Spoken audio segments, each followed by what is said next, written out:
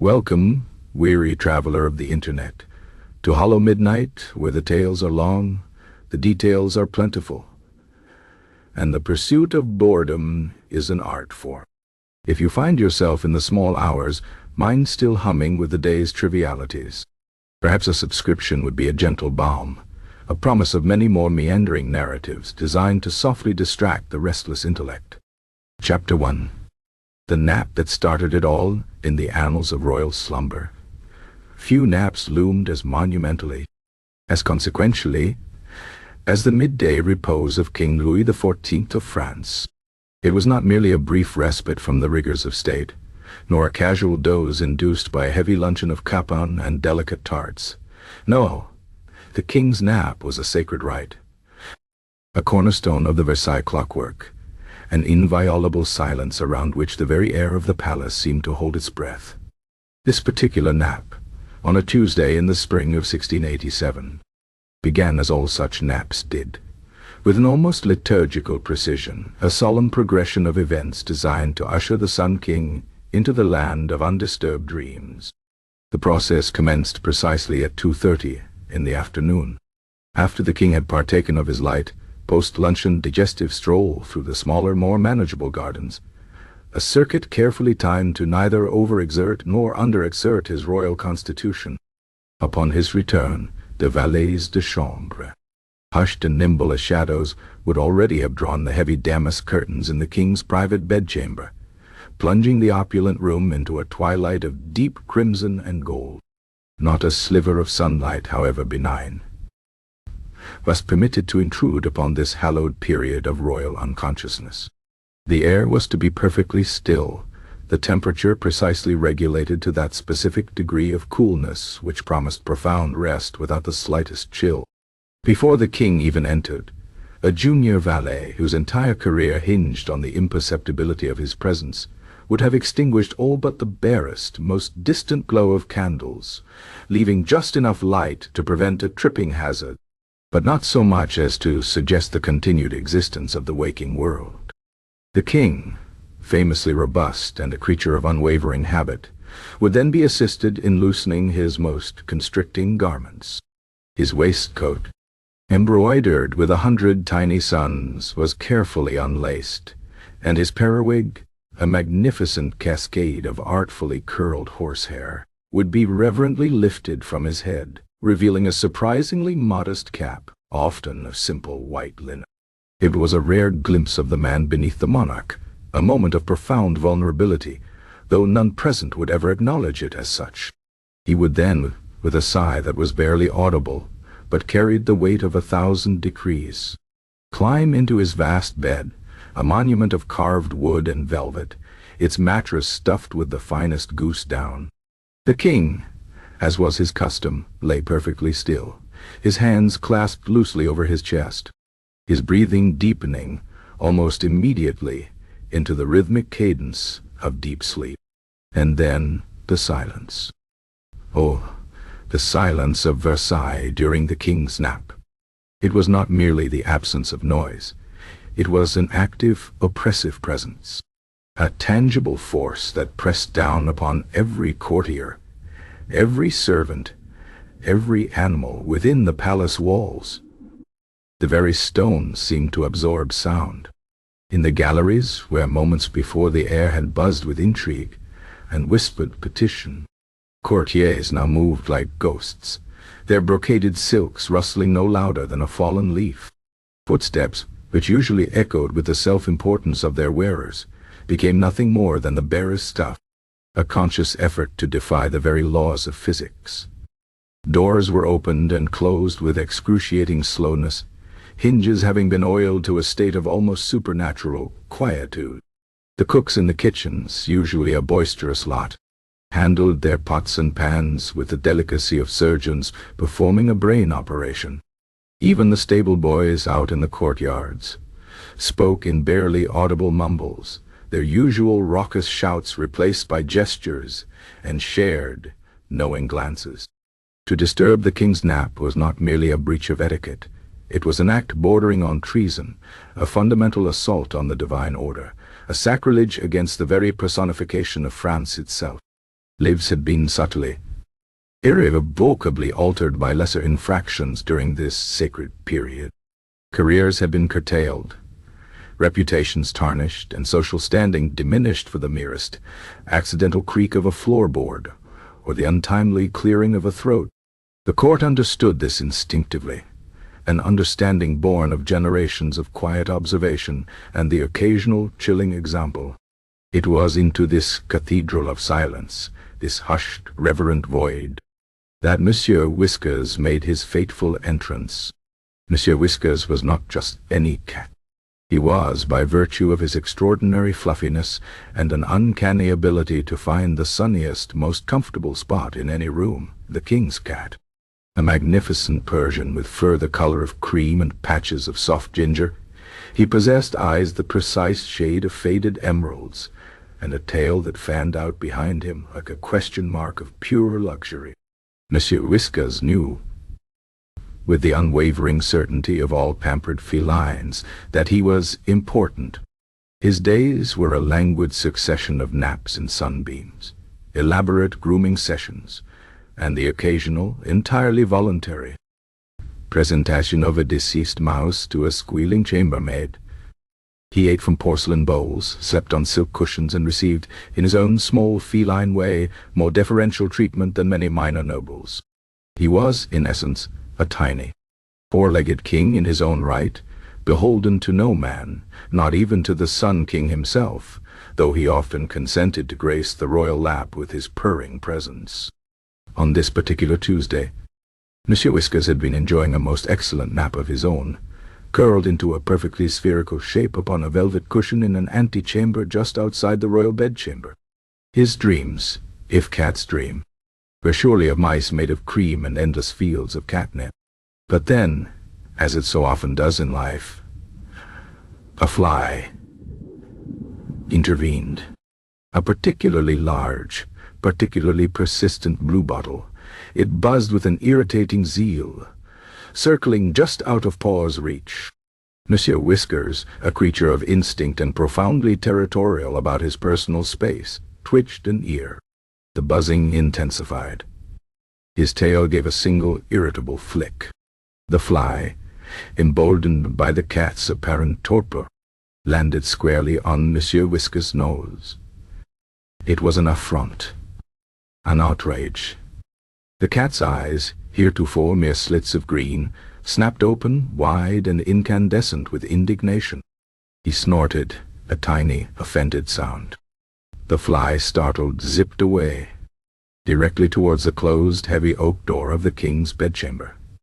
Monsieur Whiskers, with the single-minded focus of a predator whose dignity has been impugned, launched himself from the cushion.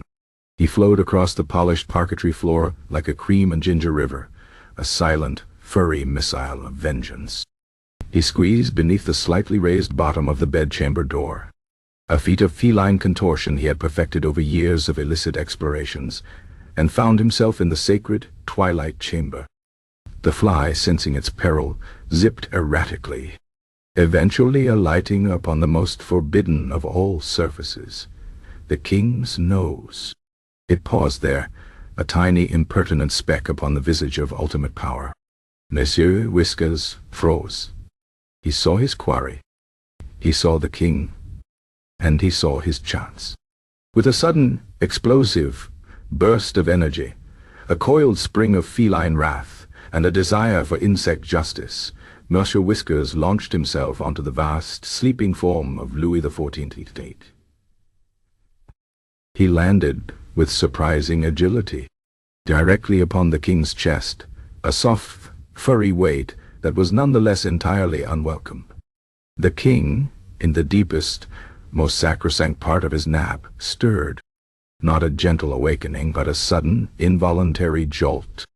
His eyes, accustomed to the dimness, fluttered open. A soft, indignant groan escaped his lips.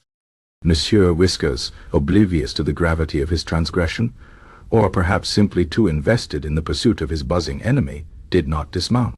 Instead, he positioned himself, hindquarters braced against the royal sternum, and raised a paw, tipped with claws that were, mercifully, retracted.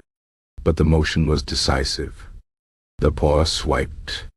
The fly, quicker than either king or cat, darted away, vanishing into the draperies. Monsieur Whiskers, frustrated by his prey's escape, released a sound that reverberated through the very foundations of Versailles, a sound that pierced the carefully constructed silence, a sound of profound, petulant, and utterly demanding disappointment. It was a meow, not a delicate questioning meow, but a full-throated, insistent, vibrato-laden caterwaul, right next to the king's ear, a sound that spoke of unfulfilled hunting instincts and a general dissatisfaction with the world. The king's eyes, now fully open, focused, not on the fly, not on the general state of the kingdom, but on the fluffy, ginger and cream creature now kneading its paws rhythmically upon his chest, purring with a sudden, belated satisfaction, as if having achieved some great victory.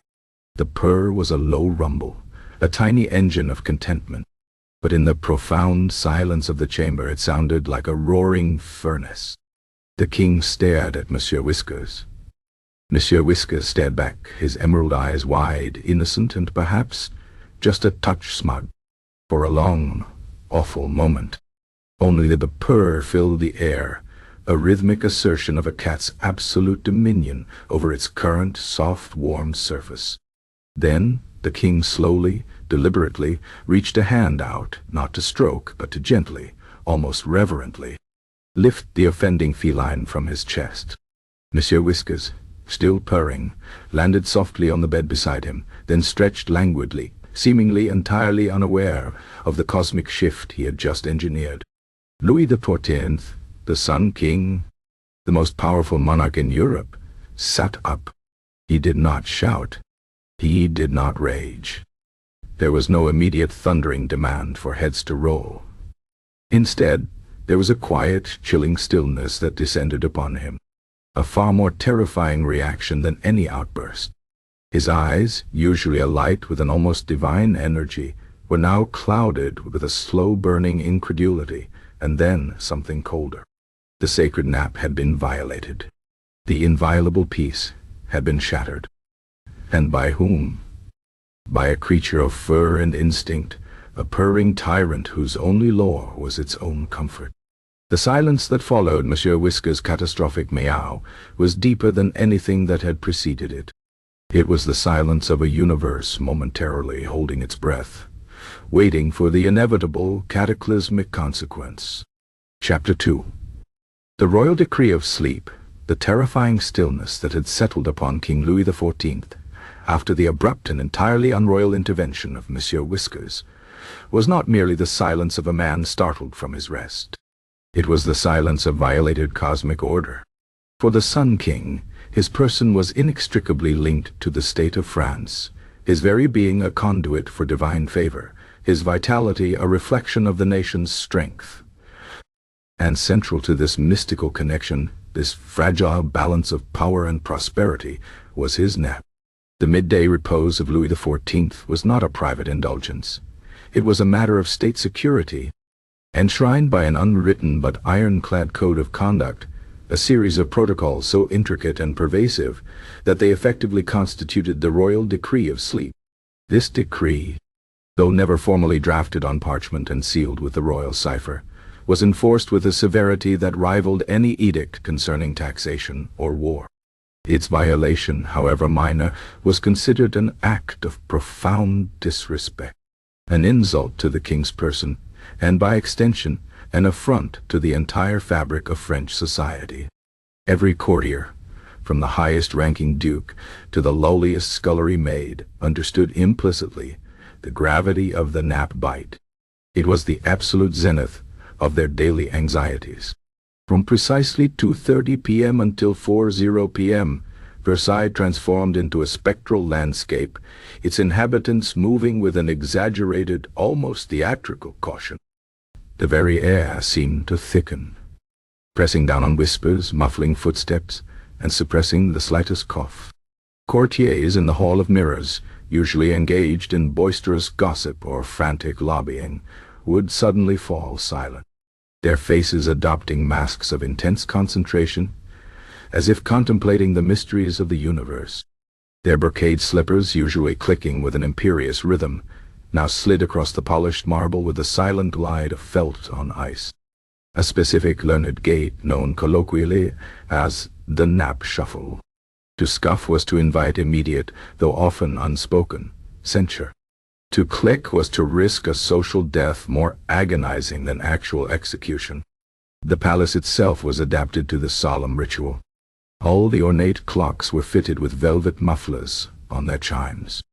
The hundreds of fountains, whose playful sprays usually filled the gardens with a joyful murmur, were turned off, their waters stilled into silent, reflective pools. Even the king's own pet songbirds, usually housed in gilded cages throughout his private apartments, were moved to a distant aviary, their joyous chirping deemed an unacceptable disruption. The valets de chambre, those guardians of the royal routine, were particularly vigilant. They possessed an almost supernatural hearing, capable of detecting the most minute infractions. A rustle of silk that was too loud, a sigh that was too deep, a faint, distant cough from a courtyard far below all were noted, processed, and often without a single word being exchanged, led to quiet, yet devastating consequences. One infamous incident, whispered about for decades, involved the Baron de Saint-Cyr. During a particularly sweltering summer nap, a single agitated fly had found its way into the antechamber. The Baron, a man of impeccable courtly manners, but unfortunately prone to allergies, had attempted to swat it away with a silk handkerchief. The resulting, barely audible whiff of the fabric had been heard by a junior valet, who in turn alerted a senior chamberlain. Within the hour, without explanation, the Baron's commission in the Royal Guard was revoked, his personal carriage repossessed, and his apartments reassigned to a lesser noble. He was, in essence, erased from Versailles, not with a flourish of public disgrace, but with the quiet, terrifying efficiency of a chalk mark wiped from a slate. No reason was ever given, but everyone knew. He had dared to make a sound during the sacred silence. His fate served as a chilling, unwritten amendment to the royal decree of sleep. Let no buzzing thing, nor any attempt to silence it, disturb the monarch's rest. The nap guards, as they were informally known, were not a separate corps, but rather an omnipresent consciousness within the palace hierarchy. Every guard, every servant, every member of the court considered it their personal duty to uphold the silence. Children were drilled from infancy on the importance of quietude, their games reduced to silent charades during nap hours. Even the king's own mistresses, usually permitted a certain degree of playful impudence, became paragons of stillness when the king retired.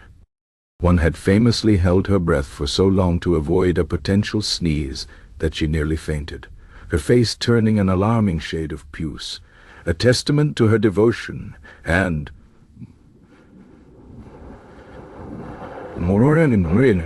her terror of royal displeasure. The philosophy behind these stringent rules was multifaceted and deeply ingrained. Firstly, there was the sheer practical necessity. Louis XIV was a man who worked tirelessly, often from dawn until late into the night. His nap was not a luxury, but a vital necessity for his physical and mental fortitude. A well-rested king was a productive king, a king who could continue to micromanage the intricate machinery of the French state. Secondly, there was the element of control. The absolute silence and stillness enforced during the nap demonstrated the king's unparalleled power. If he could command the very air to hold its breath, if he could reduce a bustling palace to a tomb of reverence, what limits were there to his authority? It was a performative act of omnipotence, a daily ritual that reinforced his divine right to rule. Thirdly, and perhaps most subtly, it was a test. Those who could adhere perfectly to the rigid, unspoken rules demonstrated their discipline, their loyalty, and their unwavering respect. Those who failed, however subtly, revealed a lack of understanding, a carelessness, or perhaps even a nascent disloyalty that could not be tolerated. The king's nap became a quiet, constant crucible, a silent trial for the court's worthiness. The specific protocol for approaching the king's private bedchamber during the sacred nap was particularly elaborate. No one, not even the Dauphin, was permitted to knock.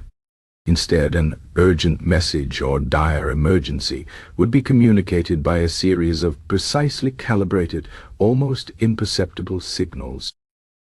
A junior valet might stand outside the door, holding a specific silk-lined box, the color of which indicated the urgency. Red for extreme peril, an invasion perhaps, or the sudden demise of a crucial ally. Blue for significant but not immediate danger, green for routine, if pressing matters. The senior valet inside, whose ears were attuned to the slightest shift in air pressure, might, after a full 15 minutes of silent contemplation, choose to open the door a mere crack, just wide enough to glimpse the box, before sealing the chamber once more. Any actual vocalization was strictly forbidden. To call out the king's name during his nap was an unthinkable act, a sacrilege that could easily lead to imprisonment in the Bastille, or worse, a permanent, suffocating exile from the magnetic pull of Versailles. It was into this meticulously constructed edifice of silence and control, this shimmering, almost theatrical display of absolute power, that Monsieur Whiskers, with his cream and ginger fur and his perfectly innocent emerald eyes, had launched himself. He hadn't just made a noise, he had made IT noise. He hadn't just moved, he had moved Gigonto the Kinging. He hadn't just interrupted, he had interrupted with a full-throated declaration of feline self-importance. A mow so profound in its impertinence that it seemed to mock the very foundations of the monarchy. Every single unspoken, unwritten law of the royal decree of sleep, painstakingly observed for decades, had been shattered in a single furry, fly-driven assault. The consequences for any human would have been immediate and catastrophic. For Monsieur Whiskers, a creature entirely outside the human legal framework, whose very existence was predicated on breaking rules, such as scaling curtains or napping on state documents, the implications were, at least to the king's waking mind, unprecedented. The Sun King, having absorbed the purr and the subsequent stretch of the offending creature, felt not merely irritation, but a profound, almost philosophical disorientation. This was not merely a breach. It was an anarchy.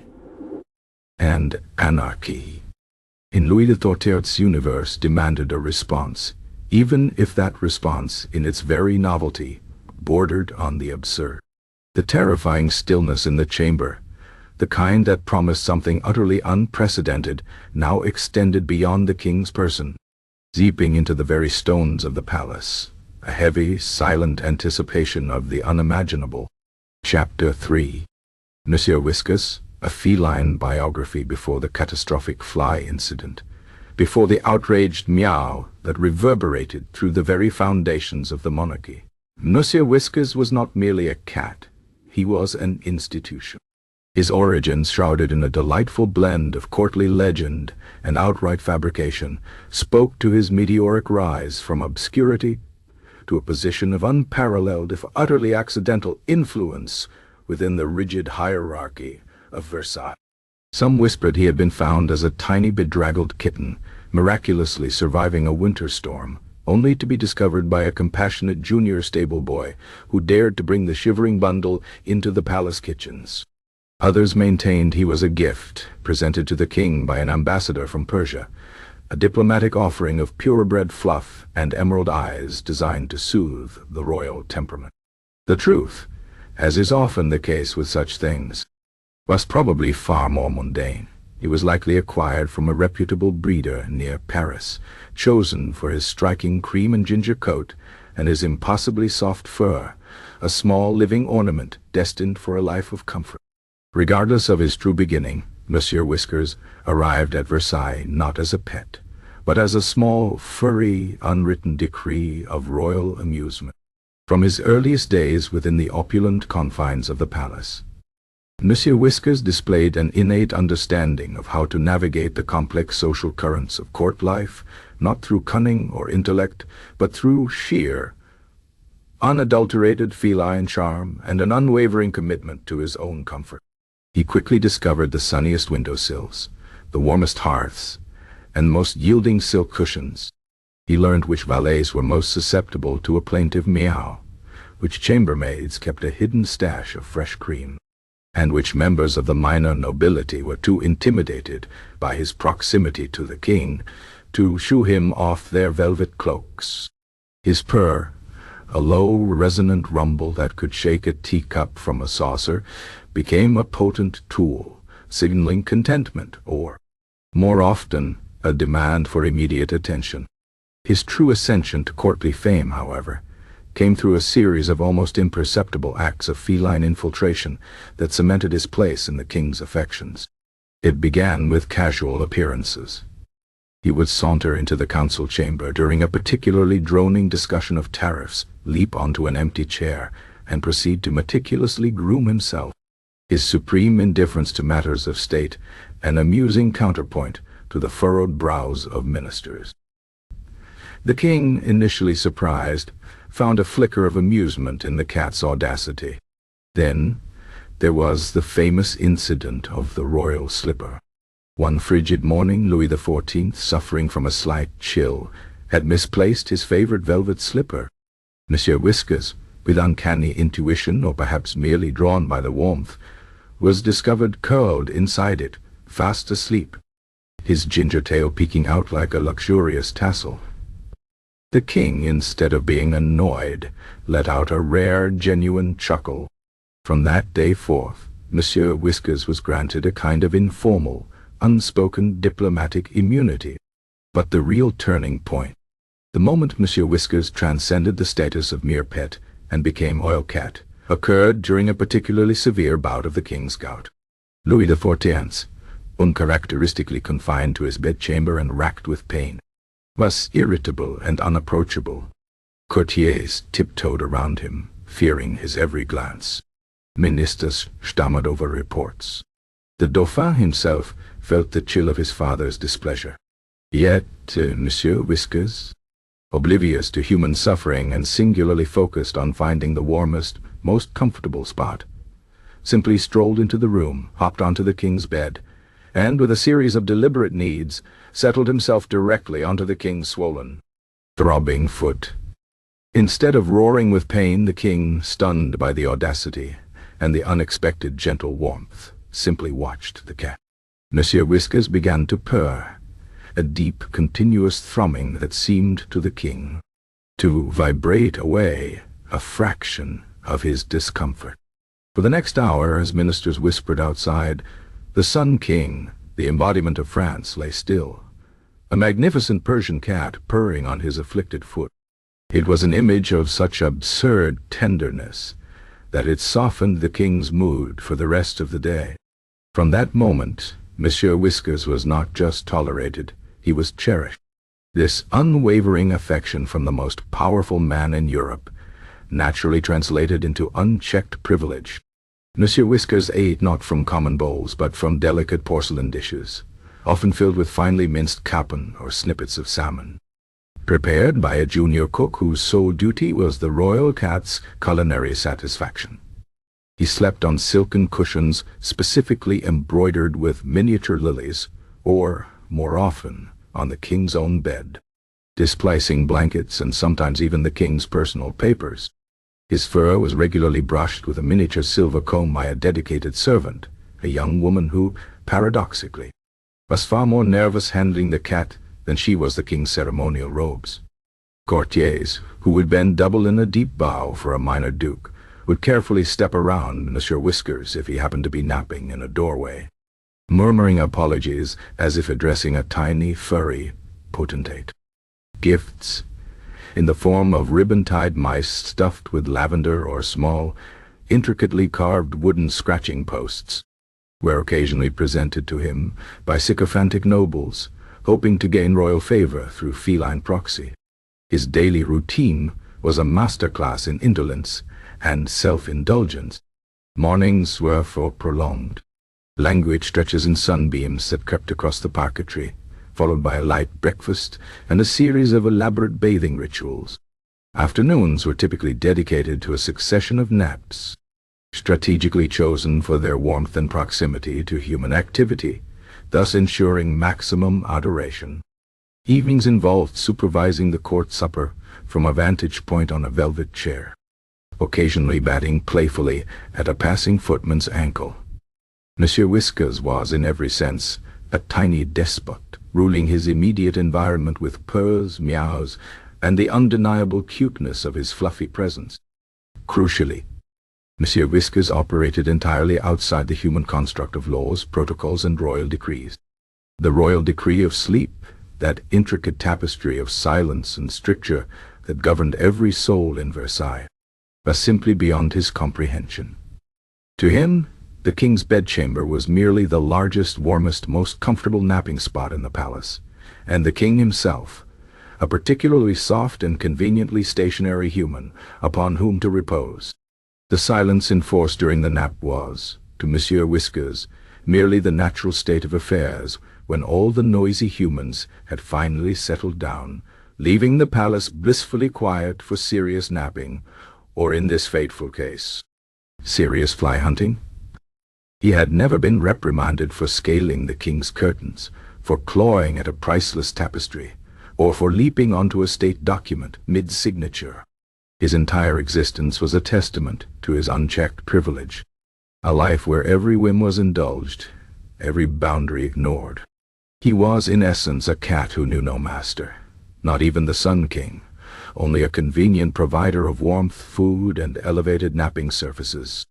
This blissful ignorance, born of absolute adoration and infinite indulgence, ultimately paved the way for the cosmic collision with the king's nap. When the impertinent bluebottle dared to land upon his nose, triggering his hunter's instinct, Monsieur Whiskers did not pause to consider the implications for international diplomacy or the fragile peace of the royal slumber. He did not weigh the sacredness of the king's repose against the fleeting annoyance of an insect. His world was governed by instinct, comfort, and the immediate gratification of his desires. The king's nose was simply the fly's perch, and thus an acceptable launch pad for a tactical strike. The meow, that final indignant caterwaul, was not an act of defiance, but merely the purest expression of feline frustration at a missed opportunity, a sound entirely divorced from any understanding of its earth-shattering impact on the man whose every waking moment was dedicated to the maintenance of absolute order.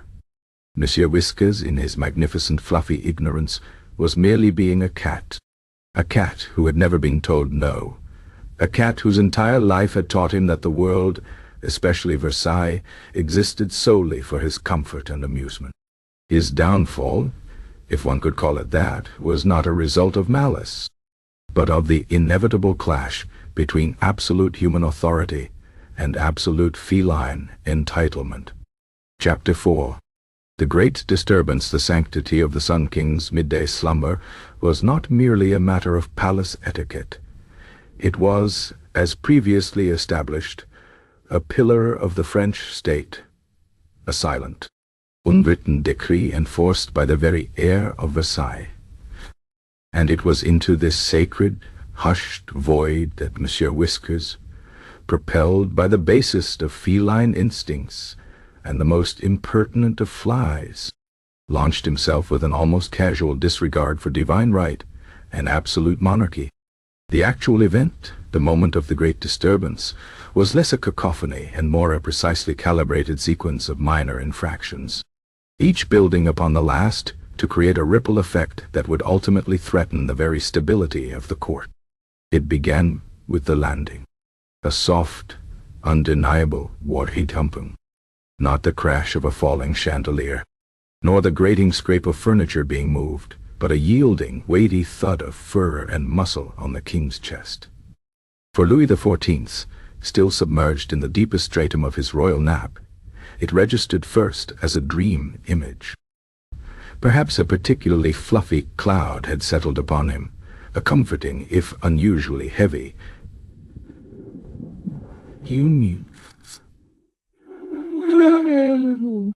Then came the warmth, radiating through his linen nightshirt, a sudden localized heat that was not unpleasant, but entirely unexpected.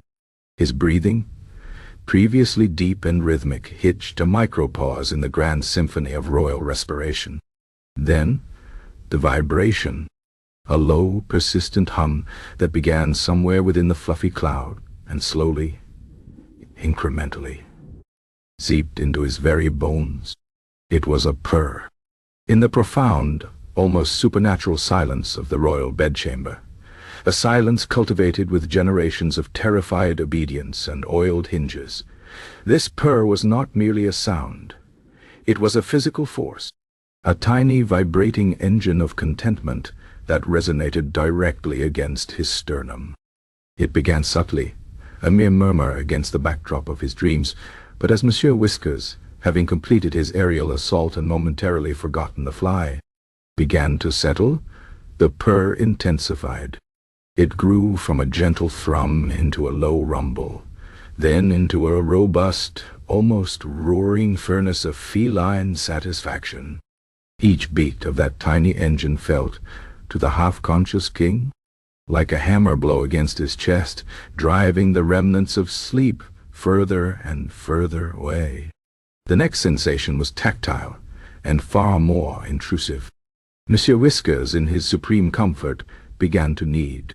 Softly, at first, then with increasing vigor, his paws pushed against the king's chest.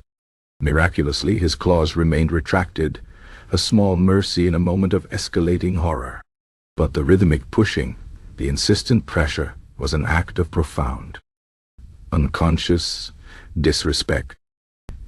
It was an assertion of territory, a declaration of feline ownership over the soft, yielding surface beneath, regardless of its royal occupant. The king's eyes fluttered. They did not snap open with sudden alarm, for even in disruption, the Sun King maintained a certain regal slowness. Instead, they parted incrementally, revealing first a sliver of dark brown, then a widening arc that took in the shadowy confines of his chamber. And then the fly returned. Or perhaps it was a different fly, equally impudent, equally drawn to the singular majesty of the royal nose. Monsieur Whiskers, jolted from his blissful kneading by the renewed buzz, lifted his head, his emerald eyes, previously half-closed in purring contentment, snapped open, dilated into twin pools of predatory focus. The king, whose own vision was slowly clearing, saw it, the fluffy head of his favored cat poised upon his chest, preparing for a strike. And then the paw, raised, briefly suspended in the dim light, and then, with an almost cartoonish suddenness, it swiped. The air stirred, a tiny, almost imperceptible displacement. But to the king it was a hurricane. The fly, ever elusive, darted away, a black speck vanishing into the crimson draperies near the ceiling. It was the failure of the hunt, the ignominious escape of the buzzing tormentor, that triggered the final, most audacious act of the great disturbance. Monsieur Whiskers, a creature of pure, unadulterated instinct, did not process the king's presence, the sacredness of the nap, or the impending cataclysm. He processed only the injustice of a missed prey. And so, with a sudden, full-bodied tilt of his head, he released it. The meow. It was not a tentative questioning sound, nor a soft greeting. It was a lamentation, a declaration of profound dissatisfaction, a demanding, vibrating caterwaul that resonated, with terrifying clarity, right next to the king's ear. It spoke of unfulfilled hunting instincts, of territorial affront, of a general petulant outrage at the universe for allowing a fly to escape. It was a sound so fundamentally wrong in that hushed chamber that it seemed to tear a hole in the fabric of quietude itself. The king's eyes, now fully open, stared, not at the vanished fly, not at the ceiling, but directly into the wide, innocent, and perhaps slightly aggrieved emerald eyes of Monsieur Whiskers. The cat, oblivious to the gravity of its transgression, continued to purr, a low rumble of belated contentment, as if having just achieved some profound victory. For a long, agonizing moment, only that deep, resonant purr filled the air, an auditory assertion of a cat's absolute oblivious dominion over its chosen sleeping servant. The king lay utterly still, his mind, usually a fortress of logical and strategic thought, grappling with the sheer, incomprehensible absurdity of the situation. His royal nap, the sacred ritual, the very symbol of his unquestionable power, had been shattered. Not by an assassin's blade, not by a foreign invasion, not by a rebellious noble, but by a creature whose primary concern was the pursuit of an annoying insect. Outside the chamber, the shockwaves began, not with sound, but with an almost psychic current of dread. The two senior valets de chambre, stationed at their posts just beyond the threshold, felt it first.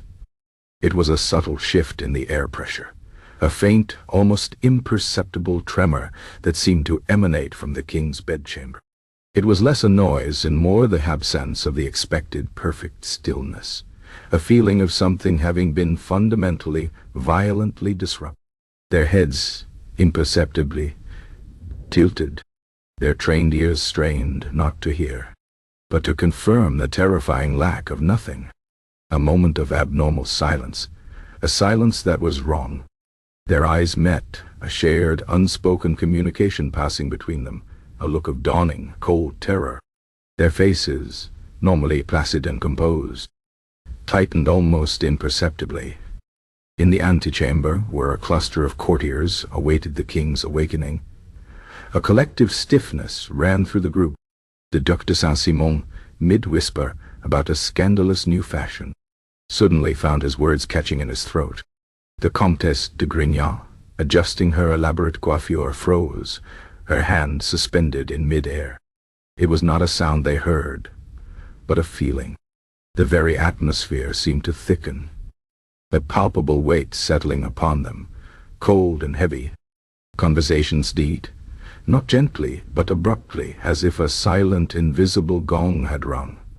Every head, with slow, agonizing discretion, turned towards a closed oak door of the royal bedchamber. No one spoke.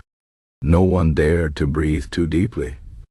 The nap guards, those silent sentinels whose very careers depended on the king's undisturbed rest, felt it in their bones. Out in the grand gallery, a captain of the guard, a man whose posture was usually ramrod straight, felt an inexplicable twitch in his left eye. He stiffened, his gaze fixed on the distant, seemingly tranquil section of the palace where the king rested. His hand, as if of its own accord, went to the hilt of his ceremonial sword. A junior guard, polishing a brass button with meticulous care, suddenly felt a cold sweat prickle his brow. He paused, his breath held, his eyes wide and unseeing. The tranquility of Versailles, that carefully constructed illusion, felt suddenly fragile, as if a single invisible crack had appeared in its flawless facade. Even in the distant kitchens, where the scullery maids were scrubbing pots in muted tones, a quiet nervousness descended. A pot, being gently placed on a wooden rack, slipped from a hand, but instead of clattering, it was caught mid-air by another, instinctively, silently. A shared, fearful glance passed between them. The king's nap had been interrupted. They knew it not through sound, but through the subtle, unholy shift in the palace's energy, a disruption in the cosmic hum of Versailles.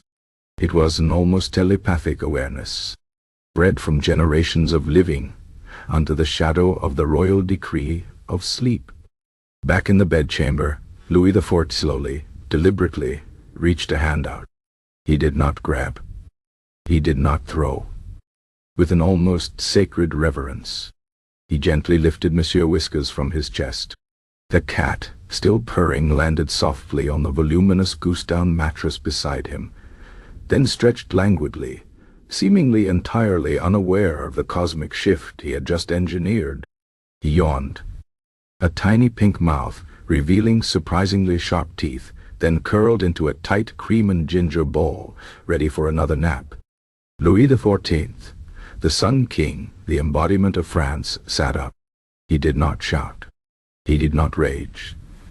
There was no immediate thundering demand for heads to roll, for the Bastille to open its maw. Instead, a quiet, chilling stillness descended upon him, a far more terrifying reaction than any outburst. His eyes, usually alight with an almost divine energy, were now clouded with a slow-burning incredulity. And then something colder, something utterly unprecedented. The sacred nap had been violated. The inviolable peace had been shattered. And by whom? By a creature of fur and instinct, a purring tyrant whose only law was its own comfort. The silence that followed Monsieur Whiskers' catastrophic meow was deeper than anything that had preceded it. It was the silence of a universe momentarily holding its breath, waiting for the inevitable cataclysmic consequence. The great disturbance had ended, but its aftermath had just begun to unfold. A silent explosion reverberating through the heart of the most powerful monarchy in Europe. Chapter 5. The king's wrath awakens. The silence that clung to the king's bedchamber, following Monsieur Whiskers' unholy meow and subsequent languid stretch, was not the comforting quiet of peaceful rest. It was the heavy, suffocating silence of an earthquake's aftermath, the calm before an unimaginable storm.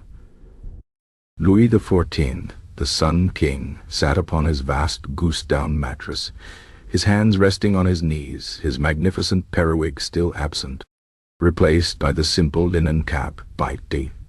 His eyes, now fully open and stripped of the last vestiges of slumber, fixed upon the unsuspecting Monsieur Whiskers, who had curled himself into a perfect purring cream and ginger donut just inches away. There was no immediate thundering voice, no dramatic tearing of the sheets, no summons for the guards to seize the offending creature. Instead, there was a slow, terrifying dawning of comprehension, an almost philosophical affront registering behind the royal gaze. This was not mere irritation. This was a violation of cosmic proportions. The king's nap, a meticulously choreographed ballet of silence and repose, was not just a personal habit. It was, as all good courtiers knew, a state within a state, a sacred interval during which the very flow of the universe seemed to pause, waiting for the monarch's return to consciousness. To interrupt it was to commit sacrilege against the very sun, against the very order of France. And it had been interrupted. Not by an assassin, not by a declaration of war, but by a fluffy, purring menace whose sole interest was a fleeting insect. The absurdity of it, compounded by the profound grogginess that still clung to him like a damp shroud, infused Louis XIV's awakening fury with an unsettling, dangerous edge. It was a cold, bewildered anger, far more menacing than any hot-blooded outburst. Outside the chamber, the two senior valets de chambre, Monsieur Dubois and Monsieur Lefebvre, felt the shift in the air like a sudden drop in temperature. It was not a sound, but the absence of the expected continued silence, replaced by a subtle, almost imperceptible vibration, a disturbance in the very fabric of royal tranquility. Their eyes, schooled in decades of silent communication, met across the antechamber. Dubois, the bolder of the two, took an infinitesimal step closer to the bedchamber door, his hand, accustomed to the silk of the king's nightclothes, now hovering near the cool, polished oak. He paused, listening to the new, chilling silence, a silence pregnant with unforeseen consequences. Then, with a practiced slowness that seemed to defy the very laws of time, he reached out, not to knock, but to place the barest tip of his finger against the door. He felt it, a faint, almost imperceptible tremor, a hum that was not the ordinary hum of the palace, but something else entirely. The purr, carrying through the thick wood. And then the door, without a sound, was opened by a mere fraction of an inch from the inside. Through the crack, Dubois saw only a sliver of the king's bedchamber, plunged in its usual twilight. But his gaze met the king's. Louis XIV did not move, did not speak. He simply stared, his eyes, still heavy with the remnants of interrupted sleep, burning with an unholy light that promised not just displeasure, but a fundamental reordering of reality. Dubois, who had witnessed the king's wrath in all its fearsome forms, had never seen this particular shade of controlled, bewildered fury. It was the look of a god whose carefully constructed cosmos had been rudely poked by a playful child. The crack in the door closed again, just as silently as it had opened. Dubois pulled back, his face a mask of trained impassivity, but his heart, he swore later, felt like a trapped bird beating against his ribs. He turned to Lèvres, his hand performing a series of precise, almost invisible gestures, index finger to temple. King awake, forefinger, brushing lips, deep distress. Then a wide, sweeping motion towards the hall of mirrors, summoned the court. Lèvres, equally experienced in this silent ballet of catastrophe, nodded almost imperceptibly, his own face a study in carefully cultivated terror. Within moments, without a single word being uttered, a silent cascade of signals rippled through Versailles. A junior valet dashed down a corridor, not running, but gliding with desperate speed, his mission to alert the chief chamberlain. The chamberlain, a portly man known for his unflappable demeanor, visibly paled upon receiving the silent message, and immediately sent out further, urgent, yet noiseless summons. Soon, the first grandees of the court began to arrive, drawn by the invisible threads of impending drama. Monsieur Colbert, the king's chief minister, entered the antechamber, his brow furrowed with a mixture of concern and a vague, bureaucratic annoyance at the disruption of his own well-ordered afternoon. The Duc de Saint-Simon, ever the keen observer, arrived shortly after, his eyes already scanning the faces of the valets for clues. The Comtesse de Grignan, adjusting her fan nervously, joined the silent throng. The air in the antechamber grew thick with unspoken questions and mounting dread. No one dared to speak above a breath. Then, the bedchamber door opened fully.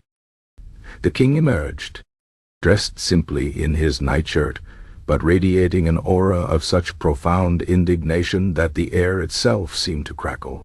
He moved with a slow, deliberate majesty, not storming, but proceeding with the terrifying calm of a natural force.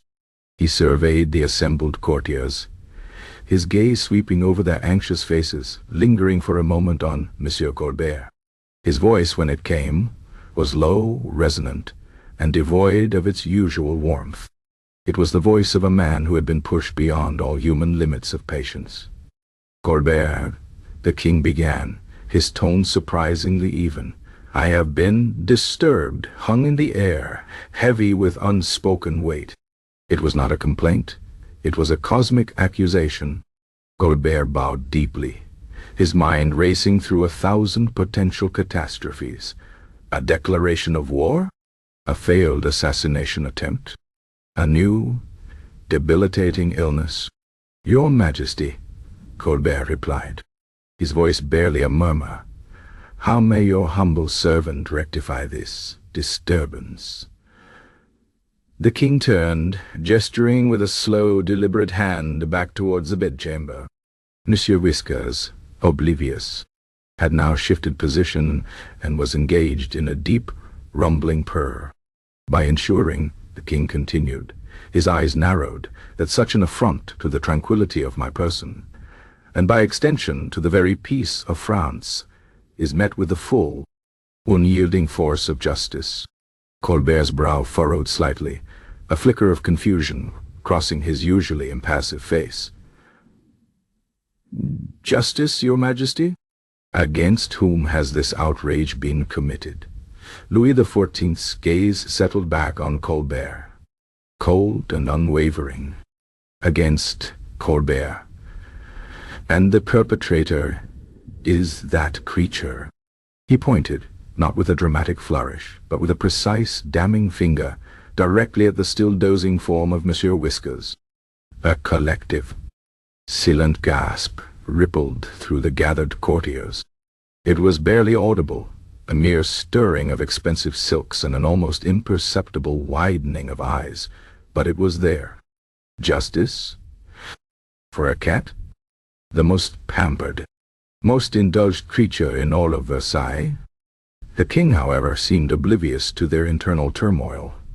His sense of grievance was absolute, and his logic, however warped by grogginess and divine right, was unassailable to himself. "This is not a matter of mere feline mischief," the king declared, his voice gaining a slight, chilling edge.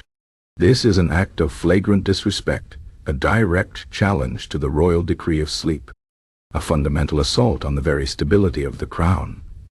It cannot, and will not, go unpunished. It demands a formal accounting. It demands a trial." The word trial echoed in the stunned silence of the antechamber. A trial? For a cat? Colbert, for a moment, seemed to lose his composure. His mouth opened slightly, then closed. His formidable intellect, usually capable of untangling the most complex state affairs, sputtered in the face of this unprecedented demand. "Your Majesty," Colbert finally managed, his voice strained. "A trial? For a beast? What manner of court could preside over such a case? What charges would be laid? What defense could be mounted?" The king's eyes, still burning with that strange cold fury, fixed on his minister. "These are questions for you, Colbert, and for the finest legal minds of France. The charges are clear: interruption of the royal nap, an act tantamount to treason against the crown. The defense? Well, let us see what cleverness can be mustered by those who dare to defend such an egregious breach of order. I demand a formal proceeding, with all due process, to be conducted with the same solemnity and rigor as any case involving a human subject." He paused, allowing the full, horrifying implications of his words to sink in.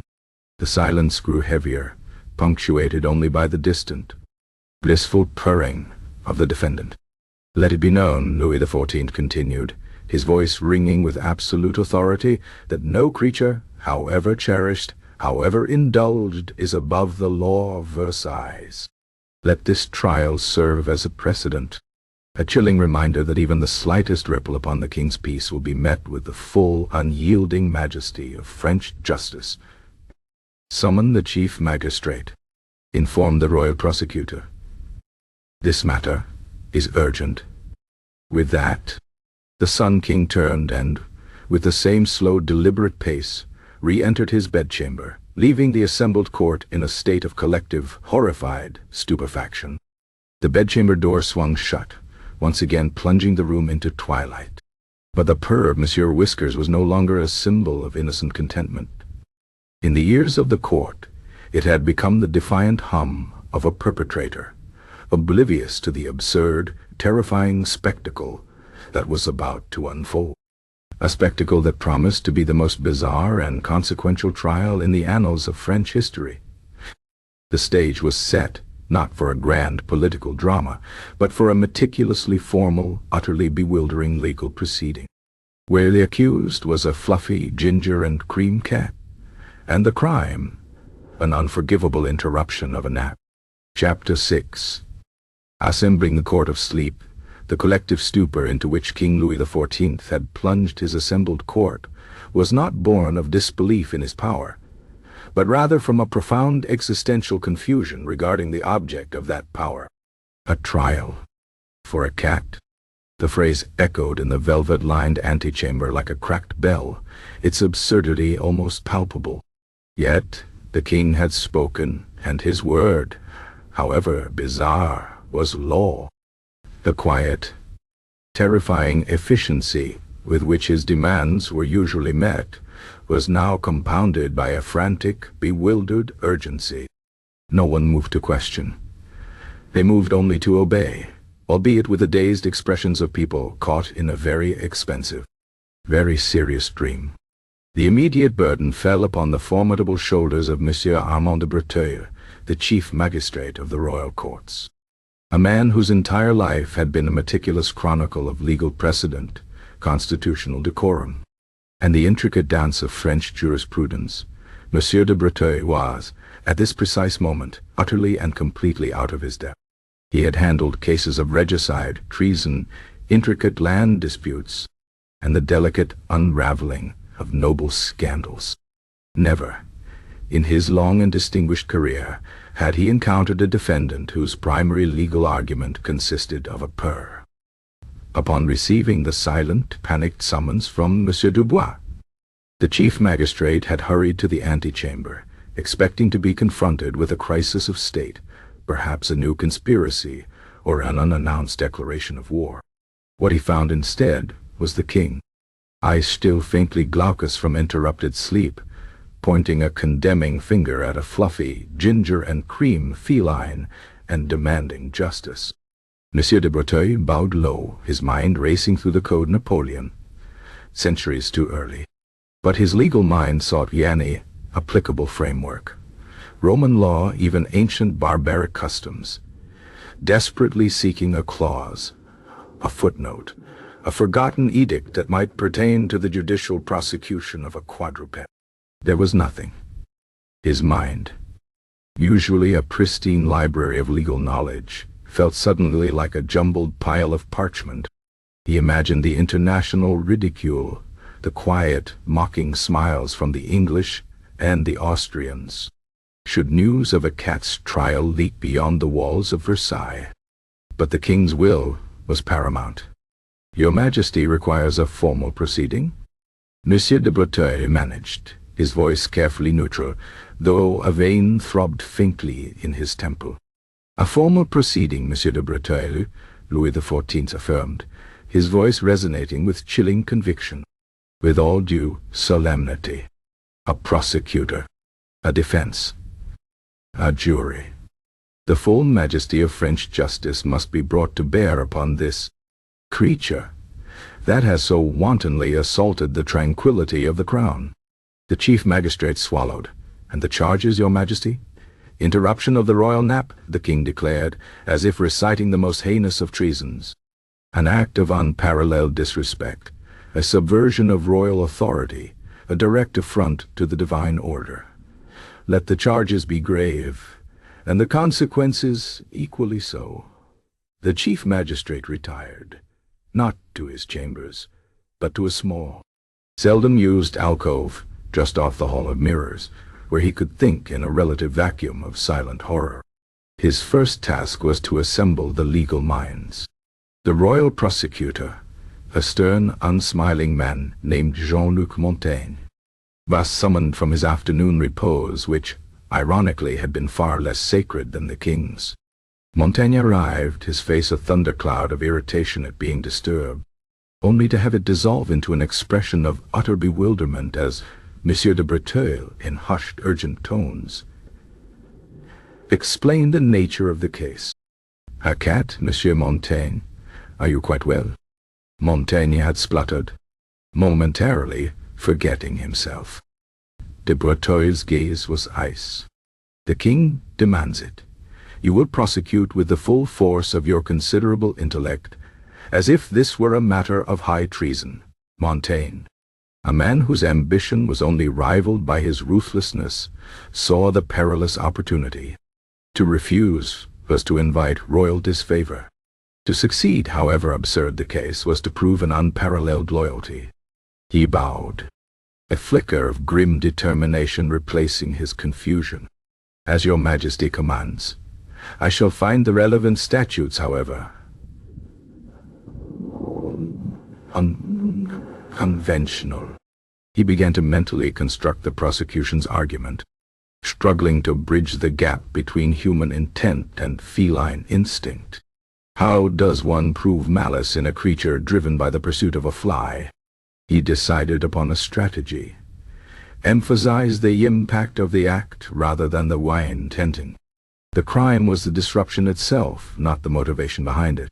He would paint Monsieur Whiskers as a symbol of unchecked privilege, a creature allowed too much latitude, whose insolence had finally tipped into outright sedition. Next, The defense. This proved a far more delicate matter. Who would dare to defend the creature that had so grievously offended the king? After much internal debate and no small amount of trepidation, Monsieur de Breteuil settled upon an obscure but brilliant young lawyer named Antoine Dubois, a distant cousin to the royal valet. Antoine had a reputation for clever, if unconventional, arguments and a keen understanding of the nuances of courtly power dynamics. He was also, crucially, considered expendable enough that if he failed spectacularly, it would not cause a major ripple in the established legal firmament. Antoine Dubois, startled from his studies of ancient Roman property law, found himself ushered into the chief magistrate's temporary alcove office. When informed of his appointment as defense counsel for Monsieur Whiskers, his jaw quite literally dropped. "A cat, Monsieur le chef magistrate? You jest." "Surely, never have I been more serious, young Dubois," de Breteuil replied, his voice a low growl. "Your task is to defend this creature using every legal means at your disposal. The king desires a trial of solemnity and rigor. He demands a defense worthy of the offense." De Breteuil, a flicker of something akin to pity in his eyes, added, "And perhaps, Monsieur Dubois, a defense that implicitly reminds His Majesty of the unique nature of the defendant, without explicitly challenging His Majesty's sagacity." It was a subtle instruction, a tightrope walk over a chasm of royal displeasure. Antoine, pale but resolute, nodded. He would, he decided, focus on the inherent lack of read a guilty mind, in a creature of pure instinct. He would argue for the defense of diminished capacity, albeit for a species. Then came the jury. The king had specified a jury, and a jury there would be. But who could possibly judge a cat? To select nobles would be to place them in an impossible position. Acquit the cat and risk the king's silent, simmering wrath. Condemn the cat and appear absurd, even cruel. Monsieur de Breteuil, with a flash of desperate inspiration, decided upon a jury of lesser court officials, clerks, scribes, minor librarians, and even a few particularly intelligent footmen. These were individuals whose lives were defined by absolute obedience and a meticulous adherence to routine. They were not powerful enough to challenge the king, nor prominent enough to draw undue attention. But they understood the unspoken rules of Versailles better than anyone. They were, in essence, the very embodiment of the royal decree of sleep. The summons for jury duty was delivered with the same silent efficiency that permeated all royal commands. A small, trembling group of 10 individuals, their faces a mixture of confusion and profound terror, gathered in a disused drawing room near the magistrate's chambers. Pierre, a royal scribe known for his perfectly legible handwriting, thought he was being promoted. Isabelle, a librarian whose life revolved around the hushed whispers of ancient texts, worried she had misplaced a rare manuscript. When Monsieur de Breteuil, looking utterly drained, explained their solemn duty to sit in judgment of Monsieur Whiskers, the royal cat, accused of interrupting the king's nap, a wave of silent, collective incredulity washed over them. One elderly footman, Monsieur Henri, swore he felt his wig begin to vibrate with suppressed laughter, a sensation he quickly quelled with an internal scream of self-preservation. The location of the trial was another pressing matter. The formal grand chambers were too public, too grand for such a peculiar case, yet the king demanded solemnity. Monsieur de Breteuil settled on a smaller, more intimate salon adjacent to the chief magistrate's own offices, a room usually reserved for diplomatic consultations of a sensitive nature. Its velvet walls, heavy draperies, and single, imposing table would lend an air of gravity to the proceedings. Special arrangements were made for the defendant. A velvet cushion, carefully placed on a small gilded pedestal opposite the judge's bench, was designated as Monsieur Whiskers' accused stand. A silver bowl of fresh cream was discreetly placed beside it, just in case the accused became restless or uncooperative. The valets de chambre, under the watchful eye of Monsieur Dubois, began preparing the salon, arranging chairs, polishing surfaces, and ensuring that not a speck of dust nor a hint of a sound would mar the decorum of the impending absurd trial. The entire palace hummed with this silent, frantic preparation. The normal flow of courtly life twisted and buckled under the weight of this unprecedented demand. Whispers, usually the currency of Versailles, were now exchanged with extreme caution, lest they inadvertently express an opinion that could be construed as questioning the king's wisdom. Every courtier, every servant, every person in the palace understood that this was not merely a trial of a cat, it was a test of their obedience, their ability to navigate the king's most inscrutable whims, and their willingness to participate in a charade of profound seriousness, however ludicrous the premise. The air was thick with suppressed snickering and profound dread. Even the royal tailor, a portly gentleman whose main concern was the perfect fit of a new doublet, found himself caught in the periphery of the chaos. He received an urgent, wordless message from a page, measure for a special item to be presented at trial. He imagined some ceremonial garment for a new ambassador, only to arrive and be presented with a small, perfectly sized velvet collar, which he was instructed to fit onto Monsieur Whiskers with a tiny silver bell, but to ensure the bell was stuffed with cotton, so as not to make a sound. The detail, he noted with a shudder, was exquisite in its absurdity. The great clock in the courtyard struck 4, signaling the official end of the king's sacred nap period, yet the normal buzz of afternoon activity did not resume. Instead, a deeper, more profound silence descended, the silence of a palace holding its breath.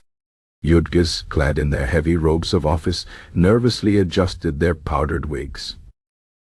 The royal prosecutor rehearsed his opening statement in his head, struggling to inject gravity into a narrative about a cat and a fly. The young defense counsel, Antoine Dubois, frantically scribbled notes, attempting to construct an argument for instinctual behavior that would not sound like outright lunacy. And the jury, 10 bewildered individuals, sat in grim, terrified anticipation, their minds reeling from the sheer impossibility of their task.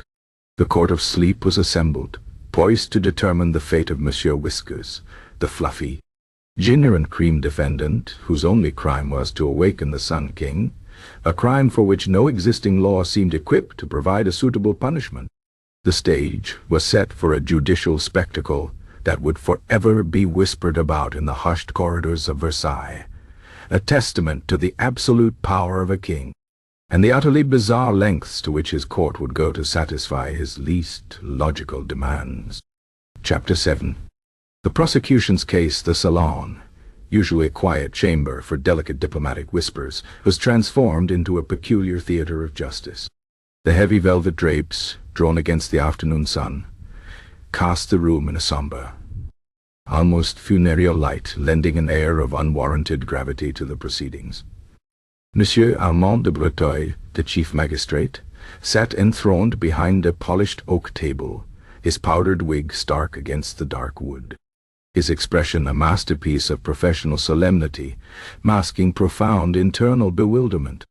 Beside him, the jury, a trembling collection of minor officials, clerks, and a librarian, huddled together on a long bench, their faces etched with a mixture of terror and suppressed, nervous titters, their eyes, whenever they dared to stray, fixed on the defendant. Monsieur Whiskers, perfectly at ease, lay curled upon his specially prepared velvet cushion atop a gilded pedestal, his cream and ginger fur a beacon of oblivious innocence in the dim room. He was, at this moment, fast asleep, purring softly, a tiny, rhythmic affirmation of his utter disregard for the human legal system. A small, silent, cotton-stuffed silver bell on his collar glinted faintly. Then Jean-Luc Montaigne, the royal prosecutor, rose. He was a man built for the grandeur of the courtroom, even one as absurd as this. Tall and gaunt, with an aquiline nose and eyes that gleamed with cold, unyielding logic, he adjusted the severe black folds of his robe with a flourish. He did not look at the jury, nor at the defendant, but fixed his gaze on some distant, invisible point beyond the room, as if addressing the very spirit of French law. His voice, when it came, was a resonant baritone, clear and imbued with a theatrical solemnity that might have been impressive in a case of actual regicide. "May it please the court and the esteemed jury," Montaigne began, his voice echoing slightly in the hushed room, "we are gathered here today not merely to adjudicate the actions of a common beast, but to deliberate upon a transgression of the highest order, an act that has, by its very nature, struck at the heart of our most sacred institutions. The accused, Monsieur Whiskers, a creature of privilege and unfortunate, unchecked indulgence, stands before you charged with a crime so profound in its implications, so disrespectful in its execution, that it demands the full, unyielding majesty of French justice." He paused, allowing his words to hang in the air, a silence broken only by the gentle, rhythmic purring of the defendant. Montaigne's eye twitched almost imperceptibly at the sound, but he pressed on, his voice gaining momentum. "The charge, let us be clear, is not one of simple nuisance or accidental misbehavior. No, the charge is nothing less than the willful and profound interruption of the royal nap. To understand the gravity of this offense, one must first comprehend the very essence of the royal nap itself. It is not, as some might ignorantly believe, a mere period of rest for our illustrious monarch. Far from it. The king's repose, gentlemen of the jury, is a cornerstone of the French state, a sacred ritual that harks back to the very dawn of our monarchy. It is a time when the Sun King, Louis XIV, renews his divine energy, a period of vital, spiritual, and physical fortification, upon which the very stability and prosperity of France depend. He gestured with a long, bony finger, not at the sleeping cat, but outwards, as if encompassing the entire palace, indeed, the entire realm. Consider, if you will, the ancient laws of decorum, the unwritten but immutable tenets that govern every soul within these hallowed walls. From the loftiest duke to the most humble scullery maid, every individual understands the absolute sanctity of the king's sleep. The very air of Versailles, as you all know, is commanded to hold its breath during this sacred interval. The fountains cease their joyous murmur, the clocks silence their chimes, even the very sun, it seems, dims its fierce gaze upon the royal bedchamber. This is not arbitrary custom. This is a profound act of collective reverence, a testament to the absolute power and divine right of our monarch. Montaigne stepped closer to the jury box, his voice lowering to a conspiratorial, yet still ringing, tone. Generations have lived and breathed by this decree. Lesser infractions, a cough, a misplaced footfall, a whispered conversation, all have been met with swift, if silent, consequences. Careers have withered, social standing has evaporated, all for the slightest ripple upon the king's tranquility. This is not mere historical anecdote. These are the very principles upon which the order of our court, and thus our nation, is built. And yet, what have we witnessed? He finally turned his gaze directly to Monsieur Whiskers, who, stirred by the change in vocal cadence, opened one emerald eye, blinked slowly, and then closed it again, letting out a soft, contented sigh. "We have witnessed," Montaigne continued, his voice rising in dramatic indignation, "a blatant, audacious assault upon this sacred peace. The accused, Monsieur Whiskers, a creature bestowed with unparalleled favor, lavished with the finest foods, cradled on the softest silks, granted entry to the very bedchamber of His Majesty, this creature has, by its own unrestrained insolence, violated every known law of decorum, every unwritten statute of respect." He began to recount the events of the disturbance, painting a vivid, almost exaggerated picture of the cat's actions, imbued with a sinister intent that was entirely absent from Monsieur Whiskers' simple pursuit of a fly. "The prosecution will demonstrate through irrefutable testimony that the accused forced the entry into the king's private sanctum. Not content with mere proximity, the accused launched itself upon the sacred person of our monarch. It did not merely land, it thumped with an impertinent weight that shattered the delicate fabric of the king's repose. Then, with a brazen disregard for the very silence that upholds our court, the accused commenced a vile guttural purr, a sound, gentlemen, that resonated through the king's very chest, a physical assault upon his slumber. The jury members, wide-eyed, exchanged nervous glances. Monsieur Henri, the footman, felt a phantom thrumming in his own chest, imagining the purr. And if that were not enough, Montaigne pressed on, his voice now a low, furious rumble. The accused proceeded to yes, kneaded its paws upon the royal sternum, an act of unparalleled insolence, a territorial assertion of ownership over the king's very person. And finally, gentlemen, the climax of this unspeakable outrage. The accused, having failed in its trivial insect-driven diversion, unleashed a caterwaul of profound, unbridled dissatisfaction. I may of the jury, that pierced the very silence, a sound of such petulance and demanding audacity that it reverberated through the palace, echoing the anarchy it wrought upon the king's sacred nap. He paused, allowing the image of this cataclysmic meow to settle in the minds of the jurors. Some may argue, Montaigne declared, his voice suddenly softening, though the coldness in his eyes remained, that the accused is but a mere animal, devoid of human understanding or malice. The defense, I anticipate, will plead ignorance, instinct, the simple nature of a feline. But I put it to you, esteemed members of the jury, is ignorance an excuse when the very stability of France hangs in the balance? When the king's vitality, his connection to the divine, is so wantonly disrupted? We are not here to judge the intensity of a flea, or the malice of a fly. We are here to judge the consequences of an action, however seemingly trivial the perpetrator. The impact of this transgression, its ripple effect upon the fabric of our court and the person of our monarch, is what truly matters. Montaigne paced slowly before the judge's bench, his gaze sweeping over the jury, daring them to find fault in his logic. This creature, by virtue of its unique position and the extraordinary favor bestowed upon it by His Majesty, carried with it a special, unspoken responsibility. A responsibility to uphold the decorum, the reverence, and above all, the silence that surrounds the monarch. It failed in this responsibility, not once, but repeatedly, deliberately, in a sequence of escalating indignities. Monsieur Whiskers, by its very actions, has demonstrated a profound lack of respect for the throne, a shocking disregard for the inviolable laws of Versailles, and a contemptuous indifference to the sacred person of the king.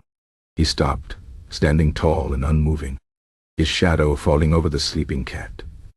Therefore, the prosecution asks this honorable court to consider the gravity of this crime, not merely in the context of a cat chasing a fly, but in the context of a challenge to royal authority itself. This trial is not merely about a nap, it is about the upholding of order, the maintenance of discipline, and the reinforcement of the king's divine right to an undisturbed slumber. We ask you to find the accused, Monsieur Whiskers, guilty as charged. Let this verdict send a clear message resonating through every corner of this palace, and indeed every corner of France, that no creature, however cherished, however pampered, is above the royal decree of sleep. Justice, gentlemen, demands nothing less. The king's peace must be restored, and its sanctity reaffirmed through due punishment. Montaigne bowed deeply to the chief magistrate, his face once again a mask of stern, unyielding conviction. Monsieur de Breteuil, for his part, felt a phantom itch on his own nose and suppressed a shiver. He glanced at the jury, whose faces were now a pale shade of green, seemingly convinced not of the cat's guilt, but of the terrifying implications for their own lives should they fail to deliver the correct verdict. Monsieur Whiskers, oblivious to the oratorical masterpiece that had just condemned him, merely shifted, stretched a paw, and resumed his gentle, rhythmic purring. The sound, in the solemn silence that followed the prosecutor's final words, seemed to mock the very concept of French justice. Chapter 8. The defense of a feline, the air in the salon, still thick with the lingering pronouncements of Jean-Luc Montaigne, the royal prosecutor, felt heavier than ever, a tangible weight of impending doom for the small, purring creature on the gilded pedestal. Monsieur Whiskers, oblivious to the eloquent damnation that had just been poured over his fluffy head, had shifted once more, settling deeper into his velvet cushion. His tail curled around him like a silken question mark. The jury, a pallid collection of minor functionaries, seemed utterly convinced, not necessarily of the cat's malice, but certainly of their own perilous position should they dare to contradict the king's implied will. Chief Magistrate Monsieur de Berteuil, for his part, adjusted his cravat, a gesture that betrayed a flicker of unease beneath his rigid composure. He knew the immense, perhaps impossible, task that now lay before the young man about to rise. Then Antoine Dubois, the defense counsel for Monsieur Whiskers, pushed back his chair. He was a slight figure, younger than most of the seasoned jurists in Versailles, his face still holding the faint lines of youthful idealism, albeit tempered now by the profound terror of his current assignment. He wore his modest robes with a quiet dignity, and when he stepped forward, he did so with a measured pace that suggested both deference and an unshakable, if absurd, conviction. He did not possess Montaigne's booming baritone or his theatrical flourishes. His voice, when it came, was clear, calm, and surprisingly gentle, a soothing balm in the charged atmosphere of the courtroom. "May it please the court and the esteemed members of the jury," Antoine Dubois began, his gaze sweeping over the faces of the terrified jurors, settling, finally briefly, on the chief magistrate. "We have just heard a masterful exposition of the laws of decorum, the sanctity of royal tradition, and the immutable principles that govern the very fabric of our beloved France. And indeed, no man in this room would argue against the supreme importance of His Majesty's repose, a period of sacred renewal upon which the prosperity of our nation rests." He paused, acknowledging the prosecution's strength, thus disarming it slightly. "However, gentlemen," he continued, his voice gaining a quiet confidence, "we are not here to judge a man, nor a courtier, nor a minister of state. We are here to sit in judgment of Monsieur Whiskers, a creature of fur and instinct, whose only crime, if indeed it can be called such, was to remain precisely that, a cat." A murmur, barely perceptible, rippled through the jury. Monsieur Henri, the elderly footman, coughed softly, a sound quickly stifled. The esteemed royal prosecutor, Monsieur Montaigne, has eloquently argued for the application of human laws, human intent, and human malice to the actions of our feline defendant. He spoke of flagrant disrespect, of willful subversion, of audacious assault. But I put it to you, gentlemen, can a creature truly be accused of intent when its very being is governed by the ancient, unyielding dictates of nature? Can a cat, however cherished, however intelligent in its own sphere, truly comprehend the intricate tapestry of royal decrees, the unwritten laws of silence, the divine right of kings? Dubois stepped closer to the gilded pedestal, careful not to disturb Monsieur Whiskers, who was now emitting a particularly loud snore. He gestured to the sleeping cat. "Look upon the accused, gentlemen. Do you see the calculating gaze of a conspirator? Do you see the malevolent intent of a seditionist? Or do you see a creature of profound simplicity, whose world revolves around warmth, food, and the pursuit of airborne insects? The law, as you know, Monsieur le Chef Magistrate, requires uems rea, a guilty mind. It demands an understanding of the wrongfulness of an act, and a conscious decision to commit it. Can a cat possess such a mind? Can it, in its pursuit of a common housefly, truly intend to insult the crown of France? I submit that it cannot. Its actions, however inconvenient for His Majesty, were the pure, unthinking manifestation of instinct. He then moved to his most audacious point, the one that danced on the very precipice of royal displeasure. The prosecution has detailed the unparalleled privilege enjoyed by Monsieur Whiskers, the fine foods, the silk cushions, the access to the king's most private chambers. And indeed this is true. But with profound respect to His Majesty, I ask you to consider who bestowed these privileges, who permitted this creature such unprecedented access. It was none other than the king himself. A collective gasp, this one more audible, rippled through the courtroom. The jury members shifted uncomfortably, fearing the king's wrath. Montaigne's eyes narrowed, a glint of triumph in them. Dubois was treading on dangerous ground. But Dubois held his ground, his voice calm and respectful. For years, gentlemen, Monsieur Whiskers has been the recipient of His Majesty's boundless affection. We have heard the whispers, the true stories, of this bond. Was it not Monsieur Whiskers who was found curled inside the king's very slipper on a frigid morning, warming it with his own body? And did not His Majesty, instead of chiding the animal, let out a rare, genuine chuckle? This, gentlemen, was an act of indulgence, a fostering of a unique, informal bond. He continued, raising his voice slightly to ensure his words reached every corner of the silent room.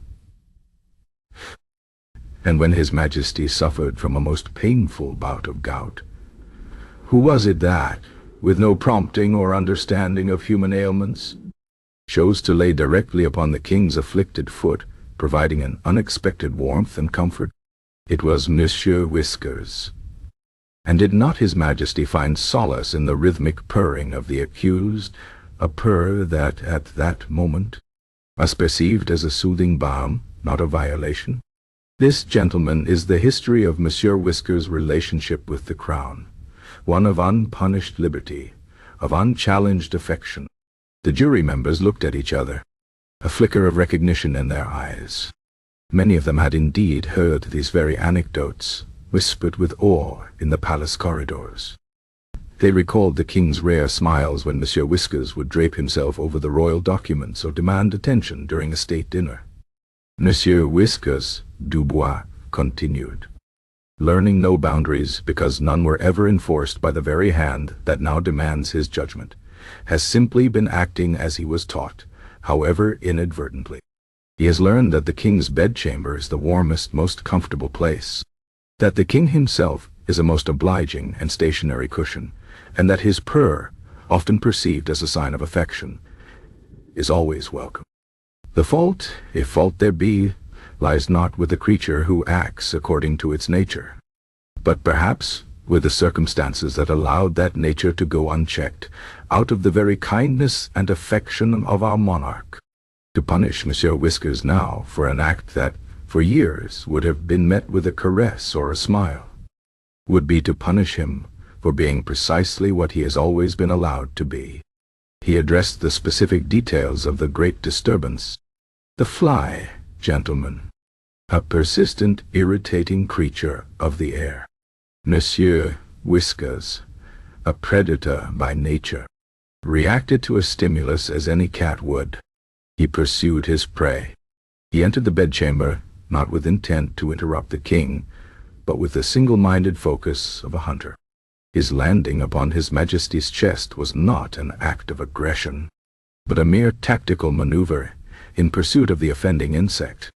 The purr, which the prosecution so dramatically described as a guttural, vile sound, was in fact nothing more than the natural expression of feline contentment, a sound often associated with affection, a sound that on other occasions has brought comfort to His Majesty.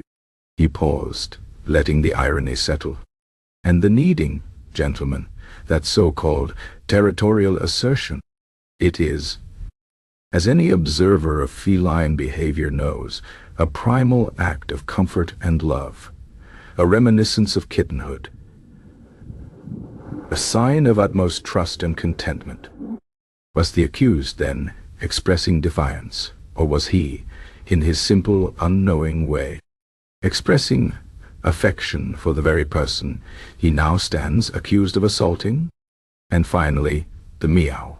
The prosecution declared it a caterwaul of profound, unbridled dissatisfaction, a symbol of anarchy. But I put it to you, was it not simply the lament of a frustrated hunter, a protest against a missed opportunity, a creature expressing its natural annoyance at the escape of its quarry? It was a sound of disappointment, not of defiance. Dubois walked back towards the center of the room, his voice gaining a quiet, persuasive power. To condemn Monsieur Whiskers for these actions would be to condemn the very nature of a cat. It would be to impose human morality, human law, and human intent upon a creature incapable of comprehending such concepts. It would be to punish a beloved companion for being precisely what it is, and for acting in a manner that, for years, was tacitly, if not encouraged by the very authority it is now accused of offending. He turned to the chief magistrate, a plea in his eyes. Monsieur le chef magistrate, esteemed members of the jury, the king, in his infinite wisdom, demands justice. But what justice can be served by punishing an innocent beast for acting upon its inherent instincts? Instincts that have on countless occasions brought joy and comfort to His Majesty. This trial, however solemn, must acknowledge the unique nature of the defendant. Monsieur Whiskers cannot be held to the same standards as a human subject, bound by reason and an understanding of our laws. His actions were not born of malice or disrespect, but of instinct, of comfort, and of an unshakable, though tragically misguided, sense of belonging that was, in truth, fostered by the king's own great heart.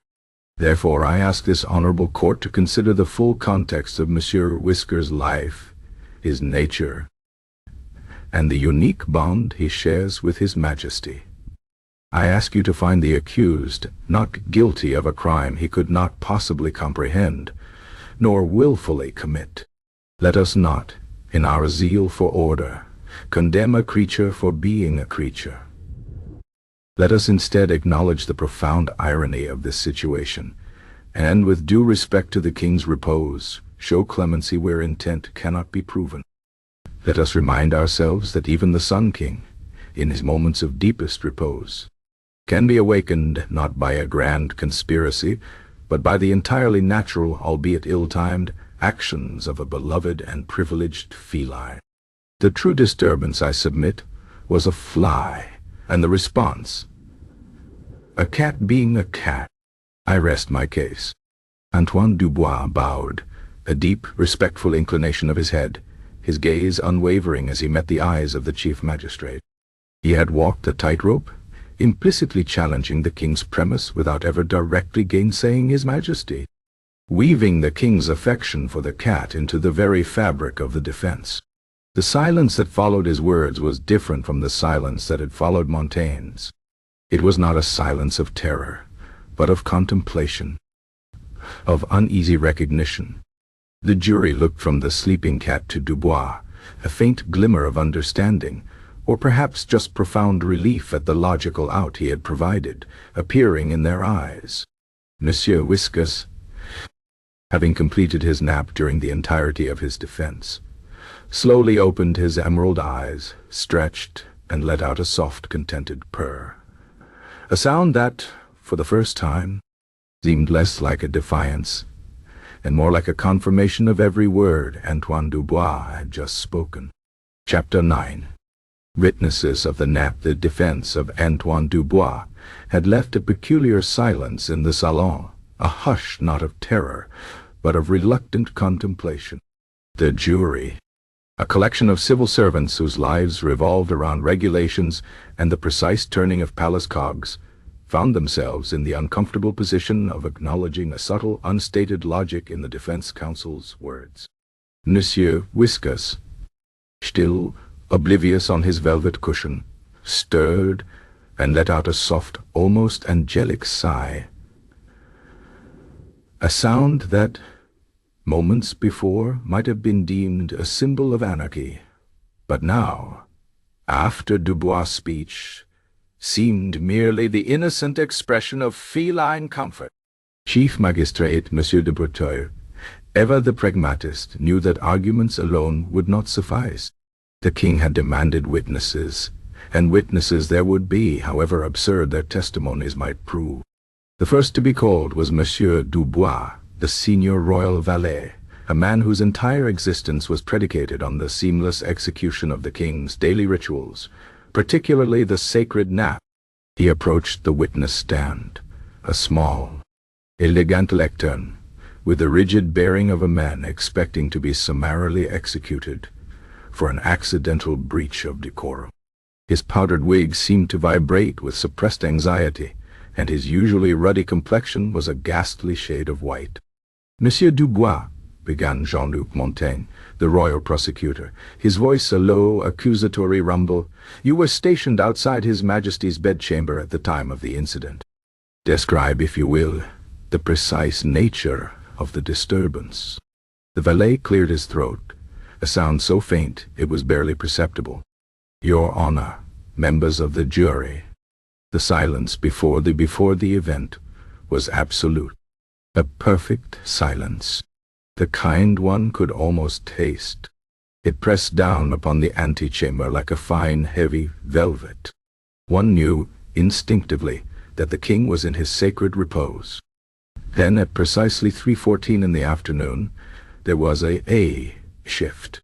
Not a sound, at first, but a sudden alteration in the very fabric of the air. A vibration, as if the very foundations of the palace had gently, imperceptibly, shuddered. He paused, gripping the lectern. Then there was a sound, faint but undeniably present. A low hum. A purr, Your Honor. Not the gentle purr of a contented hearth-cat, but a deep, resonant rumble. A sound that in that profound silence seemed to shake the very ground beneath my feet. It was continuous, relentless, and then a sound that chilled me to my very bones. A distinct, clear yamaya, a caterwaul, Your Honor. A demanding, unapologetic sound right from within the royal bedchamber. It was like a thunderclap, a tear in the sacred silence. My heart, I confess, leaped into my throat. I knew, with a certainty colder than winter ice, that the royal nap had been violated. When His Majesty emerged, his face, usually a beacon of serene power, was clouded with an expression I have never before witnessed, a terrible, quiet bewilderment, and then a rage that was all the more terrifying for its lack of vocalization. He pointed, Your Honor, directly at the source of the sacrilege, the accused, Monsieur Whiskers. It was a moment of profound trauma for all who sensed it. Antoine Dubois, the defense counsel, rose for his cross-examination. Monsieur Dubois, you speak of a purr and a meow. Can you confirm under oath that these are sounds commonly associated with the behavior of a cat? The valet, caught between his terror of the king and the simple truth, stammered, Yes, monsieur. They are typical feline vocalizations. And a cat's purr, Monsieur Dubois, particularly one as famously robust as Monsieur Whiskers, is often a sign of contentment, is it not? And a meow, a mere expression of a desire for attention, or perhaps in the case of a missed prey, a simple lament. It can be, monsieur, the valet conceded, though his face still showed the strain of his loyalty to the king's narrative. Thank you, Monsieur Dubois. Your testimony, though delivered with understandable distress, confirms the fundamental, natural behavior of a cat. Next, Madame Genevieve, the king's principal chambermaid, was called. A woman of sturdy build and unflappable demeanor, she seemed almost impervious to the general anxiety in the room. Her eyes fixed on the chief magistrate with an expression of weary resignation. Madame Genevieve, Montaigne began, You are responsible for the meticulous order of His Majesty's private bedchamber. Have you observed any prior instances of the accused's disregard for royal protocol?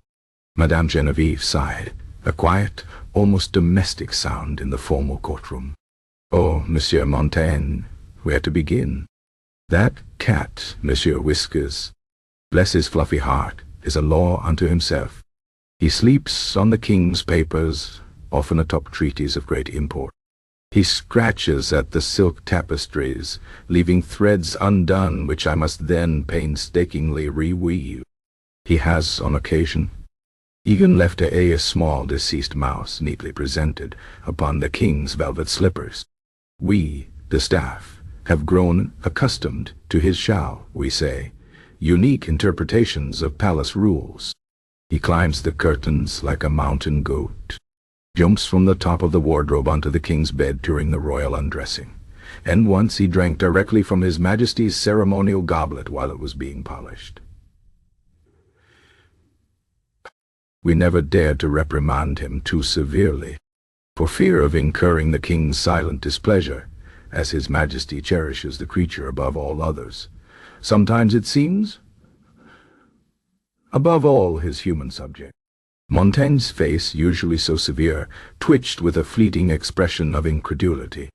This was not helping his case, but he dared not stop the king's chambermaid. And on the day of the disturbance, Madame Genevieve, what did you observe? I was folding His Majesty's linens in the adjacent dressing room, she recounted, her voice surprisingly steady. The silence was profound, as always. The air was so still, one could hear one's own heart beat. Then there was a muffled thud, followed by that distinctive rumbling purr. Then that meow. It was loud, Monsieur. Very loud. It echoed. I swear the very glass in the windows trembled. I thought, Lord have mercy, the cat has done it this time. When I peeked through the crack in the dressing-room door, the king was sitting up, looking utterly violated, and Monsieur Whiskers was there, kneading his chest, then stretching, utterly pleased with himself. It was a sight that would turn a lesser man to stone. The king's face was empty, then filled with a cold, slow burning of unimaginable anger. The nap was most certainly broken. Dubois, for the defense. Madame Genevieve, you mentioned the king cherishes Monsieur Whiskers. Could you elaborate on this fondness? Indeed, Monsieur, she said, almost warming to the topic. The king permits him liberties no other creature, nor human, would ever be granted. He insists on the freshest cream, prepared daily. He commands that the cat be brushed with a silver comb. He speaks to the cat in a tone reserved for no other living soul, a soft, indulgent murmur. Why, I've seen His Majesty share morsels of his own supper with the creature, directly from his fork. It is an affection boundless and unique. Then, the cat, in turn, seems to believe he is the true master of the palace, for he never once appears to grasp the concept of no or forbidden. He simply does as he pleases, with the full, albeit unspoken, permission of the king himself. Thank you, Madame Genevieve, Dubois said, allowing the implications of her testimony to settle. The next witness was the Duc de Saint-Simon, a nobleman famed for his meticulously detailed and often acid-tongued memoirs of court life. He strolled to the stand with an air of detached amusement, as if observing a particularly peculiar theatrical performance. Duc de Saint-Simon, Montaigne prompted, clearly wary of the nobleman's wit. You were in the antechamber at the time of the incident. What did you perceive? Perceive, Monsieur Montaigne, is precisely the correct word, Saint-Simon began, his voice a smooth, modulated baritone. One does not merely hear a disturbance during the king's nap. One perceives it. It is an alteration of the very atmosphere, a subtle shift in the gravitational pull of royal slumber. We, the courtiers, stood like statues, conversing in whispers so faint they were little more than the rustle of our own anxieties. Suddenly, the very air thickened. The silence, which had been perfectly round and full, developed a jagged edge. Then, an infinitesimal tremor, as if the earth itself hiccuped. And then, a sound. Not a loud sound, mind you, but a you-wrong sound. A purr, then a meow, emanating from the king's bedchamber. A sound so fundamentally out of place, so brazenly defiant of the established order, that it felt like a dagger to the heart of Versailles. We looked at each other, monsieur, not with alarm, but with a dawning horror. We knew, without a single word being exchanged, that the Sun King's sacred slumber had been violated, and by a creature that moments before had been considered the most indulged of all His Majesty's darlings. The shock, I assure you, was profound. It was a cosmic absurdity, played out in the heart of absolute power. Dubois, sensing an ally in the Duke's sardonic tone, asked, "Duc Saint-Simon, in your extensive experience of court life, would you say that Monsieur Whiskers act out of malice, or merely feline nature?" Saint-Simon offered a small, knowing smile. "Monsieur Dubois, cats are creatures of supreme self-interest and profound comfort. Malice requires a certain degree of foresight, a capacity for planning, and indeed, a grudging respect for the object of one's malice. Monsieur Whiskers, I assure you, respects nothing save his next nap. His actions, however disruptive, were merely the natural consequence of a creature whose every whim has been indulged, whose every boundary has been found to be delightfully permeable, and whose universe revolves around the immediate gratification of his desires. He is, in essence, the very embodiment of unchecked privilege, a privilege granted, inadvertently perhaps by the king himself. To suggest he acted with intent to disturb His Majesty would be to grant him a level of human cunning he demonstrably lacks. He was merely, with monumental insouciance, being a cat." This elicited a few stifled coughs of agreement from the jury, who found the Duke's dry assessment oddly comforting. Next was Jean-Pierre, a burly, red-faced royal cook, whose hands still bore the faint scent of roasted capon. He looked utterly terrified to be in such a formal setting. "Monsieur Jean-Pierre," Montaigne boomed, "you were in the king's kitchens. What did you observe during the time of the incident?" Jean-Pierre wrung his hands. "Your Honor, I was preparing a light broth for the king's evening supper. The kitchens are usually a bustle, but during the nap we are like mice, monsieur. Not a clang, not a clatter. It is like working in a tomb of copper pots.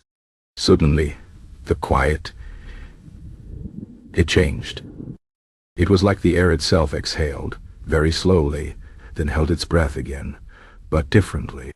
The scullery maids, they stopped scrubbing. The pastry chefs, they froze, mid-whisk. We looked at each other, you see, without a word.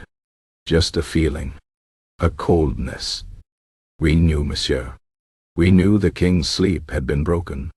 It was a tremor, like when the earth groans, but silent.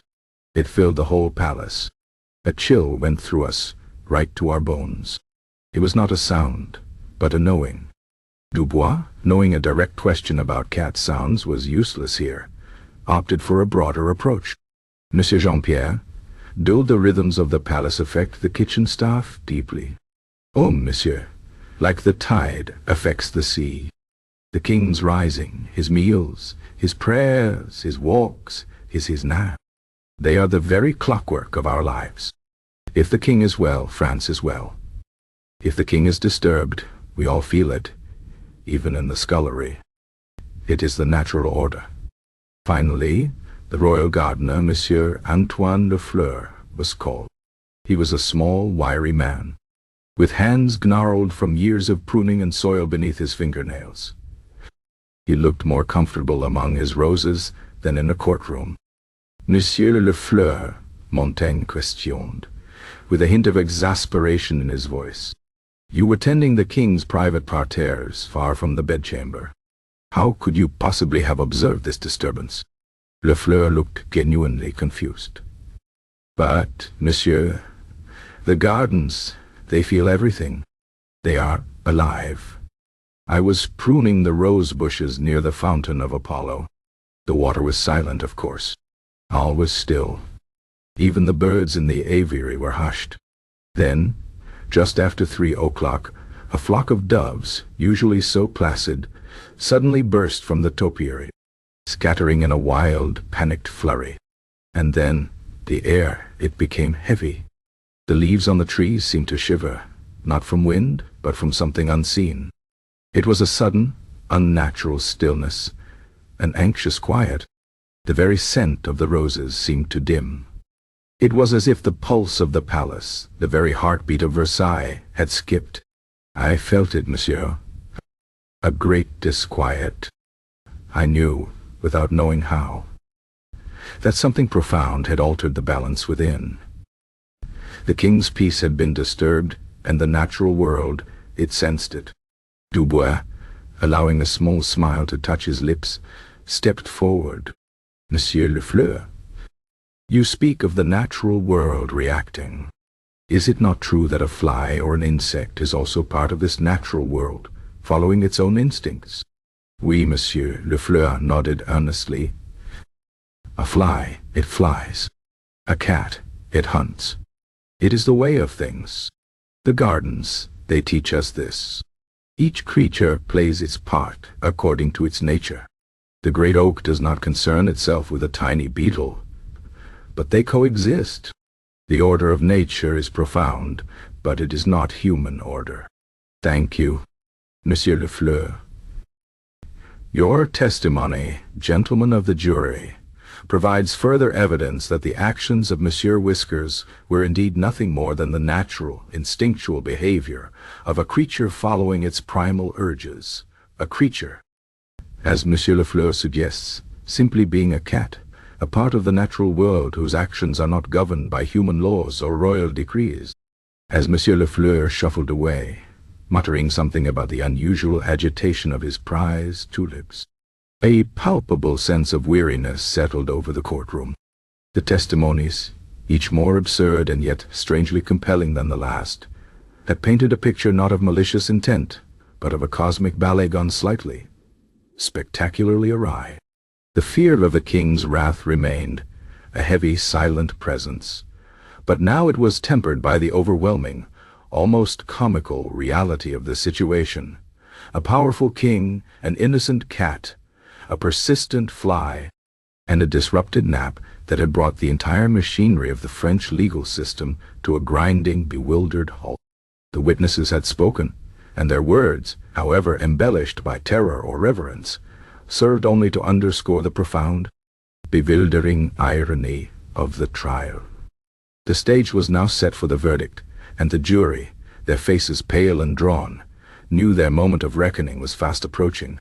Chapter 10. The cat's silent testimony, the courtroom, if one could call a repurposed salon such, hung in a precarious balance, following the array of absurd yet oddly compelling testimonies. The air, thick with the scent of beeswax and the faint musk of nervous human endeavor, seemed to hum with unspoken questions. The jury, a pallid collection of minor officials, still shifted uncomfortably on their bench, their minds attempting to reconcile the gravity of the king's wrath with the irrefutable, innocent fluffiness of the defendant. Monsieur Whiskers, meanwhile, remained utterly oblivious to the legal storm swirling around him. He was the eye of the hurricane, a serene, cream and ginger vortex of feline indifference. Chief Magistrate Monsieur Armand de Breteuil, his face a study in strained composure, had reached a point in the proceedings where the conventional rules of jurisprudence seemed to dissolve into a haze of utter bewilderment. He had listened to the royal valet describe a purr as a relentless hum, and a meow as a thunderclap. He had heard the king's chambermaid speak of an animal who believed himself the true master of the palace, and a duke dissect feline malice with academic precision. He had even heard a royal gardener suggest that the very roses trembled at the breaking of the king's nap. But now, it was time for the defendant himself to offer his testimony. Monsieur de Breteuil cleared his throat, a sound that, in the solemn silence, seemed unusually loud. "We shall now hear from the accused," he announced, his voice betraying not a hint of the internal turmoil his words caused. He nodded towards the gilded pedestal where Monsieur Whiskers, bathed in the muted light filtering through the velvet drapes, lay perfectly still. The cat was curled into a tight, aesthetically pleasing ball, his ginger patches a warm contrast to his creamy fur. His eyes were closed, his breathing shallow and regular. He was, quite simply, sound asleep. A nervous ripple went through the jury. They had anticipated a dramatic moment, perhaps Monsieur Whiskers springing up, or at least twitching an ear. Instead, he simply slept. Jean-Luc Montaigne, the royal prosecutor, stepped forward, a faint, almost imperceptible tremor in his hand. He had prepared a series of leading questions designed to expose the cat's inherent disrespect. But how does one question a sleeping feline? "Your Honor," he began, his voice losing some of its usual theatrical resonance. "The accused appears indisposed to offer verbal testimony." Antoine Dubois, the young defense counsel, rose smoothly. "If it please the court." Monsieur Montaigne's observation is astute. Monsieur Whiskers, being a creature of instinct and devoid of human reason, cannot engage in the complex act of verbal testimony. However, his very presence, his demeanor, his inherent nature, speaks volumes. It is, in effect, a silent testimony. Monsieur de Breteuil nodded slowly. "Indeed, Monsieur Dubois. The court will consider the accused's physical manifestation and behavior as its testimony. Monsieur Montaigne, you may proceed to interpret this silent testimony for the benefit of the court and the jury." Montaigne's brow furrowed. This was uncharted legal territory.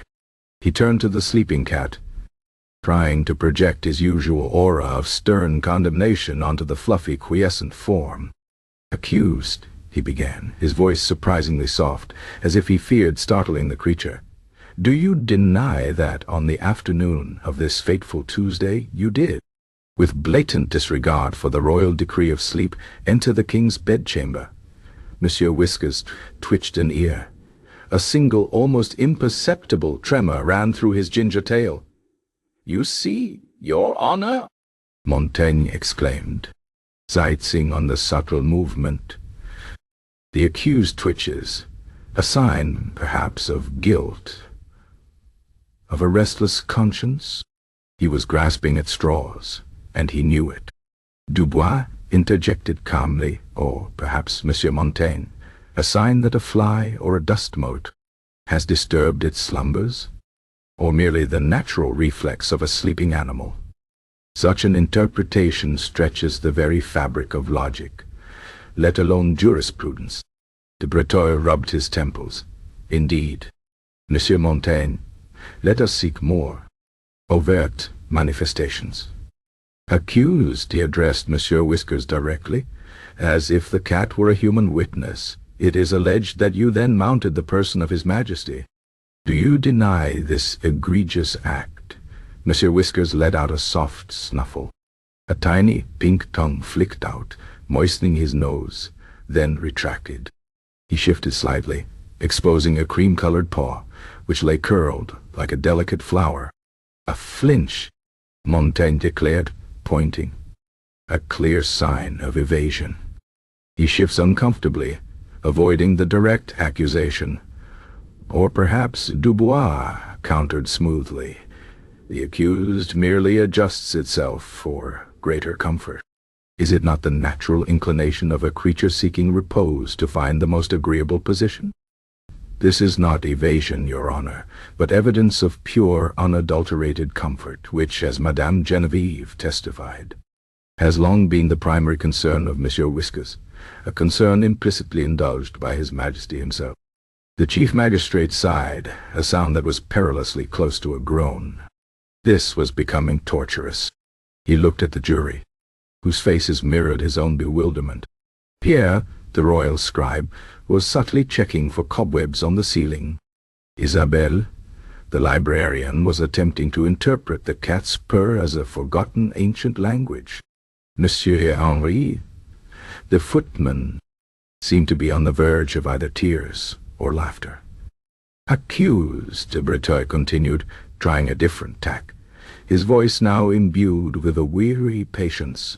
"The prosecution alleges that you then commenced a persistent purr, a loud and resonant sound, directly against the sacred person of our monarch. Do you deny that this purr shattered the royal peace?" As if on cue, Monsieur Whiskers' purr intensified. It began as a low thrum, then grew into a full-throated, vibrating rumble, shaking the very pedestal on which he lay. The soft, cotton-stuffed bell on his collar quivered silently. The sound, in the hush of the courtroom, was undeniably loud, filling the space with its rhythmic assertion of contentment. Montaigne's eyes gleamed. "There, you hear it, Your Honor. Gentlemen of the jury, the accused confesses, his purr loud and insistent, a direct confirmation of the prosecution's claim. He does not deny.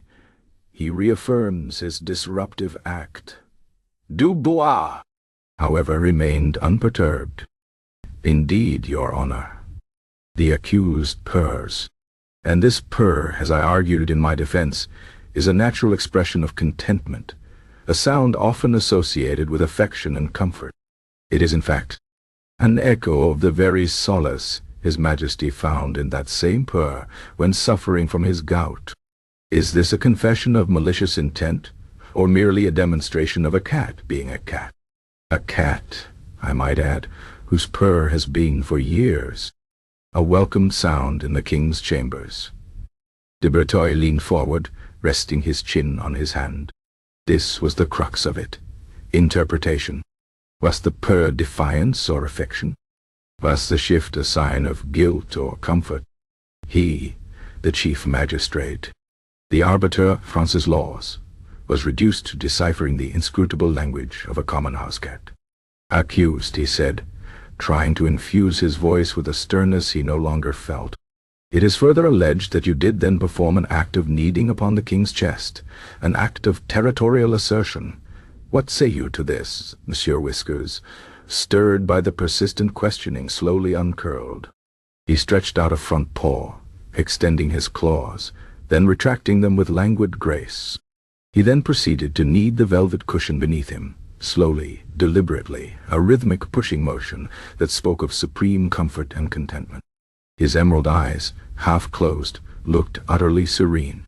"He demonstrates the act," Montaigne thundered, though his voice was starting to show signs of strain from the sheer absurdity. "A direct recreation of the crime. He shows his contempt for the crown even now. On the contrary, Monsieur Montaigne," Dubois calmly replied, "he demonstrates a natural, instinctual behavior, one common to all felines, a sign of comfort and affection, not aggression. He needs the very cushion provided by the court, expressing his contentment within these very proceedings. Does this seem the behavior of a creature burdened by guilt or malicious intent?" The jury, caught between the prosecutor's furious logic and the undeniable cuteness of the cat's actions, simply stared. Monsieur Henri, the footman, found himself smiling faintly, a dangerous gesture he quickly suppressed. And finally, "Accused," de Breteuil pressed, his voice strained, "the prosecution alleges that you concluded your disruptive act with a loud, petulant caterwaul, a meow of profound dissatisfaction that shattered the sacred silence of the royal nap. What is your response to this final grave accusation?" Monsieur Whiskers, having completed his kneading and stretch, yawned, a wide pink cavern revealing surprisingly sharp teeth. He then turned his head towards the chief magistrate, his emerald eyes wide and unblinking. He opened his mouth, and a soft, delicate emu escaped. It was not the caterwaul described by the prosecutor, but a tiny, almost apologetic sound, a mere whisper of a meow, as if he were asking for another nap, or perhaps a treat. Montaigne gasped. "A blatant lie. He denies it. The evidence states a caterwaul, a roar. This is a fabrication.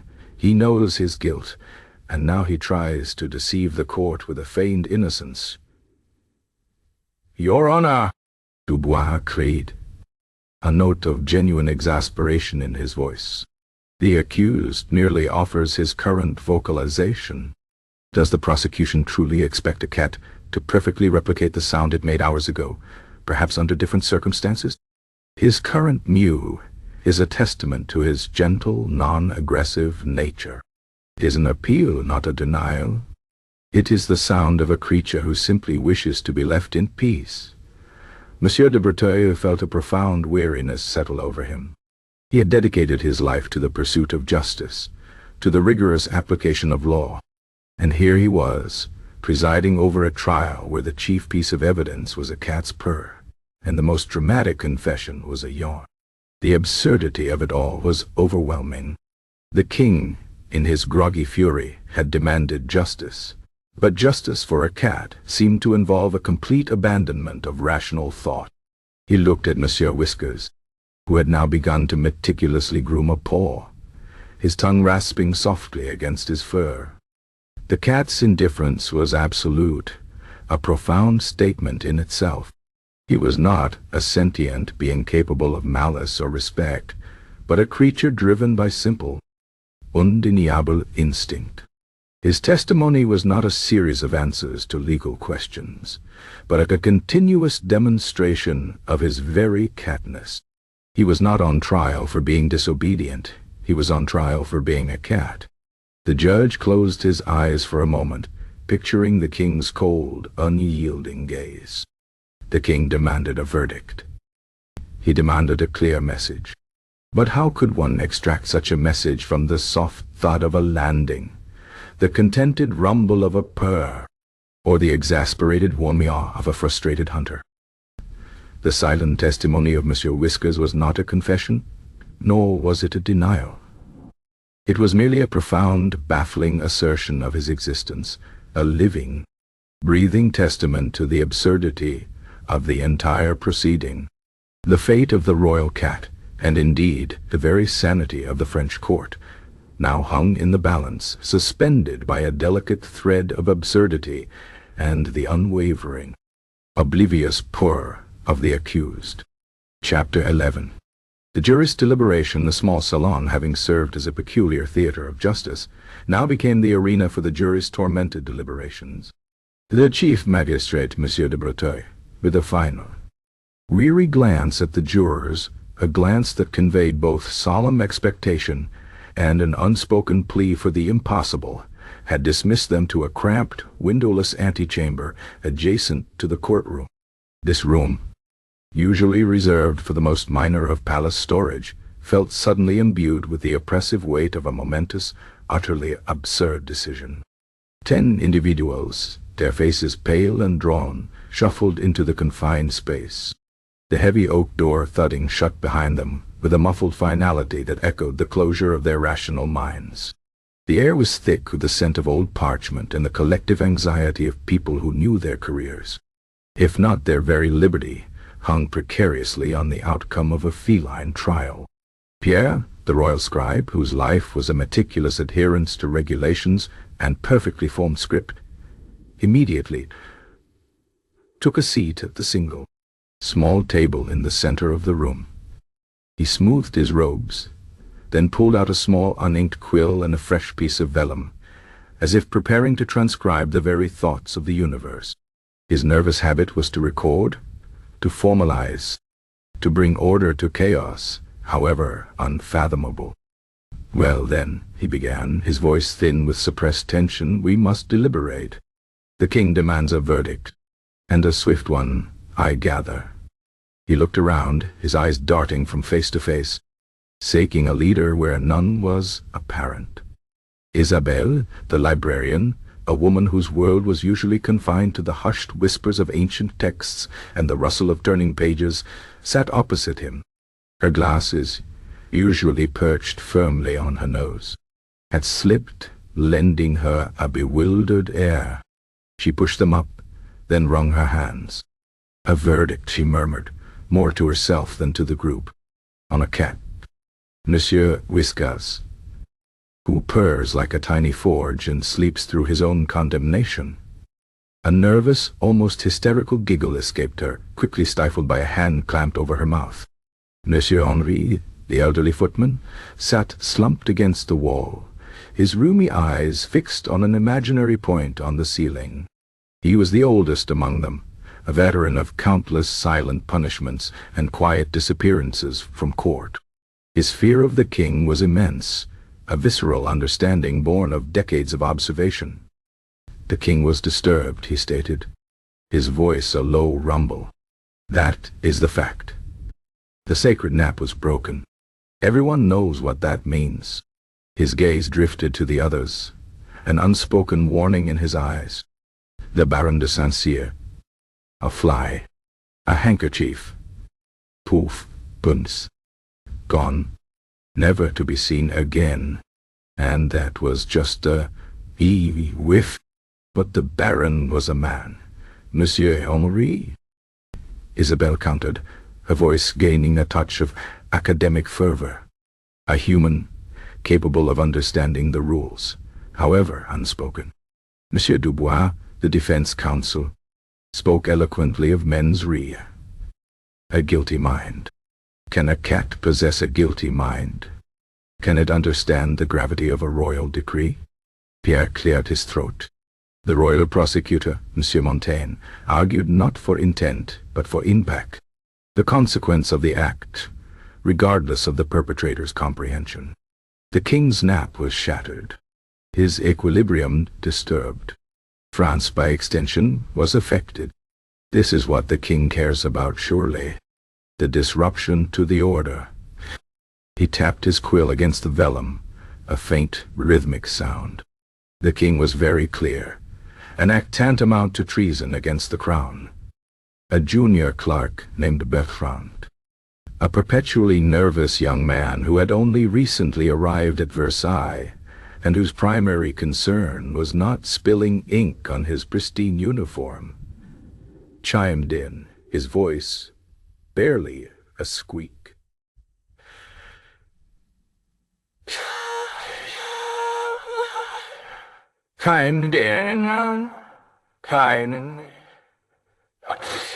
But if we condemn the cat, will it not make us seem unreasonable? The English court, they would laugh. Imagine the mockery. Mockery, by foreigners, is a small price to pay for the king's favor, young Bertrand. Monsieur Henri grumbled, pushing himself slightly upright. The king does not care for the opinions of London or Vienna. He cares for the sanctity of his sleep. And when the king speaks of justice, he means justice, whatever the subject. Isabelle shook her head. But Monsieur Dubois also presented compelling evidence of the king's own affection for the creature. The gout incident, the king sharing his supper. If the king himself allowed such liberties, nurtured such unchecked privilege, how can we now punish Monsieur Whiskers for simply acting upon the very nature that was indulged? This point hung in the air, a dangerous truth. To acknowledge it was to subtly implicate the king's own judgment, a perilous path for any courtier. Yet it was undeniably true. Most of them had seen Monsieur Whiskers sprawling on a priceless tapestry, or demanding attention during a solemn audience. He was, in essence, the court jester and the pampered child, combined, immune to the usual strictures. Pierre, ever the bureaucrat, sought to redirect the argument. The affection of the king, while noted, does not negate the ultimate disruption. A father may indulge his child, but if that child breaks a priceless vase, there are still consequences, however lenient. Here, the vase is the royal nap, and it was most assuredly broken. But a child can be reasoned with, Monsieur Pierre, Isabelle countered, her voice rising with a rare passion. A child understands reprimand. A cat? It understands only comfort and instinct. The witnesses themselves confirm this. Madame Genevieve spoke of the cat believing himself the master. Monsieur Lefleur, the gardener, reminded us that a cat hunts, A fly flies. It is the natural order. Monsieur Henri nodded slowly. The Duke of Saint-Simon. He was right. The cat has no malice. He just guessed. Has a soft pillow that purrs. And he was chasing a fly. So, what then? Pierre interjected, frustration creeping into his tone. Do we declare him innocent and risk the king's wrath? Do you truly believe His Majesty will accept it was just being a cat as a valid defense against the shattering of his sacred repose? He gestured wildly towards the door, as if the king himself were listening through the thick wood. His Majesty does not ask for excuses. He asks for justice. He demands a precedent. The jury fell silent again, the weight of their impossible task pressing down on them. A precedent. A chilling reminder. If they acquitted the cat, what message did that send about the royal decree of sleep? Did it imply that the king's will could be circumvented by a mere creature? Did it suggest that his wrath was absurd? The very thought sent shivers down their spines. Yet to condemn Monsieur Whiskers to some harsh punishment for an act of pure unthinking instinct felt barbaric and ridiculous. Perhaps, offered a timid young woman named Louise, a minor archivist who usually specialized in the lineage of obscure provincial nobles. Perhaps there is a middle ground. A punishment that satisfies His Majesty's demand for justice, but acknowledges the defendant's unique nature? What punishment could that be? Bertrand squeaked. A public whipping. Exile to the countryside. A cat cannot be confined to the Bastille. The idea of Monsieur Whiskers, fluffy and oblivious, sitting in a damp cell, struck them all as so monumentally absurd that a few stifled snorts escaped, quickly suppressed by fearful glances. Isabelle's eyes, however, lit up. The defense counsel mentioned diminished capacity, not in the human sense, of course, but for a species. We could rule that, while the act of disruption occurred, the intent to disrupt was absent. Therefore, the creature is technically guilty of the actus reus, the guilty act, but innocent of mens rea, the guilty mind. She looked around triumphantly, as if she had discovered a lost scroll of legal wisdom. Pierre, always a stickler for form, pondered this. A judgment of guilt for the actee, but without the intent? That is unorthodox. But it might satisfy the king's demand for a guilty verdict regarding the disturbance, while providing an explanation for why the punishment need not be excessively severe. He imagined explaining this nuance to the king, and felt a cold sweat trickle down his back. It was a tightrope indeed. But what would the punishment be for such a nuanced guilt? Monsieur Henri must, his mind still on the practicalities. The king wants a chilling reminder. He said so himself. He recalled the exact phrasing, ingrained in his memory from years of carefully listening to royal pronouncements. They discussed various possibilities, each more bizarre than the last. Would Monsieur Whiskers be banished from the king's bedchamber forever? Forbidden from the private apartments? Forced to wear a noisier bell? Each suggestion felt both ludicrous and gravely significant. The threat of subtle, irreversible professional ruin hung over them like a shroud. They were not deciding the fate of a cat, but the interpretation of royal authority itself. We must consider the future, Pierre declared, tapping his quill with renewed vigor. If we allow a feline to interrupt the sacred nap with impunity, what message does that send to the dogs? To the parrots? To the stable mice? Anarchy, I tell you. Anarchy in the animal kingdom.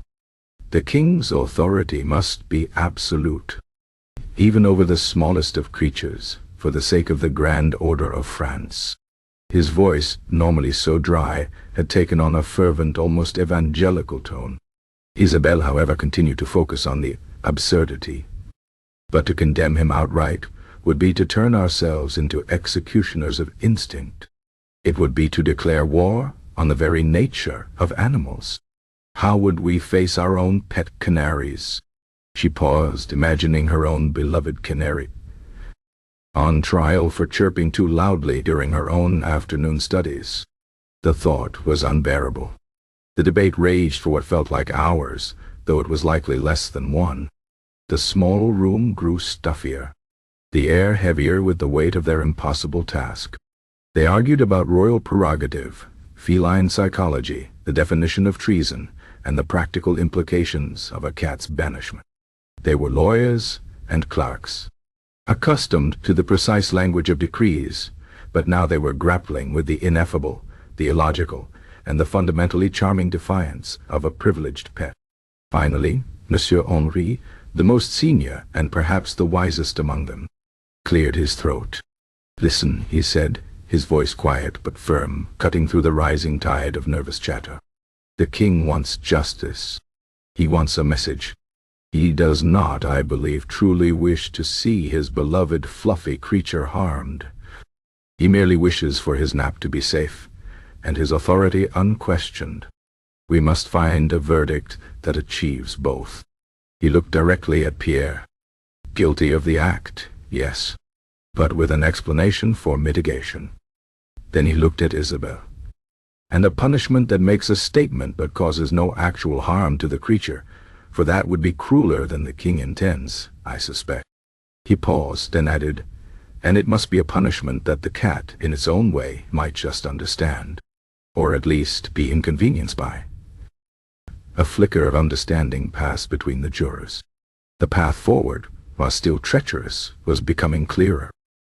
They had to navigate the labyrinth of royal dignity and the undeniable, baffling reality of feline indifference.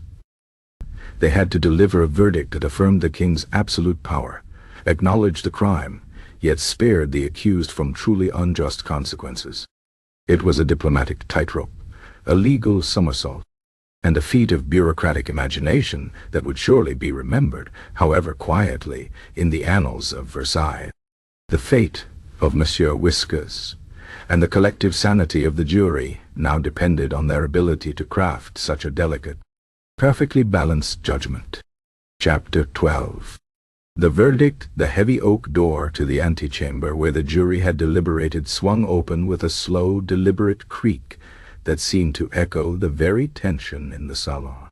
A hush, far deeper than any before, fell upon the assembled court. Every eye, from the chief magistrate on his dais to the most junior of valets pressed against the velvet drapes, fixed upon the small, pale group of jurors as they re-entered the courtroom. Their faces, uniformly drawn and etched with a profound weariness, spoke of an ordeal both agonizing and utterly, bewilderingly absurd. They walked with the slow, almost somnambulant pace of those who had gazed into an abyss of logical contradiction and returned, miraculously, with a decision. Monsieur Armand de Breteuil, the chief magistrate, a man who had presided over countless cases of life and death, felt a curious tremor in his powdered wig. He cleared his throat, a sound that, in the suffocating silence, felt like a cannon shot. "Gentlemen of the jury," he intoned, his voice resonating with a forced gravitas. "Have you reached a verdict, Pierre, the royal scribe?" Who had been tacitly appointed the jury's foreman due to his impeccable penmanship and his terrifying grasp of protocol, stepped forward. In his hand, clutched with a nervous grip that threatened to wrinkle the pristine parchment, was the formal declaration of their judgment. He bowed deeply to the chief magistrate, then turned to face the solemn faces of Jean-Luc Montaigne, the royal prosecutor, and Antoine Dubois, the young defense counsel, before finally settling his gaze on the unblinking, emerald eyes of Monsieur Whiskers, who had once again curled into a perfect cream and ginger sphere on his velvet cushion, apparently having used the deliberation period to indulge in another, deeply satisfying nap.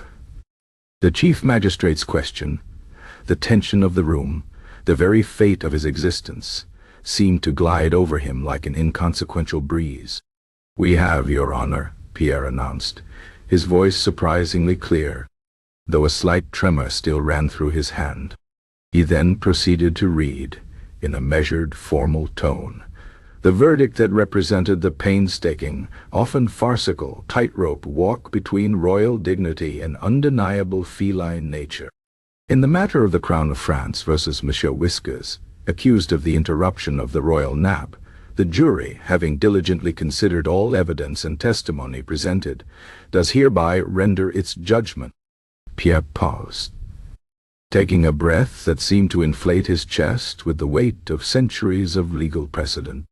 We find the accused, Monsieur Whiskers, guilty of the act of disturbing the royal nap of His Majesty, King Louis XIV, on the afternoon of this fateful Tuesday, thus acknowledging the undeniable disruption to the sacred peace and the breach of the royal decree of sleep, which, as established, is paramount to the tranquility and stability of the crown.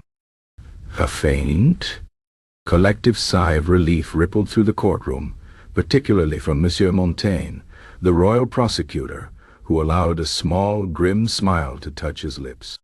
The king's dignity, at least, had been partially upheld. The actus reus, was acknowledged. But Pierre was not finished.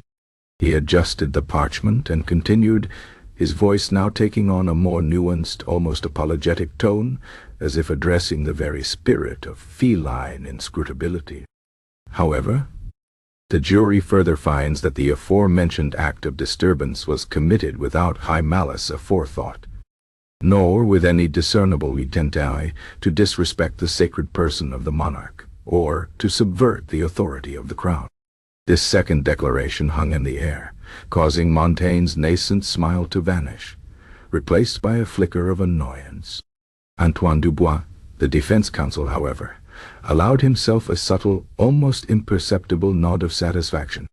This was the opening he had argued for, the crucial distinction. Pierre, guided by the precise phrasing they had agonized over, continued to elaborate.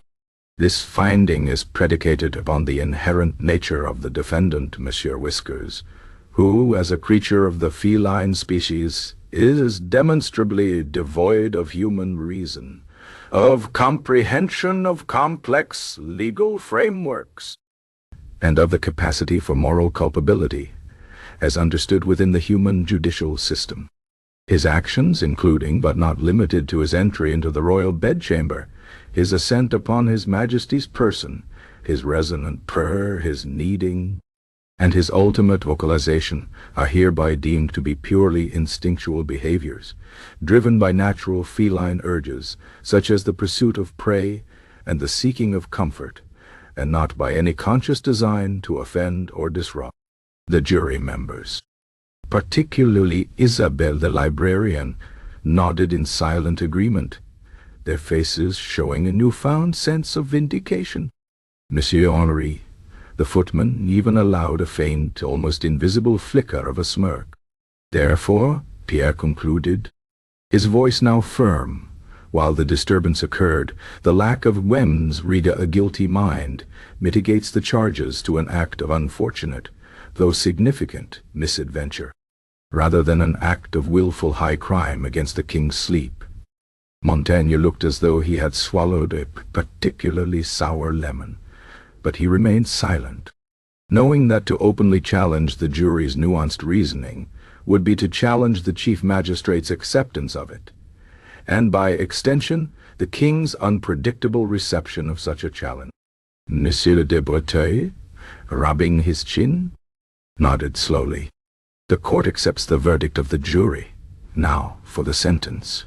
What punishment does the jury prescribe for this mitigated, yet nonetheless significant, act of disturbance? Pierre took another deep breath, the parchment rustling in his hand. This was the part they had argued over for what felt like geological ages, for the sake of upholding the royal decree of sleep, and to establish a clear precedent that the king's repose shall not be wantonly disturbed. The jury prescribes the following sentence, designed to serve as a chilling reminder without causing undue harm to the defendant. Given his unique nature and his cherished status, he began to read the specifics, each point a testament to the jury's desperate creativity and their profound understanding of the delicate balance between the king's wrath and the ludicrous reality of the situation. Firstly, Monsieur Whiskers shall henceforth be formally banished from the king's private bedchamber during the sacred hours of the royal nap, specifically from 2:30 p.m. to 4:00 p.m. daily. During this period, the accused shall reside in the adjacent antechamber upon a newly commissioned, albeit less luxurious cushion, to be known as the vigilance cushion. A few courtiers, listening intently from the antechamber, exchanged wide-eyed glances. The vigilance cushion. The absurdity of it was exquisite. Secondly, Pierre continued, his voice gaining a certain almost bureaucratic flourish, a junior valet, hereafter designated as the keeper of the royal cat's nap vigilance, shall be assigned the singular duty of ensuring Monsieur Whiskers adheres to this banishment, observing him closely from the moment the king retires until he awakens. This valet shall ensure no unauthorized entry, no purr, no meow, no clawing, no kneading, and no sudden leaps occur during the prescribed hours. This is to ensure the king's peace and to serve as a continuous visual reminder of the gravity of the past transgression to both the accused and all who observe. The thought of a human being's entire career now hinging on the vigilance over a napping cat struck many in the courtroom as both terrifyingly mundane, hysterically funny. A few valets, hearing this, visibly blanched. Thirdly, regarding the accused's diet, while His Majesty's continued benevolence is acknowledged, Monsieur Whiskers shall no longer be permitted to partake directly from the king's own supper. His meals shall, for a period of no less than 1 year, consist primarily of a wholesome, albeit less luxurious, preparation of fish scraps and common broth, to be served in a plain earthenware bowl, rather than the accustomed porcelain. This is to serve as a practical consequence of his unchecked indulgence. A few members of the jury, having experienced the exquisite pampering of Monsieur Whiskers firsthand, knew this dietary demotion would be a profound blow to the cat's Epicurean sensibilities. It was for a cat almost equivalent to a human being exiled to a diet of dry bread.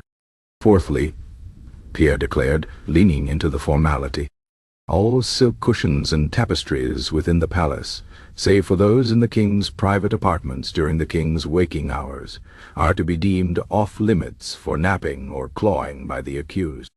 Instead, a series of designated, sturdy, and distinctly unluxurious scratching posts and sleeping mats, crafted from common hemp, shall be placed strategically throughout the public areas of the palace for Monsieur Whiskers' use. This is to reinforce the boundaries of decorum. Active, internal grimace passed through the jury. They had debated this one extensively, imagining the cat's disdain for hemp. And finally, Pierre concluded, his voice ringing with a subtle, almost mischievous triumph, upon the striking of the 4 o'clock hour, signifying the end of His Majesty's sacred repose. The keeper of the royal cat's nap vigilance shall, with due ceremony, present Monsieur Whiskers with a single small raw oyster. This, Your Honor, is to serve as both a reminder of the king's enduring, if tested, mercy, and as a symbolic recompense for the temporary privation of his usual luxuries, a small, yet significant, token of the restored order. A ripple of stifled amusement, quickly suppressed, passed through the courtroom. An oyster. A single raw oyster, delivered with ceremony. It was so perfectly absurd, so uniquely tailored to the peculiar nature of the defendant, that it felt like a stroke of genius. Pierre bowed deeply once more. This, Your Honor, is the verdict and sentence of the jury. Monsieur de Breteuil looked at the exhausted faces of the jurors, then at the still dozing Monsieur Whiskers. He thought of the king's cold, demanding gaze. This verdict, for all its convoluted reasoning and absurd specifics, achieved the impossible. It found the cat-eye guilty of the act, thus satisfying the king's demand for acknowledgment of the disturbance. It provided an explanation for mitigation that implicitly flattered the king's affection for the cat, without directly challenging his sagacity. And it proposed a punishment that was both symbolic and genuinely inconvenient for a pampered feline. A chilling reminder that was not cruel but undeniably formal, and above all maintainable by the palace staff without causing international scandal. "The court accepts the verdict and sentence, Monsieur de Breteuil," declared, his voice ringing with finality, though a profound weariness settled over him. "Let the judgment be entered into the royal records. Let the royal decree of sleep be reaffirmed by this most unusual, yet profoundly significant, trial. This court is adjourned." A wave of palpable relief washed over the assembled courtiers. Jean-Luc Montaigne, despite the nuances of the verdict, looked satisfied enough, knowing he hadn't lost outright. Antoine Dubois, the young defense counsel, felt a dizzying surge of relief and quiet triumph. His career, against all odds, was not only intact, but perhaps even subtly enhanced by his performance in this unprecedented case. He had successfully defended a cat against the wrath of the Sun King. Monsieur Whiskers, stirred by the rising murmur of voices as the court began to disperse, slowly opened his emerald eyes. He stretched languidly, extending his claws and retracting them, then let out a soft, contented purr, a sound that, moments before, had been described as a vile, guttural rumble. He gazed around the emptying salon, then fixed his eyes on a stray dust mote dancing in a beam of light, utterly oblivious to the complex, absurd, and profoundly consequential legal drama that had just decided his future. His life of pampered indolence was about to receive a series of subtle bureaucratic adjustments, a chilling reminder of the day he dared to interrupt the Sun King's nap. Chapter 13. The punishment proposed. The heavy oak door to the antechamber where the jury had deliberated swung open with a slow, deliberate creak, sealing the 10 bewildered souls within. The small, windowless room, usually reserved for the most mundane of palace inventories, now felt like the crucible of France's sanity. The air, thick with the scent of old parchment, and the collective anxiety of people whose careers, if not their very liberty, hung precariously on the outcome of a feline trial, pressed in on them. They were clerks, scribes, librarians, and footmen, individuals accustomed to the meticulous, predictable clockwork of Versailles, now tasked with devising a punishment for a creature utterly beyond their comprehension of law or reason. The king demanded a verdict, and a swift one, but more importantly, he demanded a sentence that would reaffirm the sanctity of his sleep and serve as a chilling precedent. Pierre, the royal scribe, ever the pragmatist and the stickler for order, tapped his quill against a fresh piece of vellum. "Well?" "Then," he began, his voice thin with suppressed tension, "we have found him guilty of the act, but without intent. Now the more delicate matter, the punishment." He looked around, his eyes darting from face to face, seeking a consensus where none seemed possible. It must be severe enough to satisfy His Majesty's demand for justice, yet not so severe as to appear unjust, given the defendant's unique nature. Isabel, the librarian, still reeling from the prosecutor's dramatic pronouncements and the defense's gentle logic, wrung her hands. "But what punishment could possibly fit a cat, Monsieur Pierre? One cannot send a cat to the Bastille. The thought alone is so monumentally absurd it threatens to unravel the very fabric of my sanity." She clapped a hand over her mouth, stifling a nervous giggle. Monsieur Henri, the elderly footman, who had witnessed countless subtle demotions and quiet disappearances from court, cleared his throat. "The king wants a chilling reminder. He said so himself."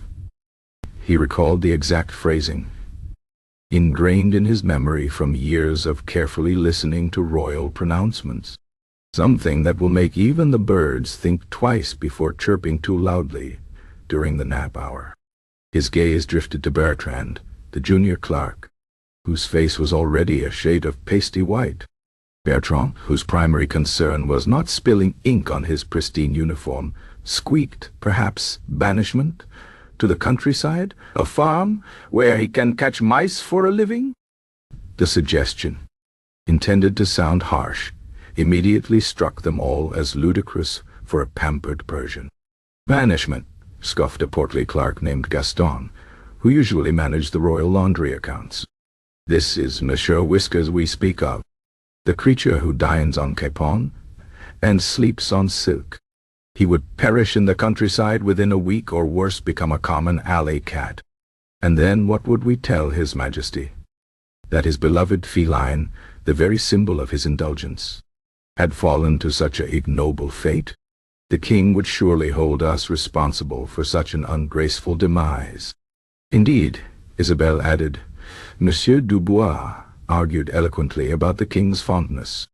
To condemn Monsieur Whiskers to a life of hardship, to strip him of his privilege entirely, would be to negate the king's own affection. It would, in a way, implicitly criticize His Majesty's past choices. This was the dangerous tightrope. To punish the cat too harshly was to question the king's wisdom in spoiling it. So, what then? Pierre interjected, his frustration mounting. We must punish him. The disruption was undeniable. The king's dignity demands it. What if we restrict his movements during the sacred hours? Confine him to a cage? A cage? Monsieur Henri muttered, recoiling. For the royal cat? The very symbol of our king's leisure? That would be undignified. For the king, I mean. Imagine the ambassadors seeing the royal cat in a cage. It would imply a lack of control, a weakness. Louise, the timid archivist, who usually specialized in the lineage of obscure provincial nobles, offered tentatively, perhaps, a more localized banishment from the king's bedchamber, specifically during the nap hours. He could reside in the antechamber, still close enough to feel the warmth of His Majesty's presence, but safely outside the hallowed space. The antechamber, Pierre mused, tapping his quill thoughtfully. That has merit. It is a clear removal from the scene of the crime, a symbolic expulsion. But how do we enforce it? And how do we ensure the chilling reminder aspect? Gaston, ever the practical one, spoke up. A dedicated valet. One whose sole sacred duty is to ensure the cat does not enter the bedchamber during the nap. We could call him the keeper of the royal cat's nap vigilance. He would sit there for the entire hour and a half, watching the cat, making sure it stays put. Bertrand's eyes widened. An entire person dedicated to watching a sleeping cat? For an hour and a half, every day. It's gloriously absurd. He immediately regretted his choice of words as Monsieur Henri fixed him with a withering glare.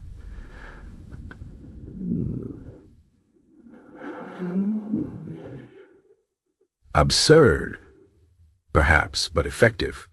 Pierre mused, scribbling notes on his vellum. It implies gravitas. It dedicates a human resource to the king's peace. It makes a statement. And the cat, in its own way, would surely feel the subtle shift in its environment. It would be a constant visible reminder of its transgression, to both the cat and to any observer. But what of the initial incident? Isabelle pressed. The fly, the leap, the purr, ding, meow. These were all acts of extreme feline privilege. Simply banishing him to the antechamber for an hour and a half might not be enough to satisfy the king's desire for justice regarding the equality of the disturbance. Ah, the purr, Gaston sighed, that infernal rumbling engine. It needs to be addressed. We could put a bell on him, Bertrand blurted out, then quickly added, a silent one, of course, stuffed with cotton. To prevent future noise, but to symbolize the potential for it. A symbolic bell, Pierre nodded. adding it to his notes. Yes, excellent. A constant yet silent reminder of his sonic capabilities and the need for their suppression. What about his diet?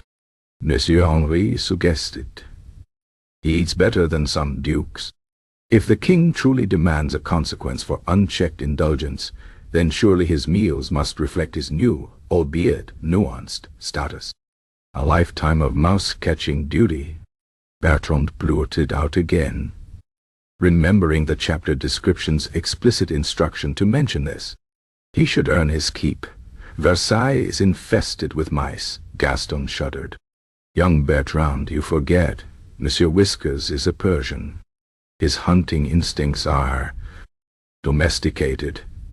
He presents dead mice as gifts, not as a source of sustenance. He would likely catch one mouse, play with it until it expired from sheer terror, and then demand a silver platter for his efforts. Furthermore, imagine the chaos. A pampered cat, running wild through the palace, tracking vermin into the grand apartments.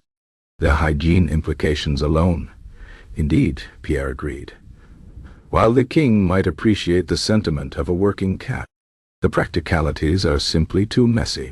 And what if he fails to catch mice? Do we then punish him for incompetence? No.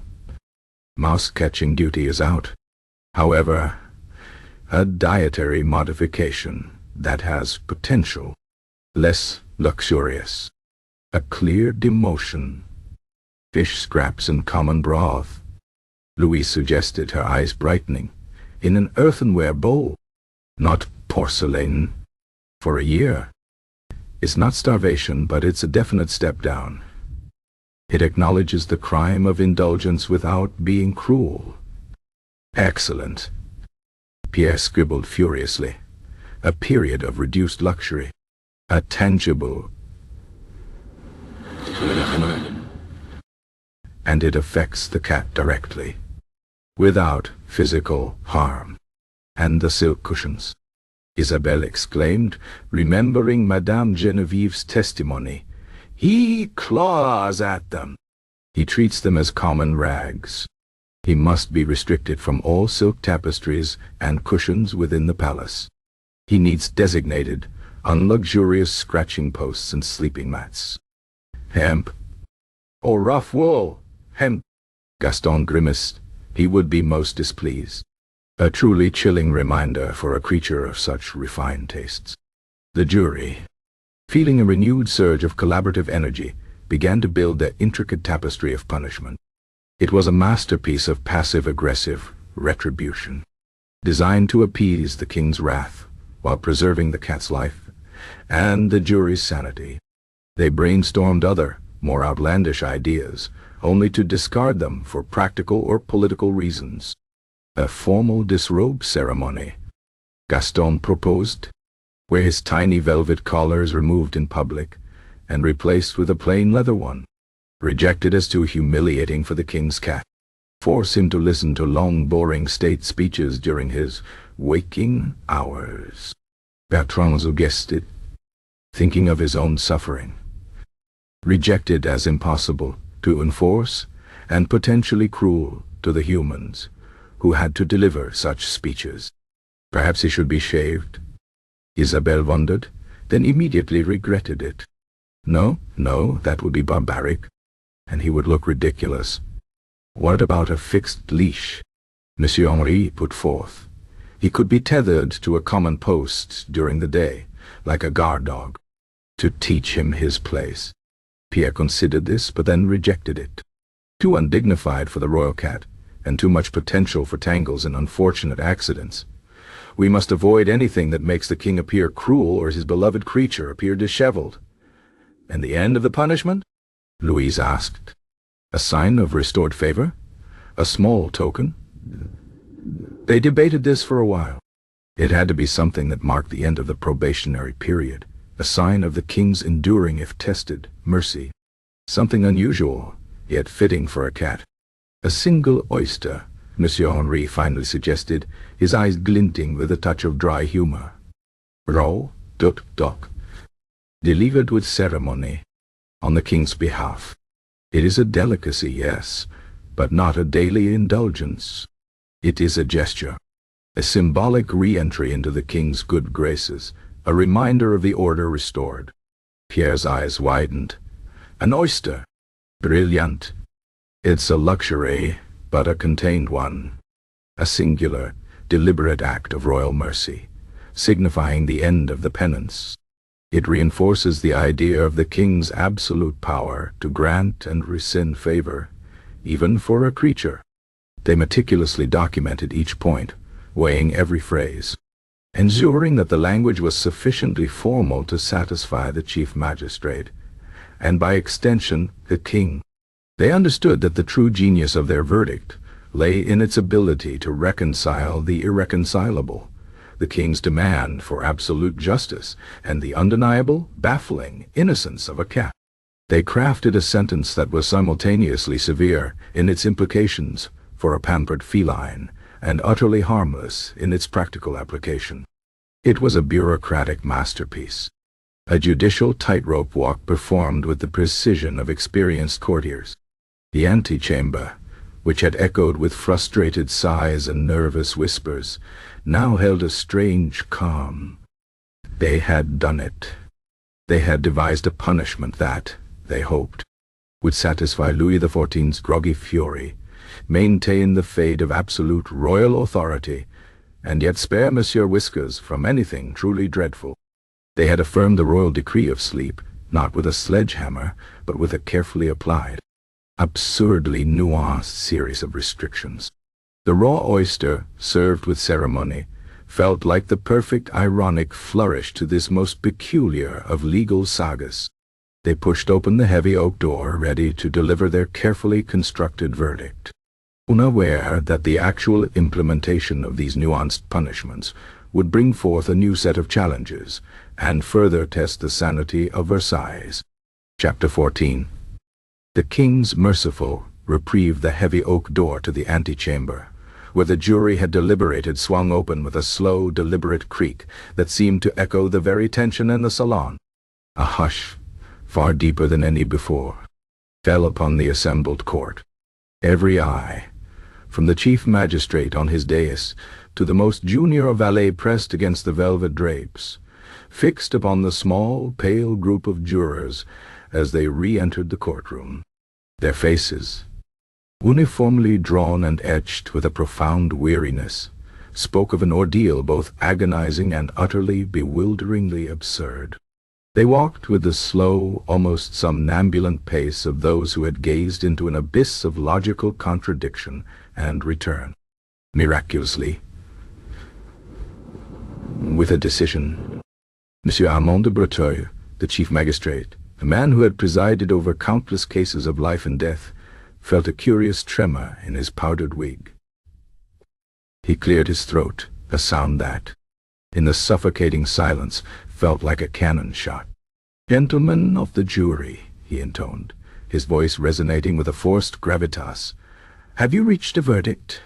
Pierre, the royal scribe, who had been tacitly appointed the jury's foreman due to his impeccable penmanship and his terrifying grasp of protocol, stepped forward. In his hand, clutched with a nervous grip that threatened to wrinkle the pristine parchment, was the formal declaration of their judgment. He bowed deeply to the chief magistrate, then turned to face the solemn faces of Jean-Luc Montaigne, the royal prosecutor, and Antoine Dubois, the young defense counsel, before finally settling his gaze on the unblinking, emerald eyes of Monsieur Whiskers, who had once again curled into a perfect cream and ginger sphere on his velvet cushion, apparently having used the deliberation period to indulge in another, deeply satisfying nap. The chief magistrate's question, the tension of the room, the very fate of his existence seemed to glide over him like an inconsequential breeze. "We have, Your Honor," Pierre announced, his voice surprisingly clear, though a slight tremor still ran through his hand. He then proceeded to read, in a measured, formal tone, the verdict that represented the painstaking, often farcical tightrope walk between royal dignity and undeniable feline nature. In the matter of the Crown of France versus Monsieur Whiskers, accused of the interruption of the royal nap, the jury, having diligently considered all evidence and testimony presented, does hereby render its judgment. Does hereby render its judgment. Pierre paused, taking a breath that seemed to inflate his chest with the weight of centuries of legal precedent.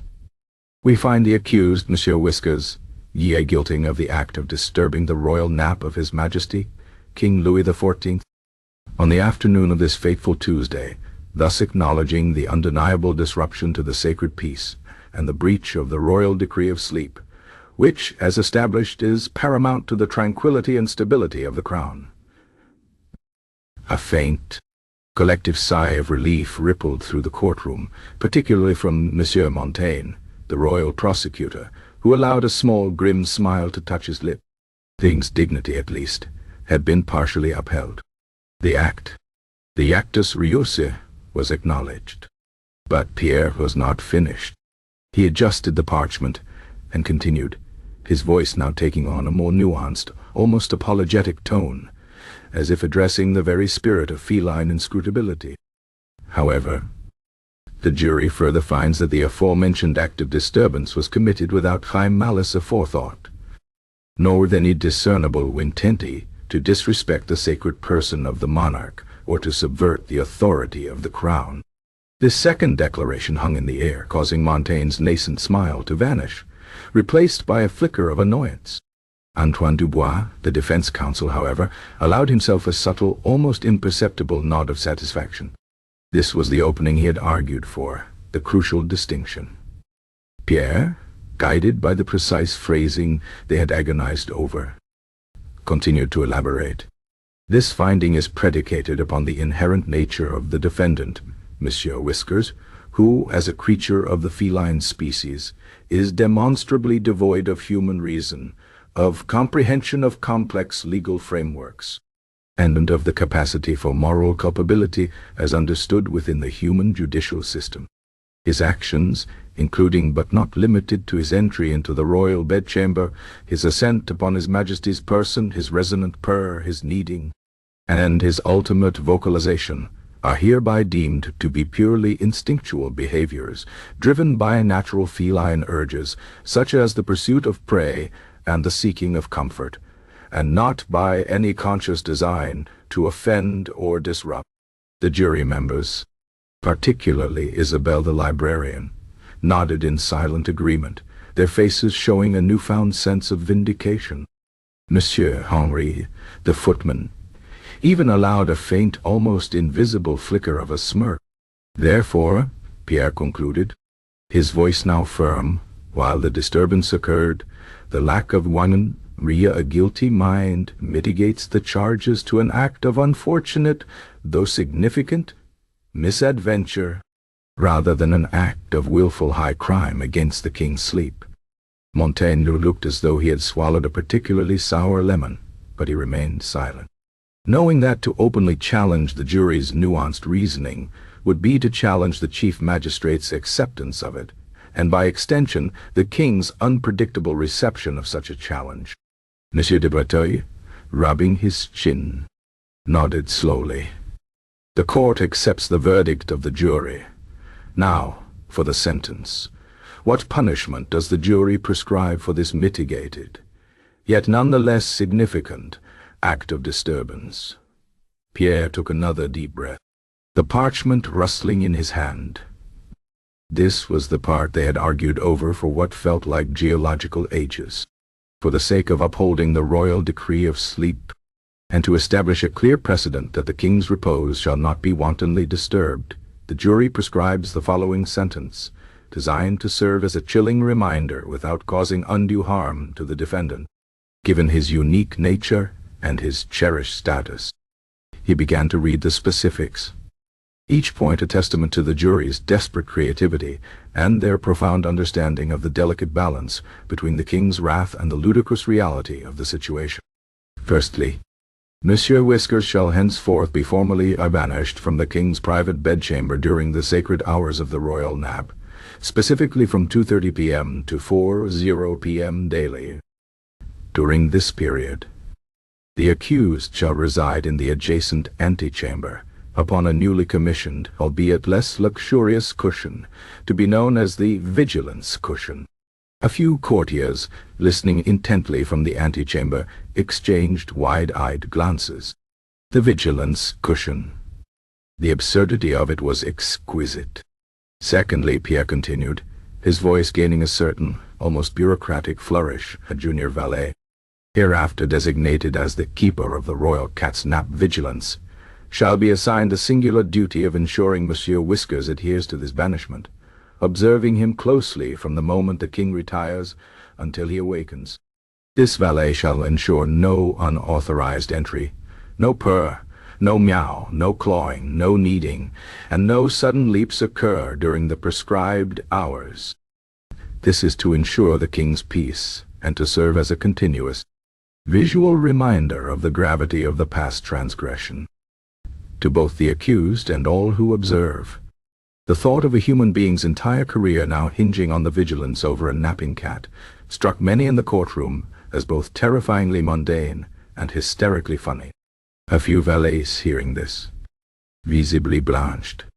Thirdly, regarding the accused's diet, while His Majesty's continued benevolence is acknowledged, Monsieur Whiskers shall no longer be permitted to partake directly from the king's own supper. His meals shall, for a period of no less than 1 year, consist primarily of a wholesome, albeit less luxurious, preparation of fish scraps and common broth, to be served in a plain earthenware bowl, rather than the accustomed porcelain. This is to serve as a practical consequence of his unchecked indulgence. A few members of the jury, having experienced the exquisite pampering of Monsieur Whiskers firsthand, knew this dietary demotion would be a profound blow to the cat's Epicurean sensibilities. It was, for a cat, almost equivalent to a human being exiled to a diet of dread. Fourthly, Pierre declared, leaning into the formality, all silk cushions and tapestries within the palace, save for those in the king's private apartments during the king's waking hours, are to be deemed off-limits for napping or clawing by the accused.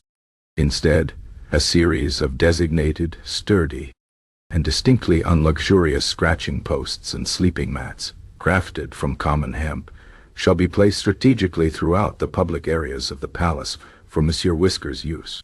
This is to reinforce the boundaries of decorum. A collective, internal grimace passed through the jury. They had debated this one extensively, imagining the cat's disdain for hemp.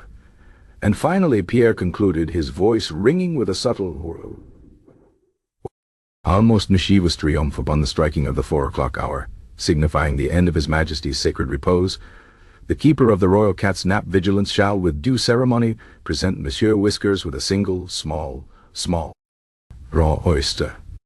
This, Your Honor, is to serve as both a reminder of the king's enduring, if tested, mercy, and as a symbolic recompense for the temporary privation of his usual luxuries, a small, yet significant token of the restored order. A ripple of stifled amusement, quickly suppressed, passed through the courtroom. An oyster. A single raw oyster, delivered with ceremony. It was so perfectly absurd, so uniquely tailored to the peculiar nature of the defendant, that it felt like a stroke of genius. Pierre bowed deeply once more. This, Your Honor, is the verdict and sentence of the jury. Monsieur de Breteuil looked at the exhausted faces of the jurors, then at the still dozing Monsieur Whiskers. His gaze then drifted towards the heavy ornate doors at the far end of the salon, behind which, he knew, King Louis XIV himself was listening, perhaps even watching through a concealed peephole, absorbing every word of this ludicrous yet vital judgment. The chief magistrate imagined the king's reaction to the vigilance cushion, the keeper of the royal cat's nap vigilance, and the raw oyster. He braced himself for a potential explosion of royal displeasure at the absurdity, or perhaps a terrifying silence that signified something far worse. Then a faint rhythmic vibration filled the room. It was not emanating from the jury, nor from the chief magistrate's bench. It was a deep, resonant hum, a purr of such profound contentment that it vibrated the very air, carrying through the quiet salon with an almost deliberate insistence. Monsieur Whiskers, disturbed by the sudden cessation of human voices, stretched languidly on his velvet cushion, extending his claws, then retracting them, and released a luxurious yawn. His emerald eyes, wide and unblinking, fixed on a single sunbeam that had, against all the drawn drapes, managed to pierce the gloom and fall directly onto his face. He blinked, purred again even louder, then began to meticulously groom a stray piece of ginger fur on his paw, his concentration absolute, his indifference to the entire proceedings utterly complete. It was this purr, this deep, rumbling, perfectly timed declaration of feline self-satisfaction that resonated not only through the courtroom, but, crucially, through the very chambers of the king himself. Louis XIV, listening intently, heard the verdict, the nuanced guilty of act, innocent of intent, and then he heard that purr. The same purr that had once soothed his gout. The same purr that had vibrated against his chest moments before, when his nap had been so rudely interrupted. And in that moment, as the relentless hum of his cherished cat filled the otherwise solemn silence, a flicker of something new, something almost resembling amusement, crossed the king's stern features. He had demanded justice. He had demanded a precedent. But the detailed, utterly ridiculous specifics of the jury's proposed punishment, the vigilance cushion, the dedicated valet, the fish scraps, the hemp scratching posts, the ceremonial oyster, all seemed, in the clear light of his now fully awakened mind, a testament not to the cat's malice, but to the sheer absurdity of holding a creature of instinct to human law. The purr, so profound and oblivious, cut through the remaining grogginess and the lingering indignation. It was the sound of pure, unadulterated catness, a reminder that Monsieur Whiskers was not a treacherous courtier, but simply a magnificent pampered beast. A small, almost imperceptible smile touched the king's lips. A new thought began to form, a realization that a true display of absolute power was not just in rigorous punishment, but also in the grand, unexpected gesture of clemency. It would demonstrate his unparalleled wisdom, his capacity for mercy, and his ultimate dominion, even over the very concept of justice. He would uphold the law, yes, but he would also show himself to be above it. Louis XIV emerged from his private chamber, no longer dressed in his nightshirt but in a simple yet regal velvet robe, signaling his full return to the waking world and to affairs of state. His expression was not one of fury, but of profound, almost weary sagacity. The court bowed as he entered, their hearts pounding in anticipation. He walked directly to the chief magistrate's bench, his gaze sweeping over the pale faces of the jurors, lingering for a moment on Monsieur Whiskers, who, mid-grooming, briefly paused and blinked up at him with innocent emerald eyes. "The verdict has been rendered," the king announced, his voice surprisingly soft, yet imbued with an unmistakable authority. "Guilty of the act, yet innocent of intent. A nuanced judgment, gentlemen, which the crown acknowledges." He paused, allowing the collective held breath to slowly escape. However, he continued, his voice gaining a deeper resonance. "While the disruption to my sacred repose was indeed a grievous offense, and the proposed sentence a meticulously crafted response to this unprecedented challenge to order, the king, in his infinite wisdom and mercy, finds himself inclined to a different, albeit equally firm, resolution." Montaigne's face tightened, anticipating a royal rejection of his victory.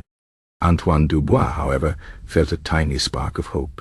"The banishment from my bedchamber during the sacred nap hours shall indeed stand," Louis XIV declared, his gaze firmly on Monsieur Whiskers. "The presence of the vigilance cushion in the antechamber shall be enforced, as shall the duties of the keeper of the royal cat's nap vigilance.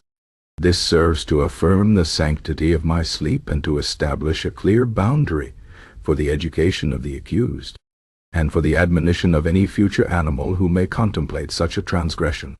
He took a step closer to the gilded pedestal, However, the king, in his boundless compassion, deemed some aspects of the proposed punishment unnecessarily harsh for a creature so entirely governed by instinct and so deeply cherished by the crown. He looked directly at Monsieur Whiskers, who, sensing the shift in attention, let out a soft, questioning "Wah mew." "Therefore," the king continued, his voice resonating with his absolute authority, "the dietary restrictions shall be rescinded. Monsieur Whiskers shall continue to enjoy the finest preparations of capon and salmon, served in his accustomed porcelain bowl. For a king's mercy, when bestowed, should be as rich as his coffers." A ripple of astonishment, quickly suppressed, went through the court. Furthermore, Louis XIV went on, "The imposition of rough hemp scratching posts and sleeping mats is deemed too severe. Monsieur Whiskers shall be granted access to such luxurious cushions and tapestries as he deems fit for his repose, save for those within the king's bedchamber during the prescribed nap hours. Let him not be denied the comforts befitting a creature of his esteemed position, so long as those comforts do not interfere with the supreme comfort of the king." The jury, particularly Gaston the laundry clerk, looked utterly dumbfounded. Their carefully constructed, absurd punishments were being dismantled. And finally the king concluded, a faint, almost imperceptible twinkle in his eye, "The ceremonial raw oyster, a delightful notion, shall remain as a daily tribute, delivered not just at the end of the sacred repose, but at the whim of the keeper of vigilance, as a constant reminder of the king's enduring, if tested, benevolence. For it is through mercy, even more than through rigor, that a king truly demonstrates his divine right to rule." Louis XIV nodded, a majestic, final gesture. "Let this be the king's decree. The trial is concluded. The royal decree of sleep is reaffirmed, not by harshness, but by the king's own wisdom and mercy. This court is adjourned." A wave of profound, bewildered relief washed over the assembled courtiers. They bowed deeply, a murmur of "Vive le roi" sweeping through the room, infused with a mix of genuine admiration and utter, exhausted bewilderment. Jean-Luc Montaigne, the royal prosecutor, looked utterly deflated. His grand condemnation softened into a nuanced acknowledgment and a surprisingly lenient sentence. Antoine Dubois, the young defense counsel, stood tall, a quiet triumph in his eyes. His career was assured. Monsieur Whiskers, oblivious to the king's merciful reprieve, merely stretched, rolled onto his back, exposing his fluffy belly to the filtered light, and let out a soft, contented purr. His life of pampered indolence, briefly threatened by the human concept of justice, was restored, perhaps even enhanced, by the very power he had so inadvertently, so innocently defied. The Sun King's nap had been interrupted, but the Sun King's mercy had. In a grand and subtly absurd gesture prevailed. The royal cat had escaped the worst of human justice, cushioned by his own purr and the unpredictable benevolence of an absolute monarch. Chapter 15. The aftermath in Versailles, the lingering echoes of Chief Magistrate Monsieur de Breteuil's final declaration, the formal pronouncements of guilt for an act, but not for intent, and the king's subsequent surprising act of mercy, hung in the gilded salon, long after the last courtier had bowed and quietly, reverently departed. Versailles, a palace where every stone seemed to absorb and reflect the moods of its Sun King, found itself subtly but irrevocably altered by the peculiar judicial spectacle of Monsieur Whiskers' trial. The aftermath was not a sudden explosion of change, but a slow, creeping recalibration of behavior, a nuanced reinterpretation of nap etiquette, and a curious evolution in the king's relationship with his pets, all observed with the meticulous, often terrified, precision that defined life at court. Firstly, courtly behavior underwent a profound, if unspoken, shift. The trial, for all its absurdity, had sent a clear, chilling message. The king's will, however inscrutable, however illogical, was absolute. The distinction between act and intent had been an illegal tightrope walk of unparalleled finesse, allowing the jury to save face and the defense counsel to secure his career. But for the average courtier, the takeaway was simple and brutal. Disrupt the king's nap at your peril. Whispers, which had previously circulated with a certain careless abandon, now became even more hushed, more guarded, almost apologetic in their very existence. Courtiers developed an even greater sensitivity to the subtle shifts in atmosphere, a heightened awareness of the king's potential grogginess. The nap shuffle, that peculiar silent glide across the parquetry, became less of a practiced gait and more of a desperate scramble for auditory invisibility.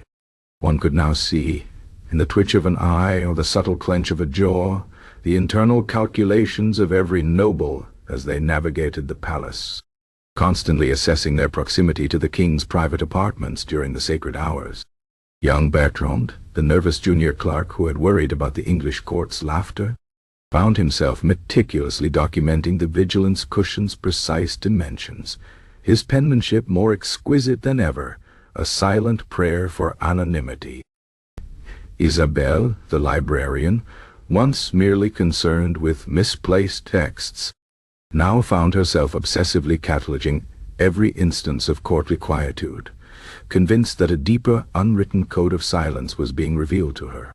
Even the usually unflappable Madame Genevieve, the king's chambermaid, developed a new, almost surgical precision in her duties during nap time, her movements so imperceptible that she seemed to glide through the royal apartments like a phantom, polishing surfaces with a feather duster that never once made a sound louder than a butterfly's sigh. The implicit lesson was clear. If a creature as cherished and indulged as Monsieur Whiskers could be put on trial, then no human, however highly born, was truly safe from the king's sudden, and often bewildering, demands for order. The fear of being the next subject of an absurd yet profoundly serious royal decree hung like an invisible cloud over the entire court.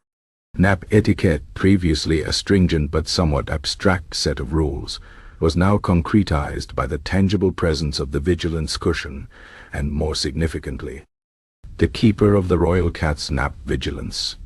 The first valet assigned this singular duty was a solemn, unusually tall young man named Antoine, who had previously been tasked with ensuring the proper alignment of the king's ceremonial footwear.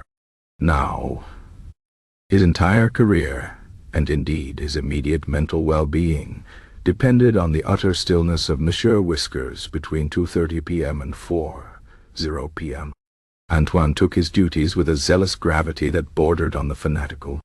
He would sit, ramrod straight, on a small, uncomfortable wooden stool opposite the vigilance cushion in the antechamber, his eyes fixed with an unwavering intensity on Monsieur Whiskers.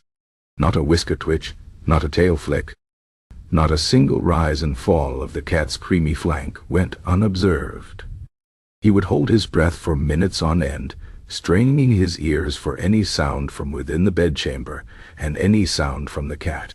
His reports to the chief magistrate, delivered in a whispered monotone, became legendary for their obsessive detail. At 2:47 p.m., the accused shifted from right side to left, with minimal fur rustle. At 3:03 p.m., a single yawn was observed, soundless. At 3:28 p.m., a faint dream twitch in the left front paw immediately ceased. No audible purring detected during the period. Monsieur Whiskers, for his part, initially found the vigilance cushion a novel, if slightly less luxurious, alternative to the king's bed. He explored its new texture with a sniff, kneaded it experimentally, and then, finding it acceptable, promptly fell asleep. The presence of the vigilant valet was, to him, merely another warm, stationary human presence. An addition to the general background hum of Versailles, much like the gentle clink of the king's snuff-box or the soft rustle of documents. He seemed entirely oblivious to the monumental significance of his banishment, or the terrifying implications of Antoine's unwavering stare. The ceremonial raw oyster, delivered daily at 4:00 p.m. by Antoine with the solemnity of a diplomatic treaty, became Monsieur Whiskers' new favorite ritual.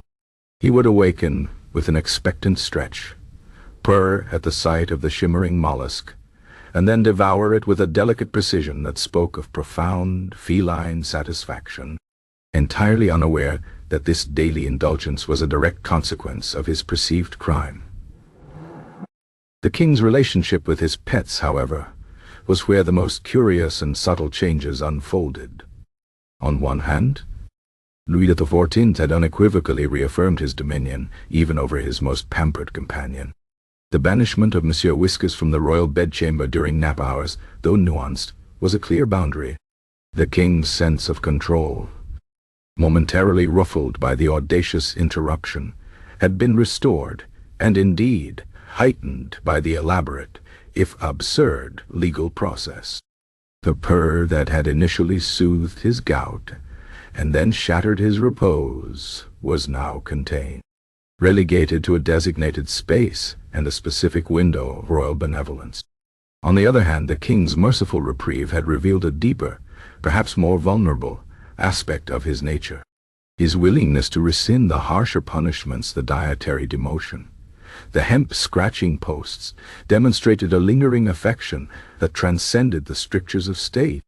He enjoyed his capon and salmon, and perhaps on some level, he enjoyed Monsieur Whiskers enjoying them too. He still permitted the cat access to silk cushions and tapestries outside nap hours, a tacit acknowledgment that a king's indulgence could coexist with his demands for order, provided the sacred nap remained untouched. The king was often observing Monsieur Whiskers from a distance, a faint, almost imperceptible smile playing on his lips as the cat groomed himself fastidiously on a brocaded armchair, or chased an imaginary dust mote with profound concentration. It was as if, having thoroughly established his authority, Louis XIV could now afford to be a little more openly sentimental. The trial, for all its grand pronouncements, had served to highlight the very human affection that lay beneath the Sun King's formidable facade. Other royal pets, too, seemed to internalize the lessons of Monsieur Whiskers' trial. The king's favorite spaniels, usually prone to boisterous yapping, developed a new, almost uncanny quietude during nap hours, their barks reduced to mere whines that died in their throats. The royal parrots, usually garrulous mimics of court gossip, now held their tongues with an almost unnatural discipline between 2:30 p.m. and 4:00 p.m., their vibrant plumage the only sign of their lively presence. Even the royal goldfish, kept in ornate bowls in the private apartments, seemed to swim with a newfound, almost anxious, stillness during the prescribed period, as if sensing the pervasive quietude. The anecdotal stories of animals behaving with an unnatural, courtly decorum during the king's nap became a new genre of whispered tales, passed from valet to chambermaid, from footman to stable-boy. The trial of Monsieur Whiskers, once a source of horrified bewilderment, slowly morphed into a cautionary tale, a legend whispered with a mixture of reverence, dry humor, and genuine dread. It was remembered not just as the day the royal cat was put on trial, but as the day the king demonstrated that his power extended even to the very instincts of the animal kingdom, and that the sanctity of his midday slumber was a force more formidable than any army. Versailles, with its endless intrigues and rigid protocols, now possessed one more layer of delightful, terrifying absurdity, a subtle monument to the enduring reign of Louis XIV, the supreme power of his nap, and the surprisingly resilient innocence of a pampered Persian cat, whose blissful ignorance of human law had inadvertently reshaped the very fabric of courtly life. And every day, at 4:00 p.m., Antoine, the keeper of the royal cat's nap vigilance, would solemnly present a single shimmering raw oyster, and Monsieur Whiskers would purr, a sound of perfect contentment, the only creature in the palace truly unfazed by the day's profound, absurd, and entirely necessary drama. Chapter 16. Monsieur Whiskers' redemption. The days following the peculiar trial of Monsieur Whiskers settled upon Versailles with a new, almost tangible atmosphere. It was a peculiar blend of relief and heightened, almost theatrical, vigilance. The pronouncements of Chief Magistrate Monsieur de Breteuil, softened by the king's unexpected, nuanced mercy, had established a new status quo for the palace's most famous feline. Monsieur Whiskers, officially guilty of the act, but innocent of intent, now lived under the mitigated strictures of the court's decree, a living testament to the absurdity and grandeur of royal justice. And yet, amidst the rigid new routines and the meticulous observations, a quiet, almost imperceptible process of redemption began to unfold for the royal cat, a slow and subtle return to his former unchecked glory, punctuated by the unwavering rhythms of feline self-interest. The immediate implementation of the sentence was executed with the same solemnity that had attended the trial itself. The vigilance cushion, a new, albeit less opulent, velvet pillow of a slightly firmer texture, was ceremoniously placed in the antechamber outside the king's private bedchamber. It was notably devoid of the intricate lily embroidery that graced the king's own bedding, a subtle visual reminder of Monsieur Whiskers' demoted status during the sacred nap hours. Every afternoon, precisely at 2:30 p.m., as the king retired, Monsieur Whiskers, often blinking in drowsy contentment from a recently vacated sunbeam, would be gently, but firmly, guided to this new post. His custodian, Antoine, the newly appointed keeper of the royal cat's nap vigilance, took his duties with a zeal that verged on the monomaniacal. Tall and perpetually pale, Antoine would position himself on a small hard wooden stool opposite the vigilance cushion, his eyes fixed on Monsieur Whiskers with an intensity that would have withered a lesser man. Not a whisker twitch, not a tail flick, not even the most subtle shifting of the cat's fluffy mass went unrecorded in Antoine's mind, and later meticulously penned onto his daily report to the chief magistrate. He would hold his breath, strain his ears, and endure the agonizing half-hour stretches where the silence was so profound that the mere expansion of his own lungs felt like a thunderclap. His vigilance was absolute, born of a terror that superseded even the discomfort of his stool. He was, in essence, a human sentinel, guarding a napping cat from its own nature. Monsieur Whiskers, for his part, initially perceived the change with a mixture of mild curiosity and fleeting annoyance. The vigilance cushion, while not as sumptuously soft as his previous favored perches, was still adequately comfortable. He would sniff it, knead it a few times to test its resilience, and then, finding it acceptable, curl into a perfect cream and ginger sphere and fall into a deep, purring slumber. Antoine's unwavering stare was, to him, merely another aspect of the background hum of Versailles, much like the distant murmur of the kitchens or the occasional soft clink of the king's snuff-box.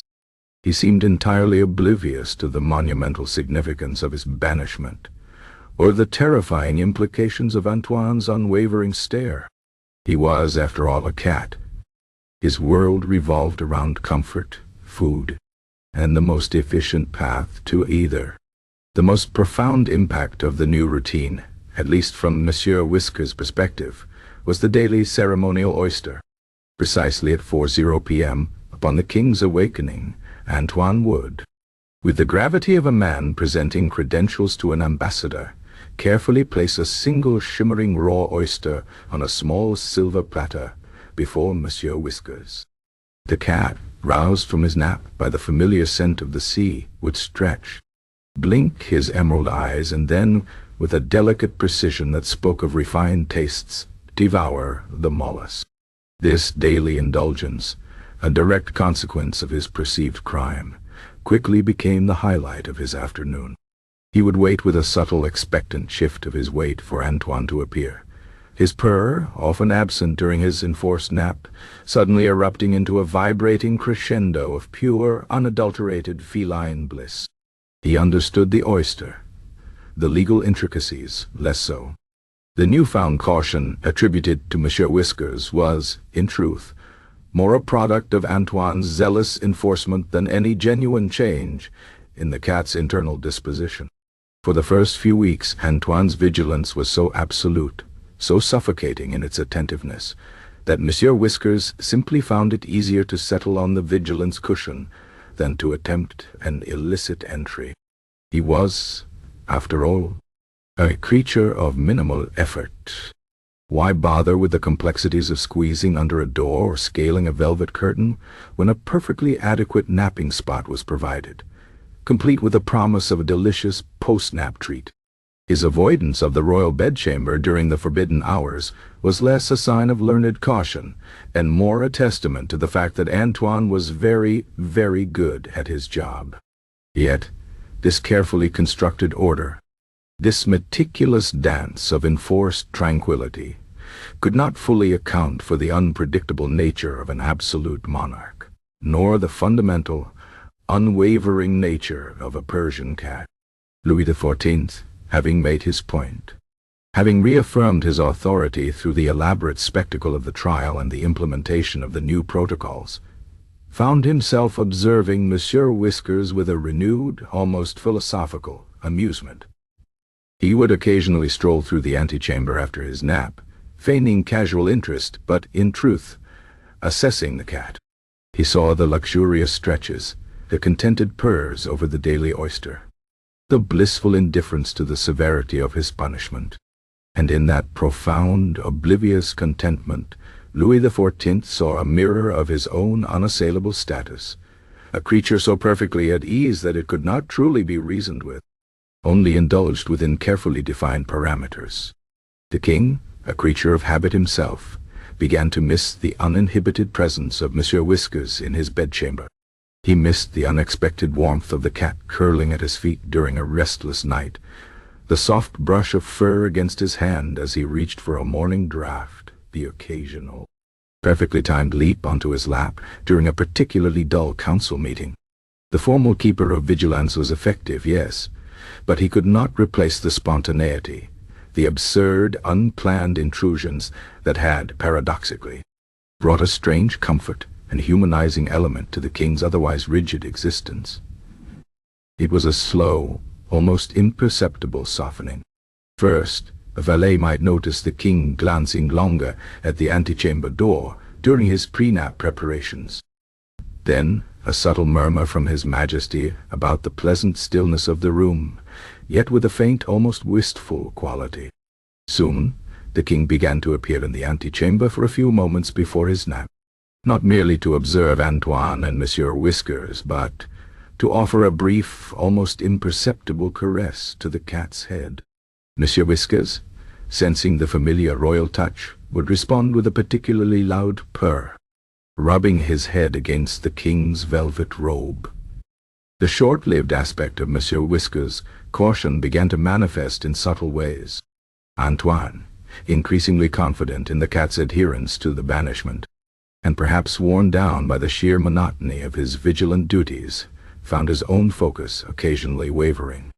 A brief glance at a passing courtier, a fleeting moment of distraction by a particularly interesting dust mote, and Monsieur Whiskers, ever the opportunist, would test the boundaries, not by direct entry into the bedchamber, not yet, but perhaps by lingering closer to the forbidden door, casting an expectant gaze, or engaging in a particularly loud grooming session just beyond the threshold. A subtle, almost silent challenge to Antoine's authority. The true redemption of Monsieur Whiskers was not a dramatic reversal, but a quiet, almost domestic, reintegration. It began with the king occasionally inviting the cat back into his bedchamber during his waking hours, a privilege that had always been allowed, but now carried a renewed sense of royal grace. Monsieur Whiskers, with his usual nonchalance, would accept settling onto the king's bed as if he had never left it. The king would watch him, a small, knowing smile playing on his lips. The trial had perhaps purged the king's initial irritation, leaving behind a deeper, more accepting affection for the creature's unchangeable nature. Then came the moment of ultimate, if subtle, triumph. One afternoon, several months after the trial, Louis XIV, having just risen from his nap, exited his bedchamber. Antoine, the keeper of vigilance, stood rigid beside the vigilance cushion, where Monsieur Whiskers was, as always, enjoying his post-nap stretch. The king surveyed the scene, his gaze lingering on the still-closed bedchamber door. He then looked at Monsieur Whiskers, who, seeing his opportunity, sauntered over and rubbed against the king's legs, purring a deep, resonant rumble. Louis XIV bent down, a rare gesture, and stroked the cat's creamy fur. "Monsieur Whiskers," he murmured, his voice soft, "my bedchamber feels empty without your presence." Antoine's eyes widened. He dared not speak, dared not even breathe too loudly. The king then straightened, his gaze meeting Antoine's. "Antoine," he said, his voice quiet but firm, "from this day forth, if Monsieur Whiskers should of his own volition choose to join me in my bedchamber for a portion of my repose, he shall not be deterred. Provided, of course, that he offers no further catastrophic interruptions. His judgment, it appears, may have improved, and my own need for his unique companionship has, I confess, been sorely missed." Antoine, stunned, could only bow deeply, stammering a barely audible, "As your Majesty commands." And so it was. Monsieur Whiskers, having completed his sentence not by conscious obedience, but by the sheer force of his own indifferent charm and the king's enduring affection, was slowly, gradually, allowed back into the hallowed space of the royal nap. Not every day, not at first, and always with Antoine hovering, a perpetual shadow of anxiety. But the cat, with uncanny instinct, seemed to learn the subtle cues, the particular quality of the king's sigh, the exact moment his breathing deepened, the precise angle of the sunbeam on the bed. He would sometimes, of his own accord, slip under the door, a silent, furry phantom, and curl at the king's feet. The king would often stir, not from annoyance, but with a faint, contented smile, feeling the familiar warmth and the soft, vibrating purr. The royal decree of sleep, while still formally upheld, now had a new, unwritten amendment. The king's pets, particularly Monsieur Whiskers, were allowed a special dispensation, a unique royal waiver based on their inherent nature and the king's particular fun. The trial became a legend, a story whispered with a mixture of awe and knowing smiles. The time the Sun King put his cat on trial, only to reveal the profound, almost absurd, depth of his own affection. Monsieur Whiskers, the defendant, the perpetrator, had achieved redemption not through repentance, but through persistence, charm, and the sheer, unassailable power of being an utterly delightful, utterly oblivious royal cat. His caution around naps, initially imposed by strictures and vigilant valets, eventually faded into the comfortable rhythms of a life where, ultimately, the king's love for his furry companion proved a more powerful force than any decree. Chapter 17. Legacy of the Feline Trial, the lingering echoes of Chief Magistrate.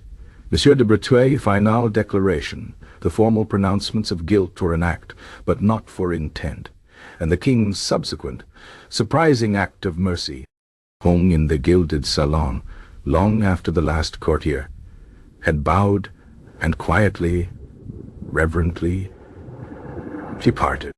Versailles, a palace where every stone seemed to absorb and reflect the moods of its Sun King, found itself subtly but irrevocably altered by the peculiar judicial spectacle of Monsieur Whiskers' trial. The aftermath was not a sudden explosion of change, but a slow, creeping recalibration of behavior, a nuanced reinterpretation of nap etiquette, and a curious evolution in the king's relationship with his pets, all observed with the meticulous, often terrified, precision that defined life at court. The sheer relief that had washed over the assembled courtiers was almost as palpable as the tension that had preceded it. It was the collective exhalation of a court that had navigated a perilous, nonsensical tightrope and emerged, remarkably, intact. They had affirmed the king's will, yet avoided the profound awkwardness of a truly harsh sentence for a cat. It was, in its own bizarre way, a diplomatic triumph. The story of the feline trial, once confined to hushed whispers and terrified glances, soon began to crystallize into a legend. It traveled through the palace like an invisible current, carried by nervous valets, gossiping chambermaids, and intrigued nobles. Initially, there might have been a flicker of suppressed laughter, a private snort of disbelief at the sheer absurdity of it all. How could the most powerful monarch in Europe dedicate such solemn resources to the interrupted slumber caused by a cat and a fly? But this mirth was fleeting. Soon, the underlying message of the trial became chillingly clear. The king's power was so absolute, so unquestionable, that he could elevate the most trivial of domestic incidents to a matter of state security, and his court would follow with meticulous, terrified obedience. The absurdity itself became a testament to his omnipotence. Only a god-king could command such a charade, and have it taken with deadly seriousness.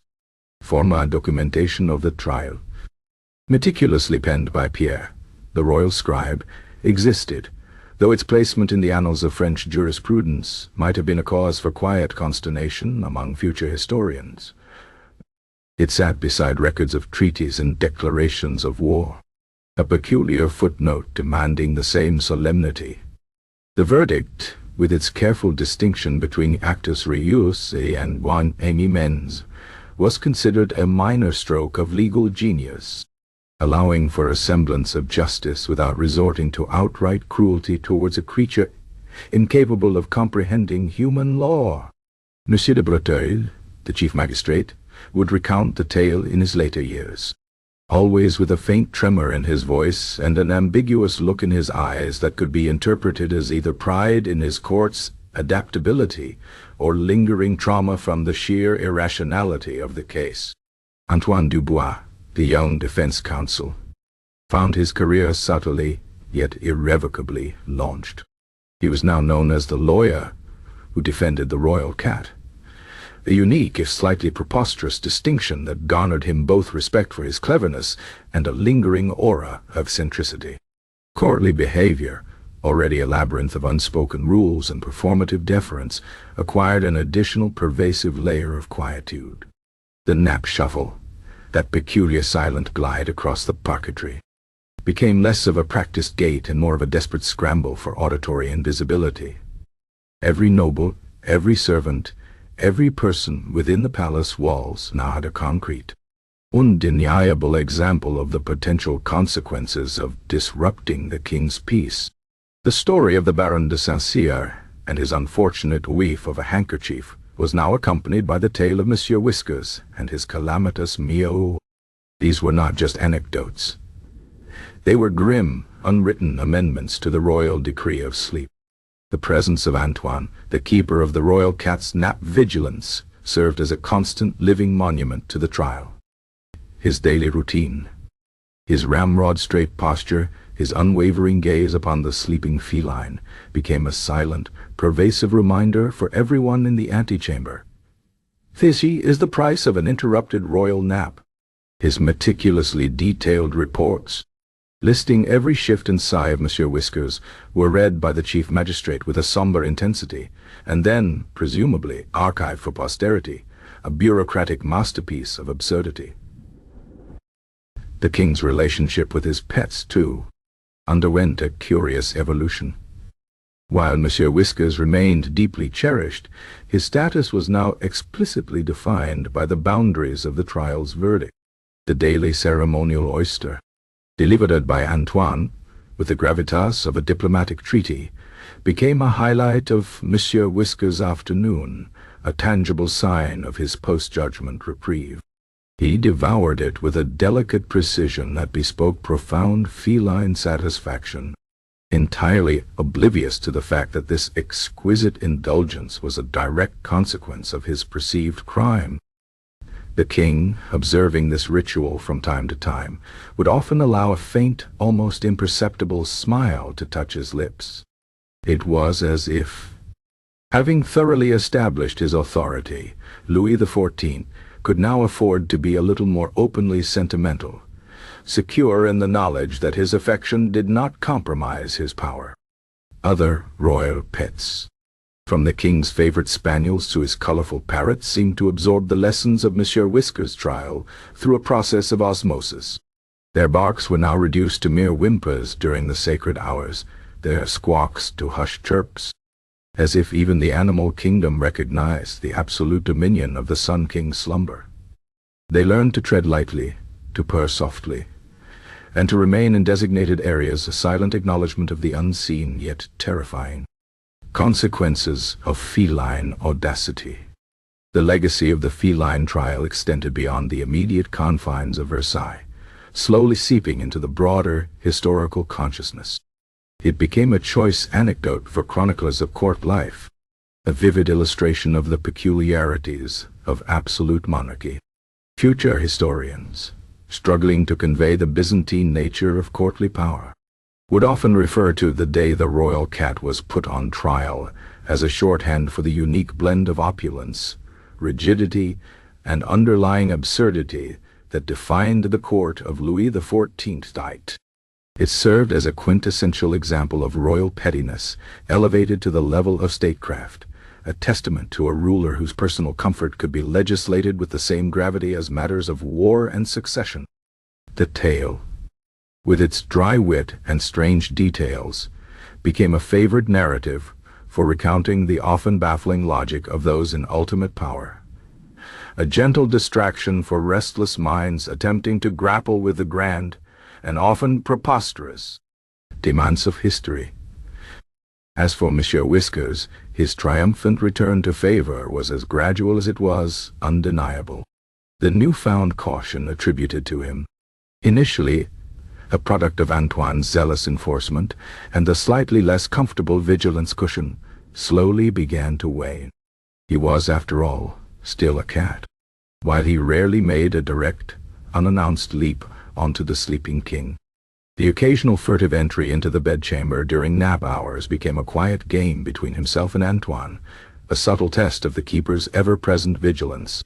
Sometimes he would merely slip under the door, a silent, furry phantom, and curl contentedly at the king's feet, his purr a low, almost undetectable rumble that the king would occasionally stir to, not in annoyance, but with a faint, contented sigh. The king, having made his point, and having missed the uninhibited presence of his furry companion, allowed these minor infractions to pass, a silent acknowledgment of the unbreakable bond that transcended even the royal decree of sleep.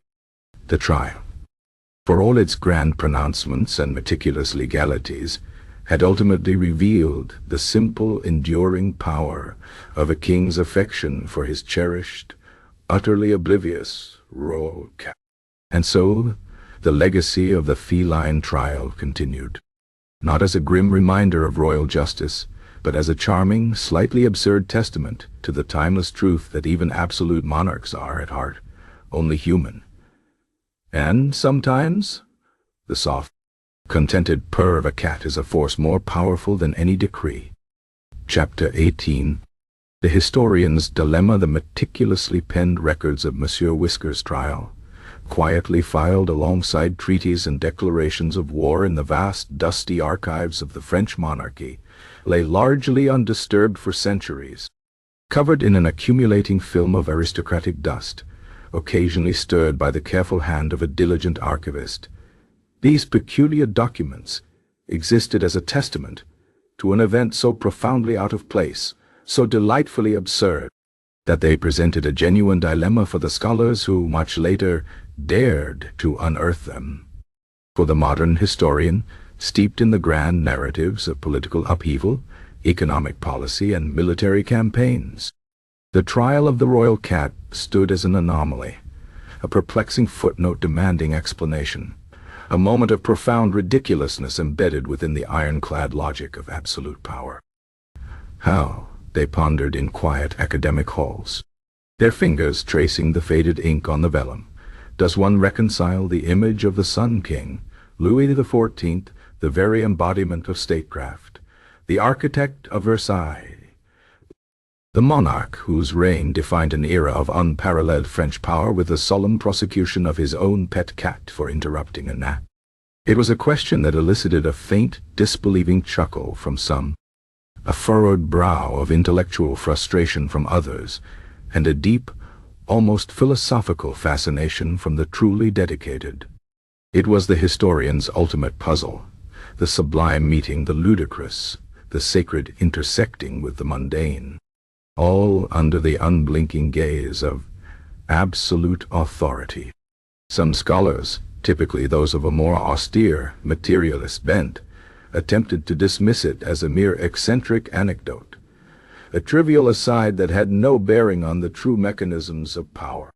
They would argue with a certain academic disdain that such a story, while amusing, served only to distract from the real significant events of the reign. Yet, even they found themselves returning to it, compelled by the sheer magnetic pull of its incongruity. Why go to such lengths? Why formalize such a farce?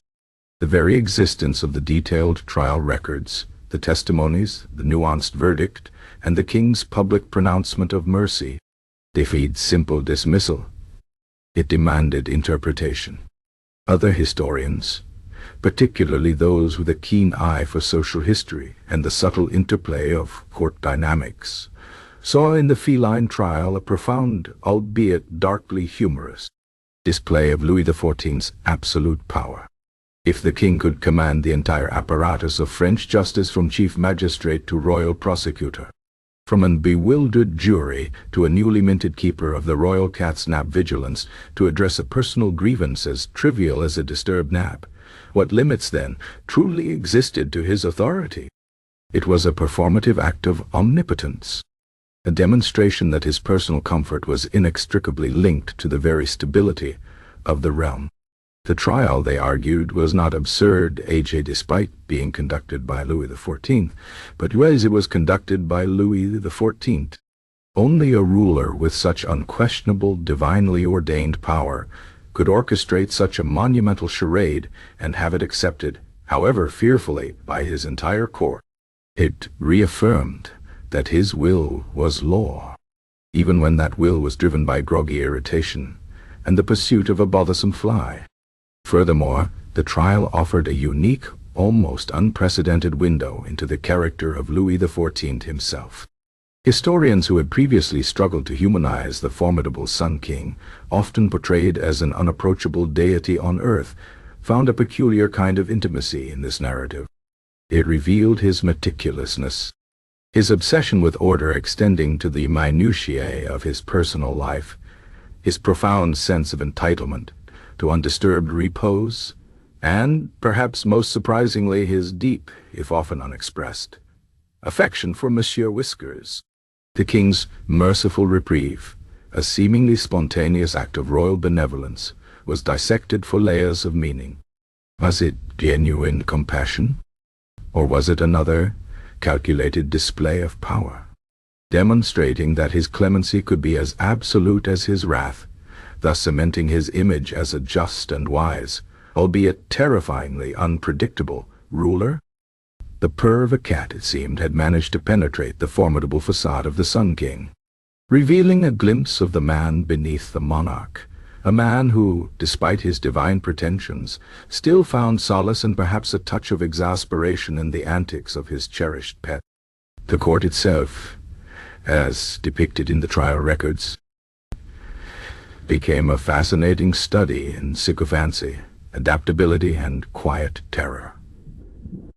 The chief magistrate, Monsieur de Breteuil, navigating the legal tightrope with a skill that bordered on the miraculous; Jean-Luc Montaigne, the royal prosecutor, struggling to imbue a cat's purr with the weight of treason; Antoine Dubois, the young defense counsel, daring to argue for the diminished capacity of a species before the most demanding of kings; and the jury, those 10 terrified minor officials, painstakingly crafting a verdict of guilty of act, innocent of intent, followed by a meticulously detailed, absurdly bureaucratic sentence involving a vigilance cushion and ceremonial oysters. Their efforts, recorded in such solemn prose, became a poignant testament to the lengths to which individuals would go to maintain favor, avoid royal displeasure, and simply survive within the glittering cage of Versailles. The dark humor inherent in these meticulous bureaucratic responses to a cat's misbehavior was not lost on modern scholars, who saw in it a reflection of the human condition under any form of absolute power. Indeed, the legacy of the Feline trial was not just about Louis XIV or Monsieur Whiskers. It became a broader metaphor for the nature of historical inquiry itself. It forced historians to acknowledge that history is not always grand, rational, or easily categorized. Sometimes it is gloriously, irrepressibly absurd. It reminded them that the human elements, the personal foibles, the seemingly trivial details, can often illuminate the grander narratives in unexpected ways. The trial of Monsieur Whiskers, a story that initially seemed like a delightful piece of fluff, ultimately revealed itself as a profound lens through which to examine the dynamics of power, the complexities of court life, and the strange, often contradictory, nature of the Sun King himself. So, for generations of scholars, the dusty files containing the trial of the royal cat became a source of quiet, knowing smiles. It was a story told in hushed tones in university common rooms, a cautionary tale for students of monarchy, and a comforting reminder that even the most formidable figures in history were at times prone to moments of astonishing, illogical, and utterly captivating pettiness. Monsieur Whiskers, the unwitting defendant, had, in his profound feline indifference, provided a legacy that continued to both baffle and enlighten, a testament to the enduring fascination with the peculiar truths that lie hidden within the grand narratives of the past, a perfect little story to distract a restless mind. Chapter 19.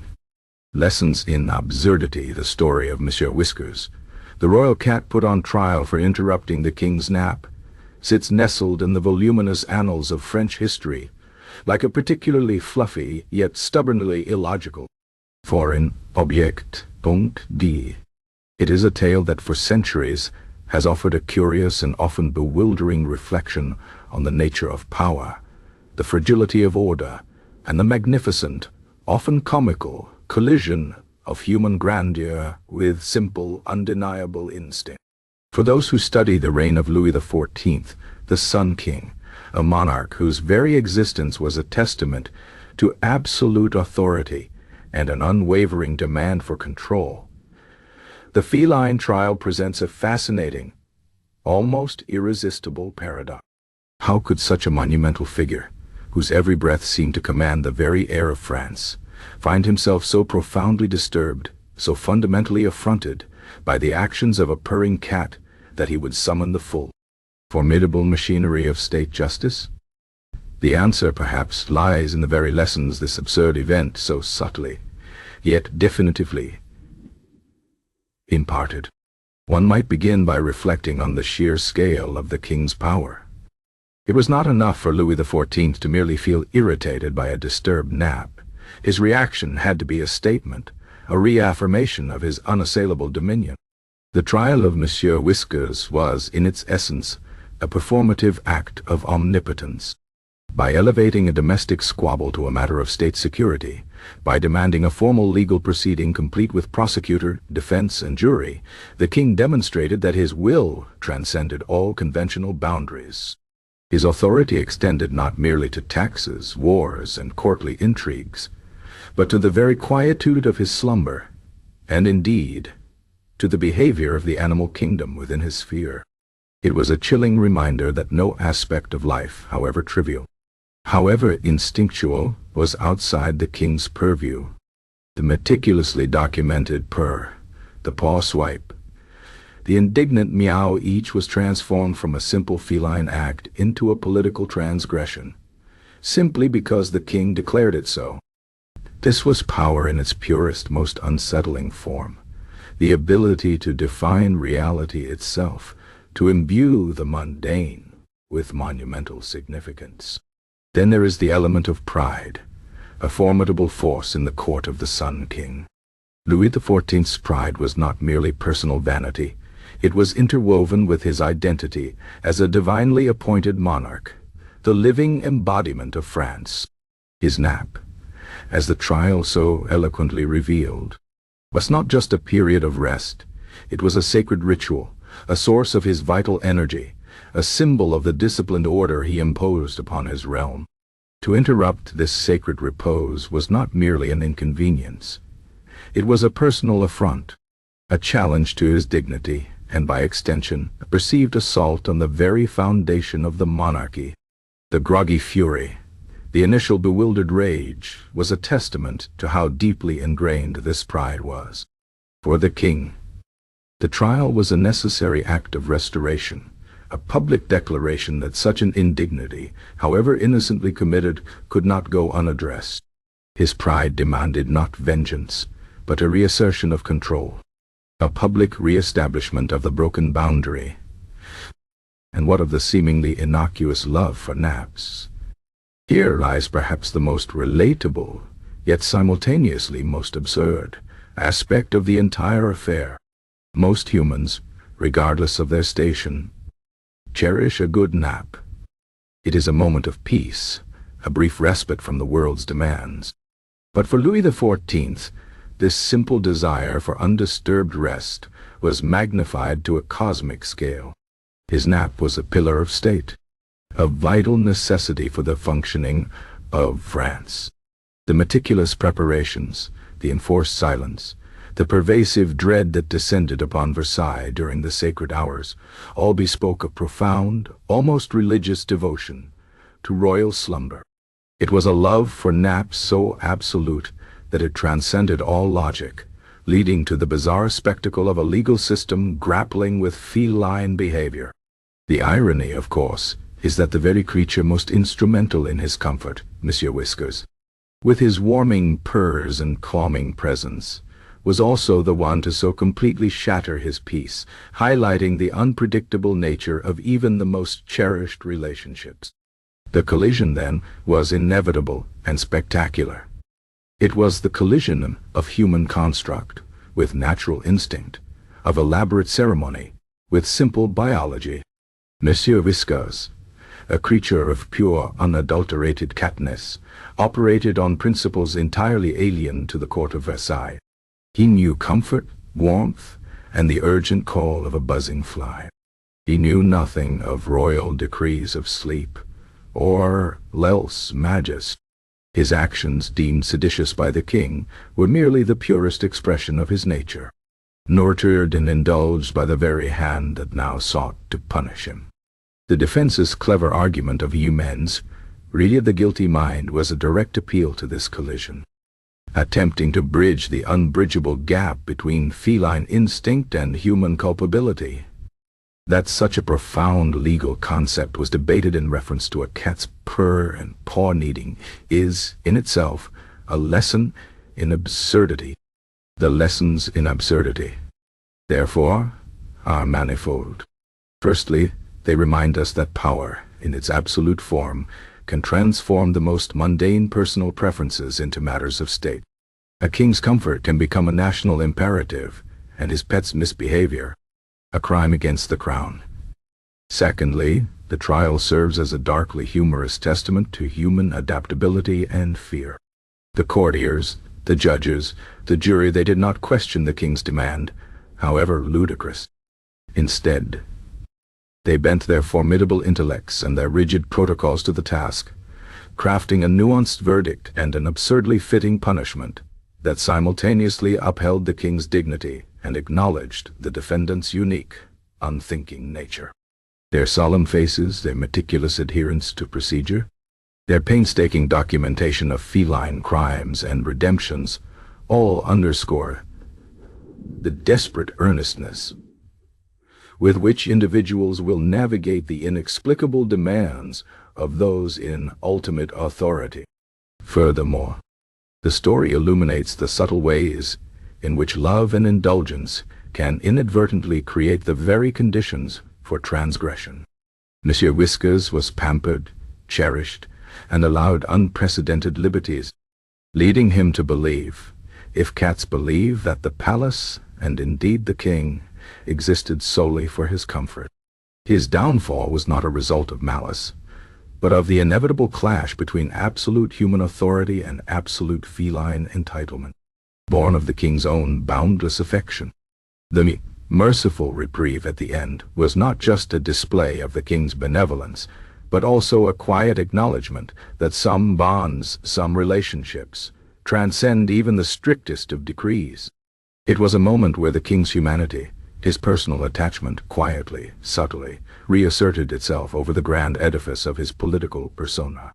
Finally, the legacy of the feline trial lies in its enduring quality as a compelling, slightly ridiculous tale.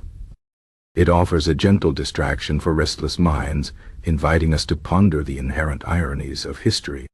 It reminds us that behind the grand tapestries and solemn pronouncements, behind the very carefully cultivated images of power, lie human beings with their foibles, their prides, their preferences, and their surprising affections. And sometimes it is the smallest, most insignificant of creatures, a purring, oblivious cat chasing a fly, that can expose the most profound truths about those who rule, and the peculiar ways in which the world adapts to their unyielding, yet utterly human, demands.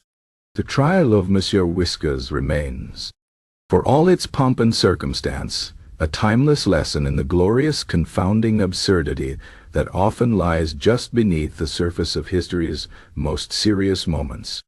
Chapter 20. The end of an era, the immediate aftermath of Monsieur Whiskers' trial, for all its bureaucratic solemnity and the king's nuanced mercy, settled into Versailles with a peculiar blend of relief and the quiet hum of newly established routine. The vigilance cushion became a permanent fixture in the antechamber outside the king's private bedchamber, its less luxurious velvet a subtle daily reminder of the boundaries that had been so dramatically and absurdly drawn. Antoine, the keeper of the royal cat's nap vigilance, embraced his duties with a monastic devotion, his tall, lean frame a perpetual sentinel beside the cushion. His reports to the chief magistrate, meticulously penned and devoid of any personal commentary, became infamous among the palace administration for their almost pathological detail, chronicling every twitch, every stretch, every single, silent, non-disruptive breath of the royal cat during the sacred nap hours. They were, in essence, the daily log of feline stillness, a bureaucratic masterpiece of the mundane. Monsieur Whiskers, entirely unburdened by the philosophical complexities of human justice, quickly adapted to his new, albeit subtly altered, existence. The vigilance cushion was, after all, still a cushion, and perfectly adequate for a midday snooze. Antoine's unwavering stare was simply part of the background, no more remarkable than the consistent temperature of the antechamber, or the specific quality of the sunlight that filtered through the high windows. The core of his sentence, the banishment from the bedchamber during the nap, was less a punishment and more a rerouting of his daily pursuit of comfort. He had simply discovered that the antechamber was, at those specific hours, the most consistently undisturbed and comfortable spot, and Antoine, a delightfully predictable, silent human. The daily ceremonial oyster, delivered at precisely 4:00 p.m., became the highlight of Monsieur Whiskers' day, a delectable punctuation mark in his otherwise languid schedule. He would awaken with an expectant stretch, his purr blossoming into a full, resonant rumble that filled the antechamber, a sound that now, free from the context of royal slumber, was once again perceived as a sign of unadulterated contentment. He would eye the shimmering mollusk with a connoisseur's appreciation, devouring it with a delicate precision that spoke of refined tastes and a blissful ignorance of its symbolic origins. This ritual, so absurdly mundane yet deeply meaningful in its courtly context, became a small, cherished spectacle for those courtiers who lingered in the antechamber after the king's awakening, a silent testament to the king's peculiar mercy and the cat's unwavering charm. Over the years, Monsieur Whiskers continued his life of pampered indolence, a cream and ginger shadow gliding through the gilded halls of Versailles. He would, as the king's merciful reprieve allowed, occasionally slip into the royal bedchamber during the nap, a silent, furry phantom seeking the ultimate comfort of the king's vast bed. These were not direct challenges to the decree, but rather subtle tests of the system, gentle nudges against the boundaries. Antoine, now intimately familiar with the cat's subtle behaviors, would often allow a few minutes of illicit slumber on the king's bed, before gently, quietly guiding Monsieur Whiskers back to his vigilance cushion. A silent conspiracy of comfort between man and feline, all implicitly sanctioned by the king's quiet allowance. The newfound caution that had been initially attributed to the cat, born more of Antoine's diligence than Monsieur Whiskers' comprehension, eventually faded into the comfortable rhythms of a life where the king's enduring affection proved a more powerful force than any decree. But even the most cherished creatures, even the most formidable of kings, are subject to the slow, relentless march of time. Monsieur Whiskers, having lived a life of unparalleled indulgence and having inadvertently created a unique legal precedent, began to show the gentle signs of age. His leaps onto favored sunbeams became less agile. His naps grew longer and deeper, and his pursuit of stray dust motes less enthusiastic. His once vibrant emerald eyes took on a cloudy, wistful sheen. His purr, while still a powerful engine of contentment, occasionally softened to a faint rumble, a testament to the quiet dignity of his fading years. One spring morning, several years after the trial that had briefly elevated him to the status of a state defendant, Monsieur Whiskers did not awaken from his slumber on the king's favorite brocaded armchair.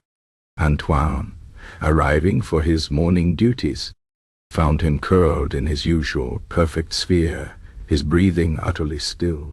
There was no dramatic meow, no final purr, no frantic struggle.